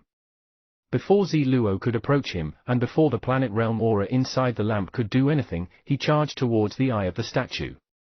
He could sense uncontrollable excitement and agitation emanating from the will inside the demonic eye art as he charged. He narrowed his eyes and slowed down slightly. A thunderous boom erupted behind him, and Ziluo charged out of the seal in the next moment. The planet realm aura inside the lamp unleashed its full power, roaring and transforming into a huge, translucent palm that made a grab for Wang Baoli. The will inside the demonic eye art started to panic after Wang Baoli slowed down. It wasn't to be blamed for its irrationality. The chance that it had been waiting a long time for had finally appeared right before its eyes. Its longing was stronger than Wang Baoli's. Even though it knew that Wang Baoli had intentionally slowed down, it couldn't stop itself from striking. The will roared and cast another illusory spell at the planet realm palm and Ziluo, who had come charging at Wang Baoli. Amidst thunderous booms and waves of spirit energy surging across the air, the will inside the demonic eye art unleashed a second attack to thwart the pursuit of Wang Baoli's enemies. Wang Baoli sped up instantly and rushed at the statue's eye, reappearing next to the statue instantly. The planet realm cultivator from the Violet Gold civilization and Ziluo roared furiously as they watched him collide with the statue's eye, phasing straight through the statue effortlessly. Ziluo caught up with Wang Baoli just as the latter disappeared into the statue. He unleashed his full power and struck the statue's eye. However, no matter how hard he struck the statue, its eye remained unchanging and unmoving, keeping Ziluo outside. The statue's origins are mysterious. It's probably a statue of the first emperor of the Divine Eye civilization. Unless one possesses eternal star realm cultivation, it's likely impossible to force your way inside. The palm that had been formed from the planet realm aura inside the lamp had transformed into a blurry outline of a person. The indistinct figure eyed the statue, snorted, then paid no further heed to Ziluo. Instead, he turned around and returned to the lamp. His voice continued to reverberate in the imperial cemetery after he had vanished inside the lamp. He Yunzi, the window of opportunity has passed. It doesn't matter whether that kid lives or dies inside the Divine Eye imperial cemetery. Neither bodes well for us. Now, the only solution is to force a descent and stabilize the situation. You should make up your mind quickly. Yunzi listened to what the planet realm cultivator had said, then turned and saw the flicker of icy light in Ziluo's stormy eyes. The other two princes standing next to him appeared slightly uneasy too. They turned and looked at Yunzi. Yunzi felt torn. He had been forced into a tough spot today. He hadn't expected the old emperor to go behind his back and commit those deeds. At the same time, he knew very well that the intruder who had barged in upon them earlier had emanated an aura that had belonged to the first emperor of their royal clan. The first emperor is clearly trying to resurrect himself, and he's probably going to succeed. What awaits me then will be. Visible red veins appeared in Yunzi's eyes, and an aura of madness radiated from the man as he spoke in a dark, heavy voice. The treasonous greater sects have pushed us too far. First, they surrounded us, and now, they've sent assassins to infiltrate the royal clan, kill our emperor, and rob us of our clan's ancestral power. They'll have to answer for that. From this day on, I'll temporarily take over as the head of the Divine Eye civilization. I swear to restore our royal clan's ancestral power, eliminate the three greater sects, and avenge our emperor. I'll stop at nothing to restore our royal clan to its former glory. I'll use our royal clan's power to unlock the Eye of the Eternal Star, and invite the Violet Gold civilization to descend upon our civilization and aid us in sealing the imperial cemetery. They'll help us send the cemetery into the realm of the 9 spectrals, then help us destroy all treasonous elements in the Divine Eye civilization. Agreed. A cold, dark voice rang out from the lamp. Flames surged out of the lamp and flooded the area, surrounding the statue and transforming the ground under the statue into soft mud. The statue rapidly sank into the ground, vanishing from the surface of the earth and disappearing into what Yunzi had called the realm of the 9 spectrals. 9 spectrals was simply a name given to an underground space sealed away under the surface of the Divine Eye civilization. It was worlds apart from the visible part of the Divine Eye civilization. According to concepts that were understood on Earth, everything in the universe had 2 sides. There was life and death, and there was light and darkness. To a certain degree, the 9 spectrals was akin to the underworld. Those who were alive and stepped into this realm would find it extremely difficult to leave again. He didn't turn back after he had said everything. He led the royal clan and Zi Luo's people away, departing swiftly. What awaited them was something that was to be ended in the quickest time possible, something that the three greater sects hadn't been prepared for and which they had just started. It was a war. The royal clan was unprepared as well. They were unable to fully unlock the Eye of the Eternal Star and allow the distant Violet Gold civilization to make a one-time, complete descent upon their civilization. However, time was of the essence. Instead of hesitating and waiting, it was better to act decisively. That way, they would be able to launch an unexpected attack and overpower their enemies swiftly. A war was about to break out. At that moment, inside the eye of the statue that had been sealed inside the realm of the Nine Spectrals, within the real imperial cemetery of the Divine Eye civilization, Wang Baoli had also reappeared. Upon reappearing and seeing what was around him, he momentarily froze in shock, and a strange light flickered in his eyes. This place. Chapter 847, Bait. Chapter 847, Bait.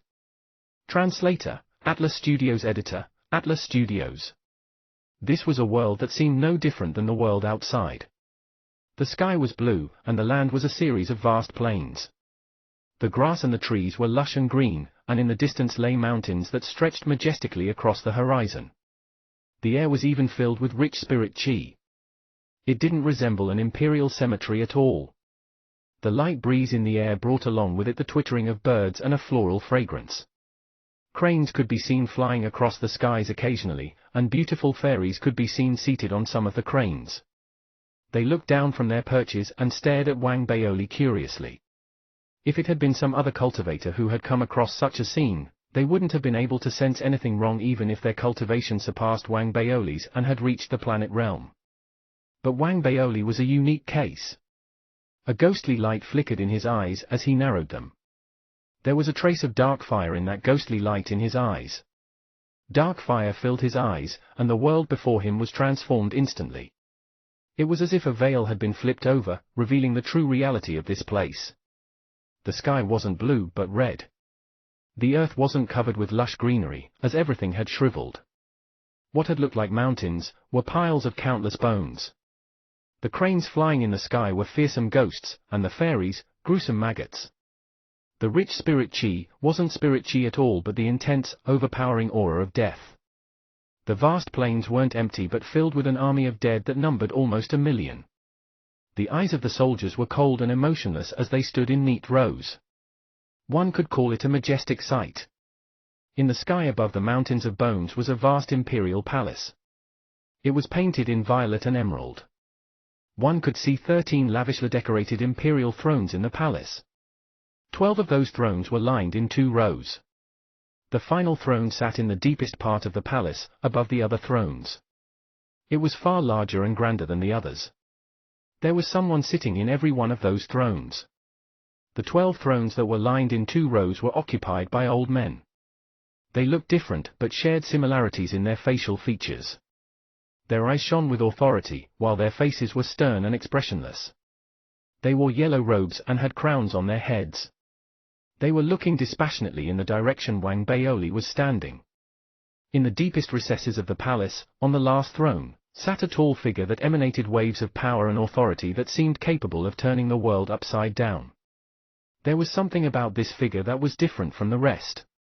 He had no facial features. His face was completely blank. A strange look appeared on his face when he realized what he was looking at.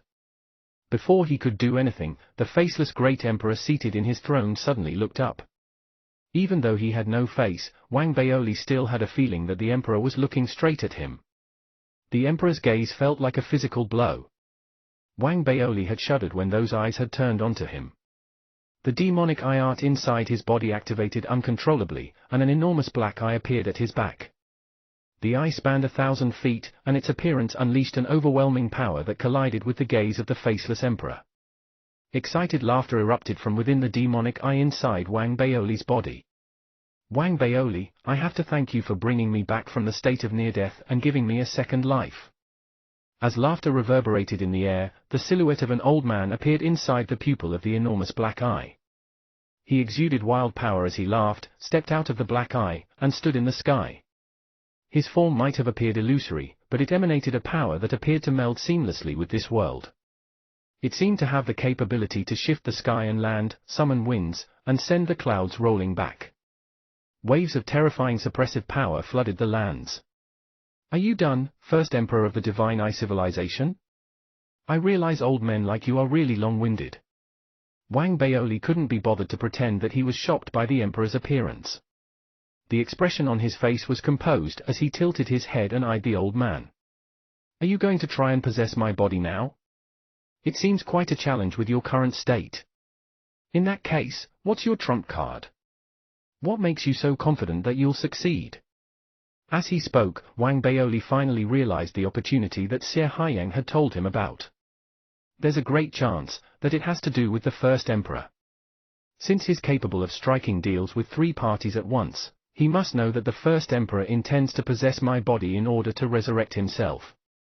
My opportunity has to do with the first emperor himself. I should be right. Xie Haiyang might have tricked me, but it's unlikely that he's trying to get me killed.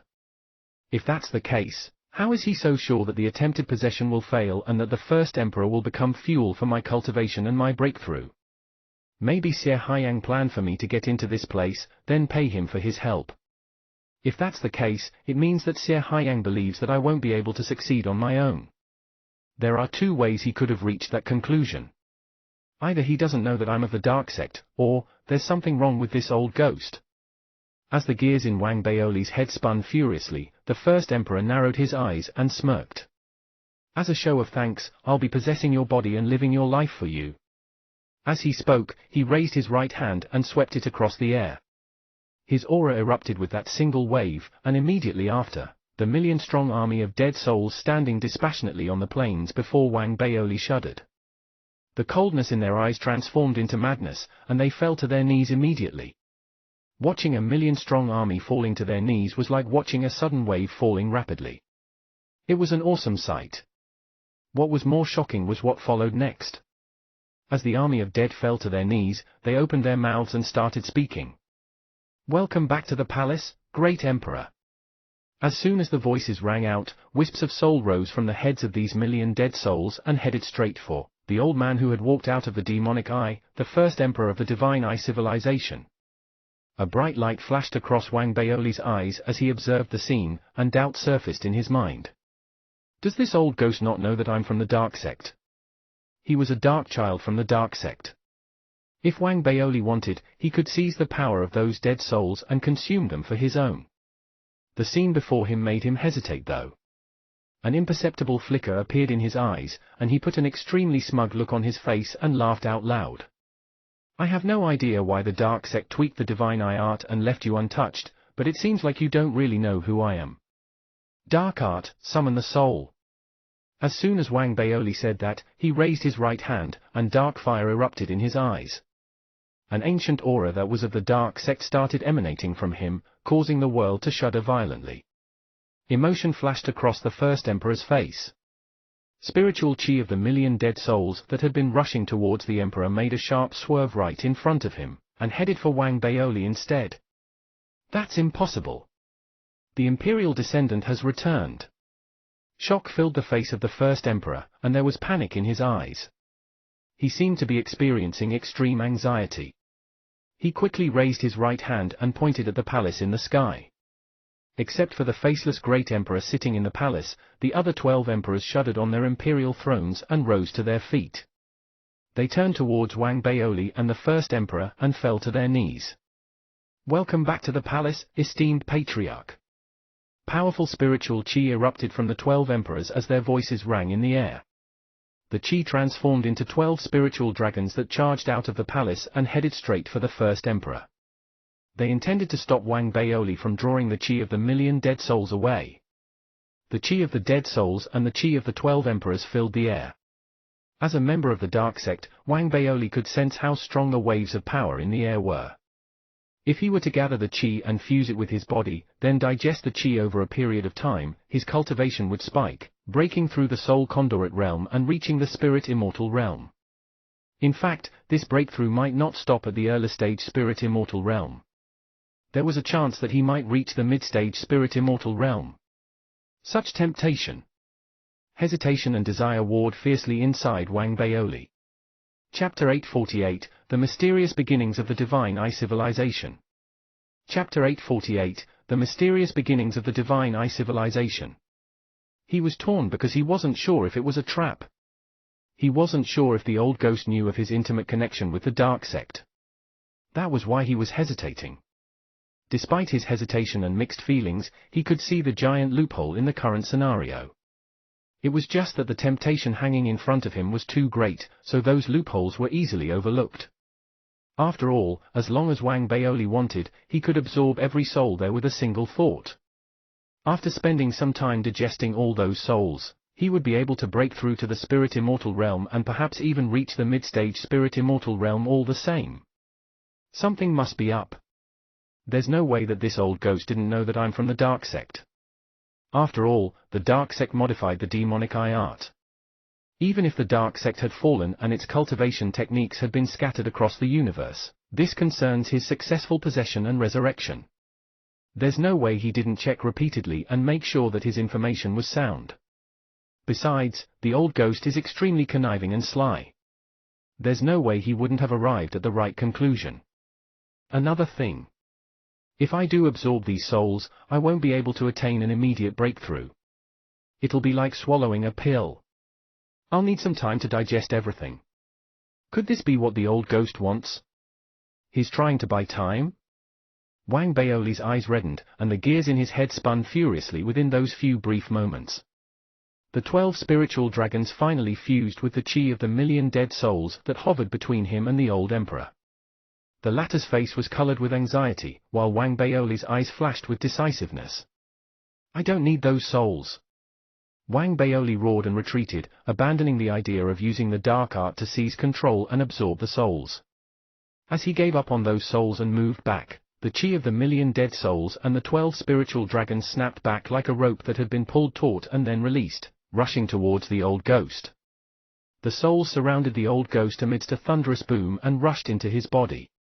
They seemed to share the same bloodline and origins as the old ghost, and as a result, the old ghost didn't need to wait for the souls to be digested. His cultivation rose immediately. He reached the perfected soul conduit realm instantly, and still, his cultivation continued to climb.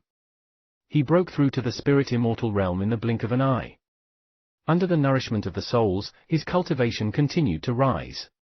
However, Wang Baoli didn't hear any excited laughter from the old ghost as he retreated. Instead, what he heard was a growl filled with resentment and regret. Wang Baoli's eyes flashed at the sounds the ghost was emitting. He knew instantly that he had been right. The old ghost had laid a trap for him. His hands flew around in a flurry. Instantly, Xie Haiyang's jade slip appeared in his left hand, and the Flame Patriarch's jade slip appeared in his right. He didn't send a voice transmission, only pulling them out as a precaution. Wang Baoli began chanting the Tao scripture under his breath as he tightened his grip on both jade slips. The old ghost's cultivation was still rising, though the features on his face had contorted into an ugly expression. The loss that he was feeling slammed into him like a tsunami, and violence rose within his heart uncontrollably. Cursed! Wang Baoli, I can't believe that you didn't absorb it with the dark art. His roars reverberated in the air. He hadn't wanted to absorb those souls at all. Even though they helped in the recovery of his cultivation to a certain degree, it was merely a partial recovery. Compared to this, he much preferred a smooth and successful possession and resurrection. That was what he truly longed for. He knew that Wang Baoli belonged to the dark sect, but he had pretended not to know so that he might unleash the power of those dead souls and use them to reel Wang Baoli in. He wanted Wang Baoli to lose his reason in the face of such great temptation.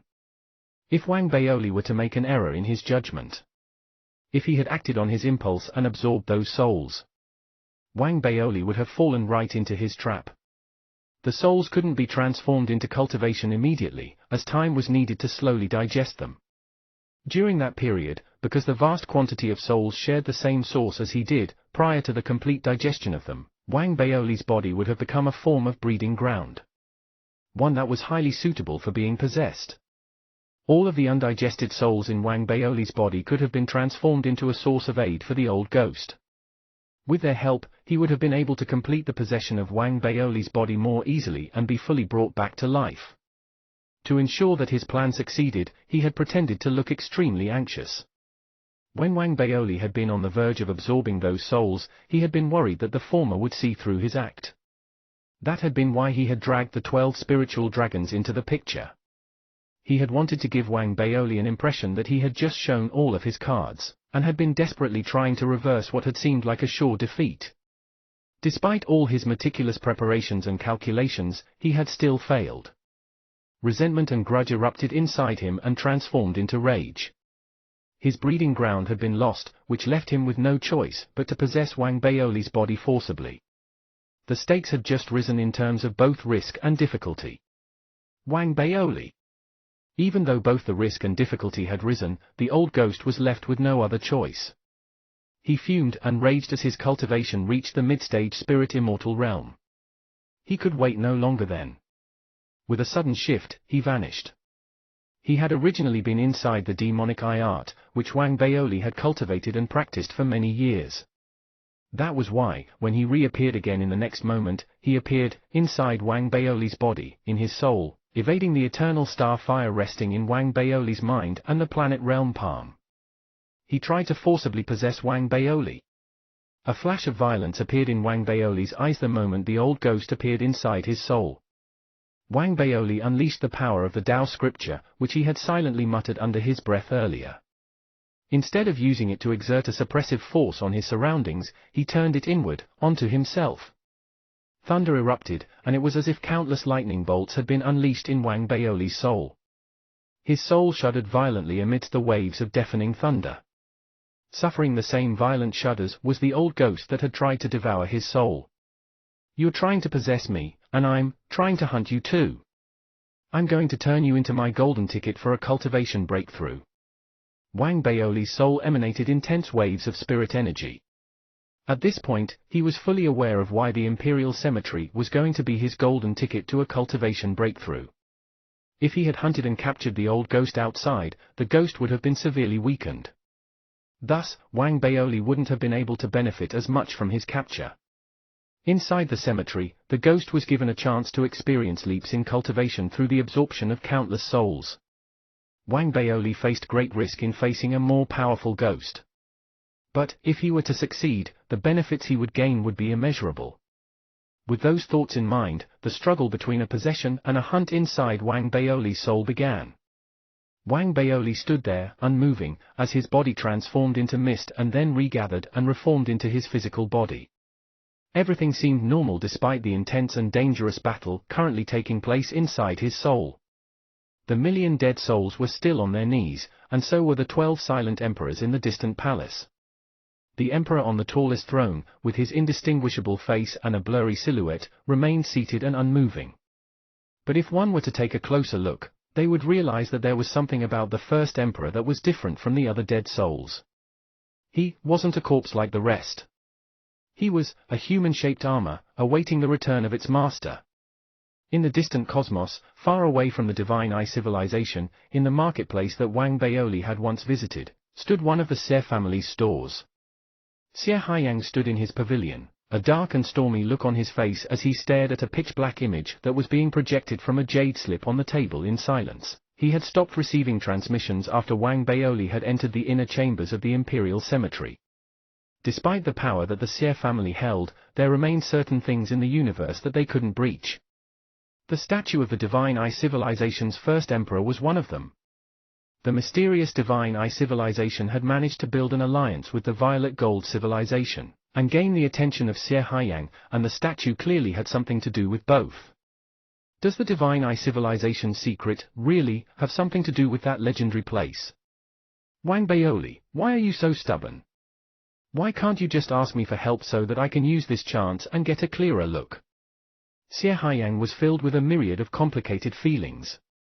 The old man who was sitting in front of him sighed. He picked up the jade slip, then looked up and stared at Xie Haiyang. "Young master, the Violet Gold civilization has made a move. The Divine Eye civilization's royal clan is conducting a sacrificial ceremony.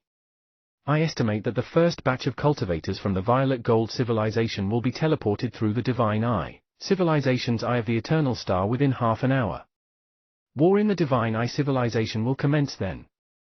There will be 3 planet realm cultivators in the first batch of cultivators from the Violet Gold civilization. Chapter 849, The Beginning of a War. Chapter 849, The Beginning of a War. As Xie Haiyang listened to the old man's report, He Yunzi was leading the severely sealed royal clan in a grand sacrificial ceremony on the main star of the Divine Eye civilization. Zi Luo, the perfected spirit immortal realm cultivator from the Violet Gold civilization, served as support, while the planet realm cultivator resting in the lamp served as tinder. He Yunzi steered almost all members of the royal clan into gathering at a single location. Even those with the most remote blood relations to the royal clan had arrived. There were more than 100,000 of them, all of them clustered in the royal city. The grand ceremony was initiated via the bronze lamp's bloodline. At that instant, everyone's bloodline began to rouse. Beams of light radiating from their bloodline surged out and flooded the entire royal city in a sea of red.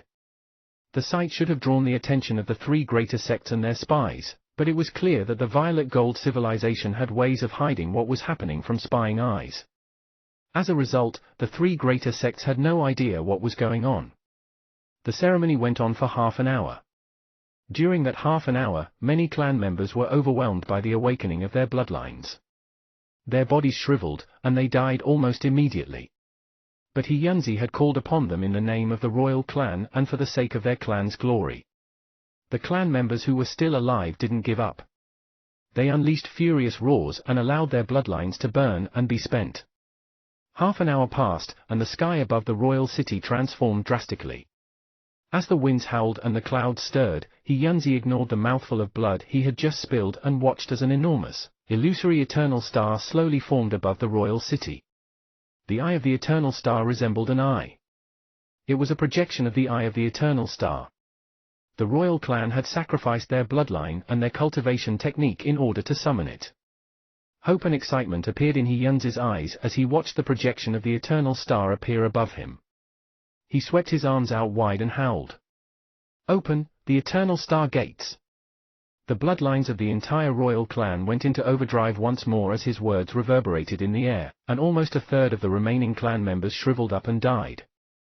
Every beam of red light rushed towards the bronze lamp in that instant. The light within the lamp turned crimson red, and rushed towards the sky in a single pillar of intense light that charged straight at the projection of the eternal star.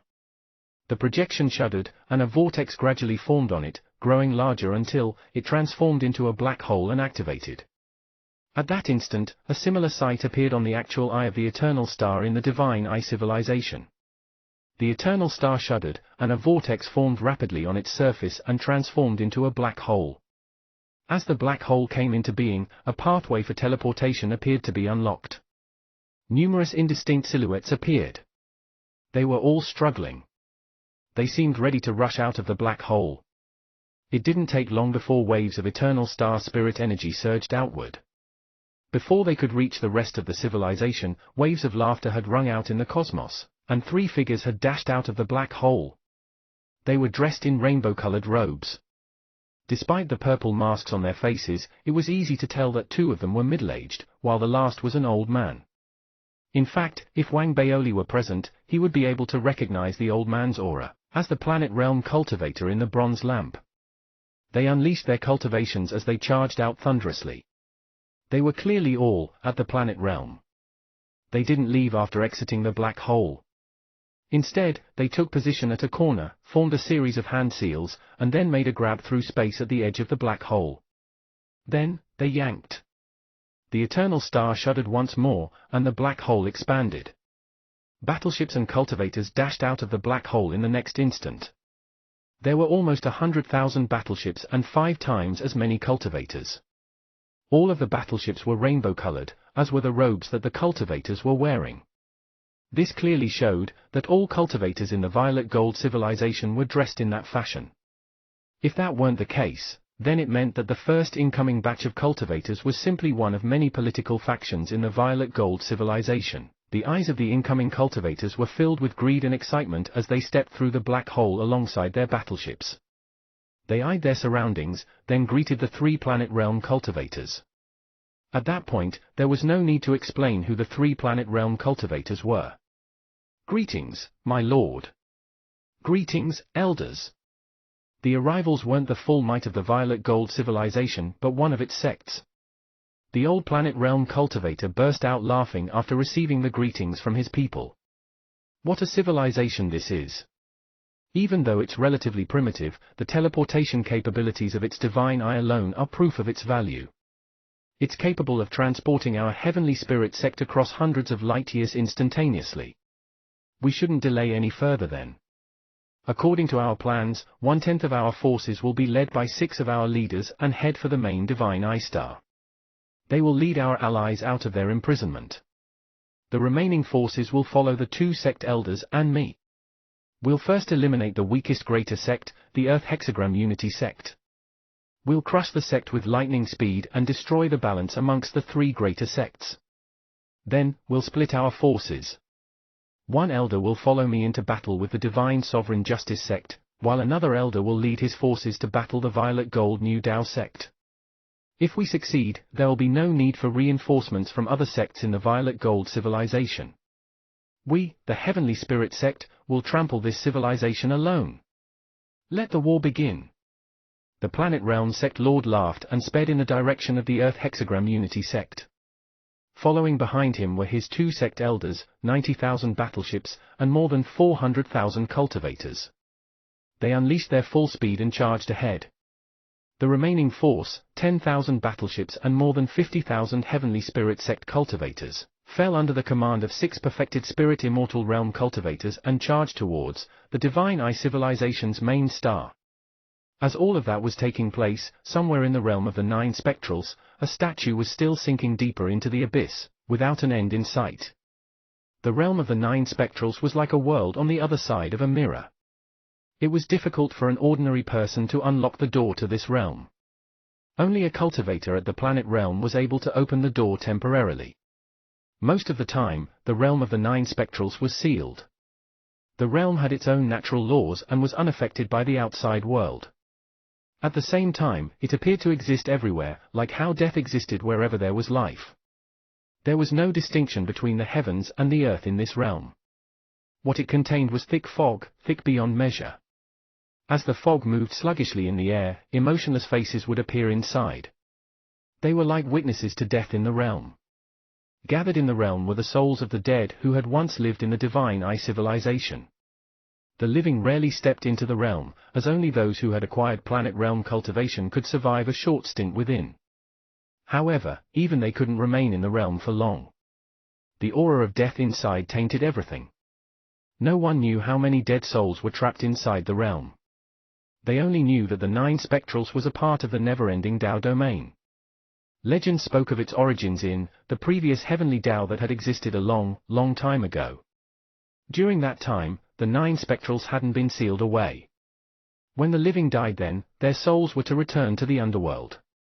It hadn't mattered if one had been an ordinary soul or had a soul that had belonged to a powerful person.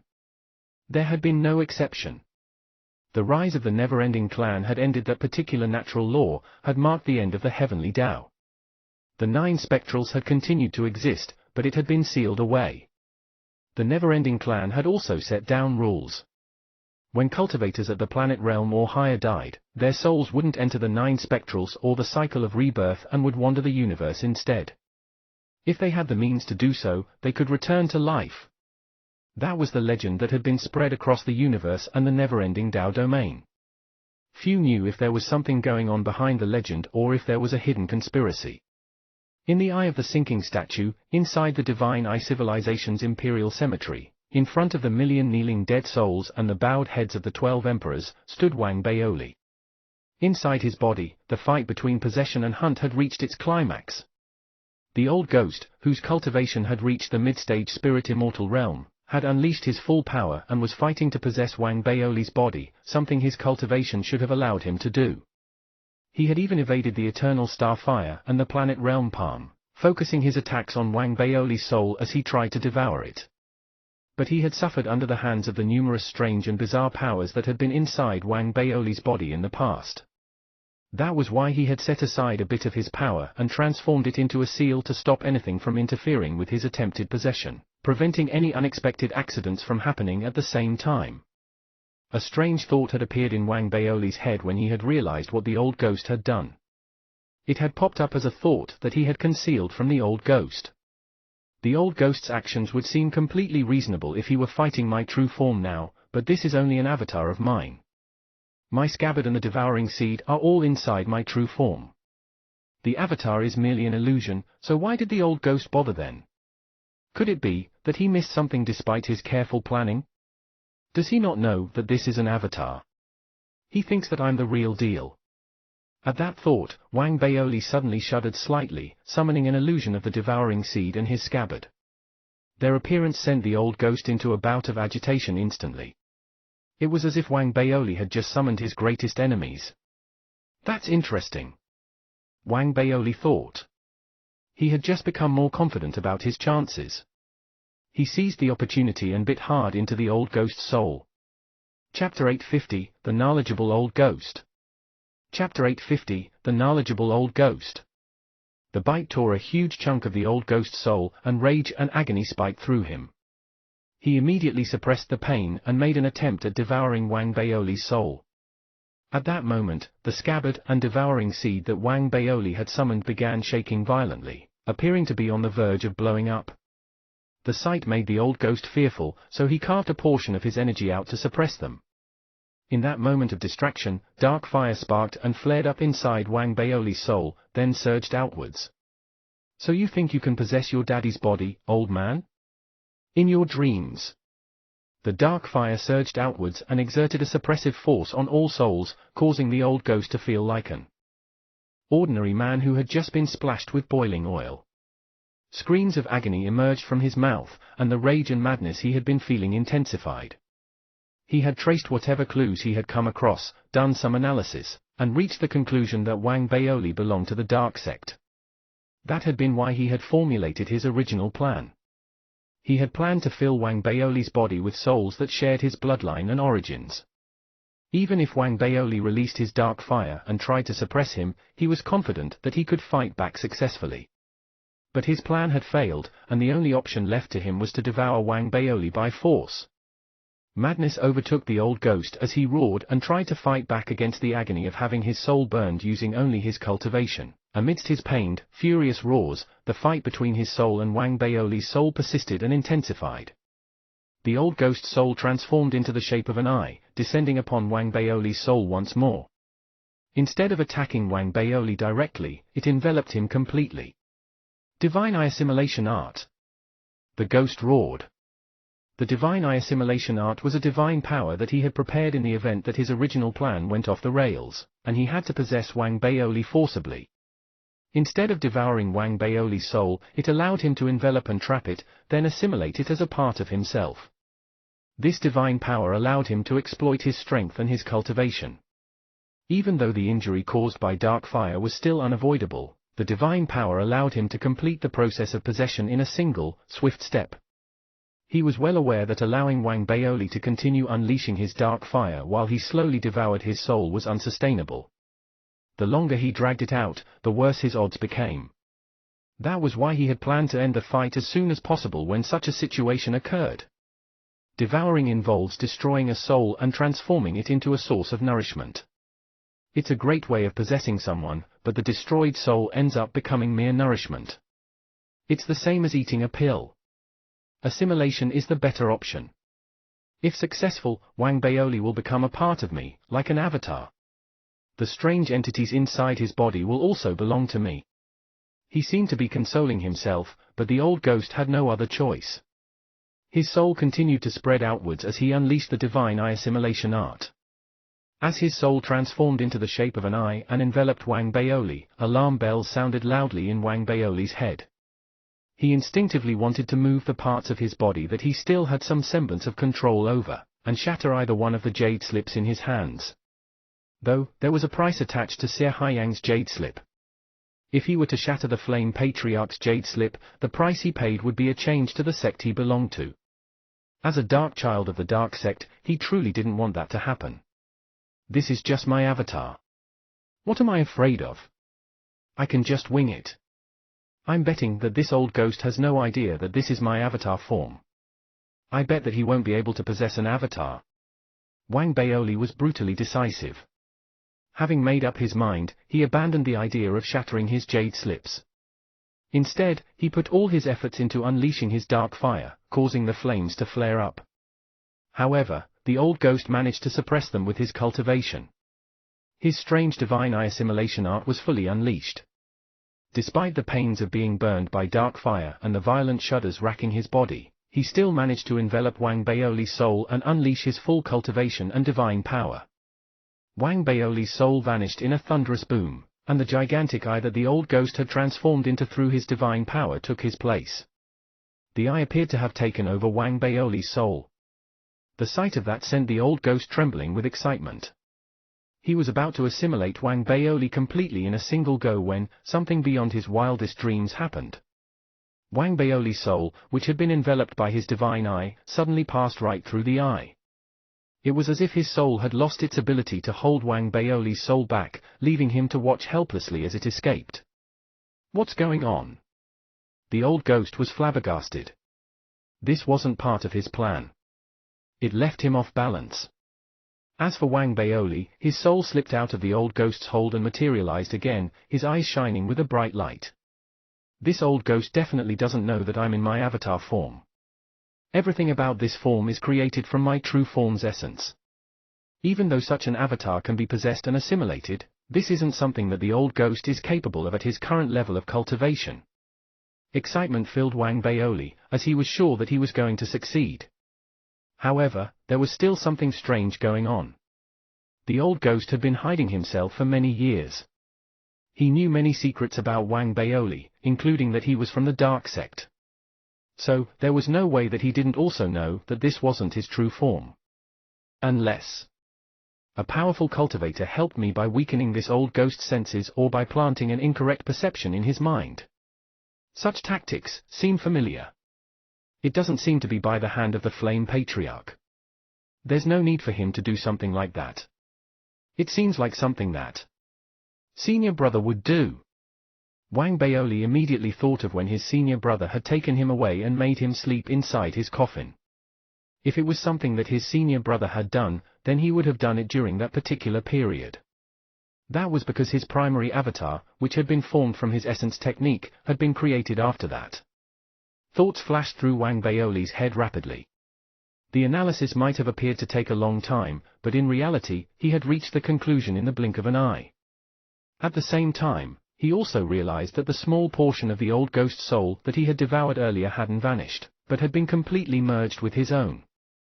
He burst out into laughter at that thought, and greed shone in his eyes. He stared at the old ghost as if he were staring at some rare and incredible pill. His soul lunged towards the old ghost.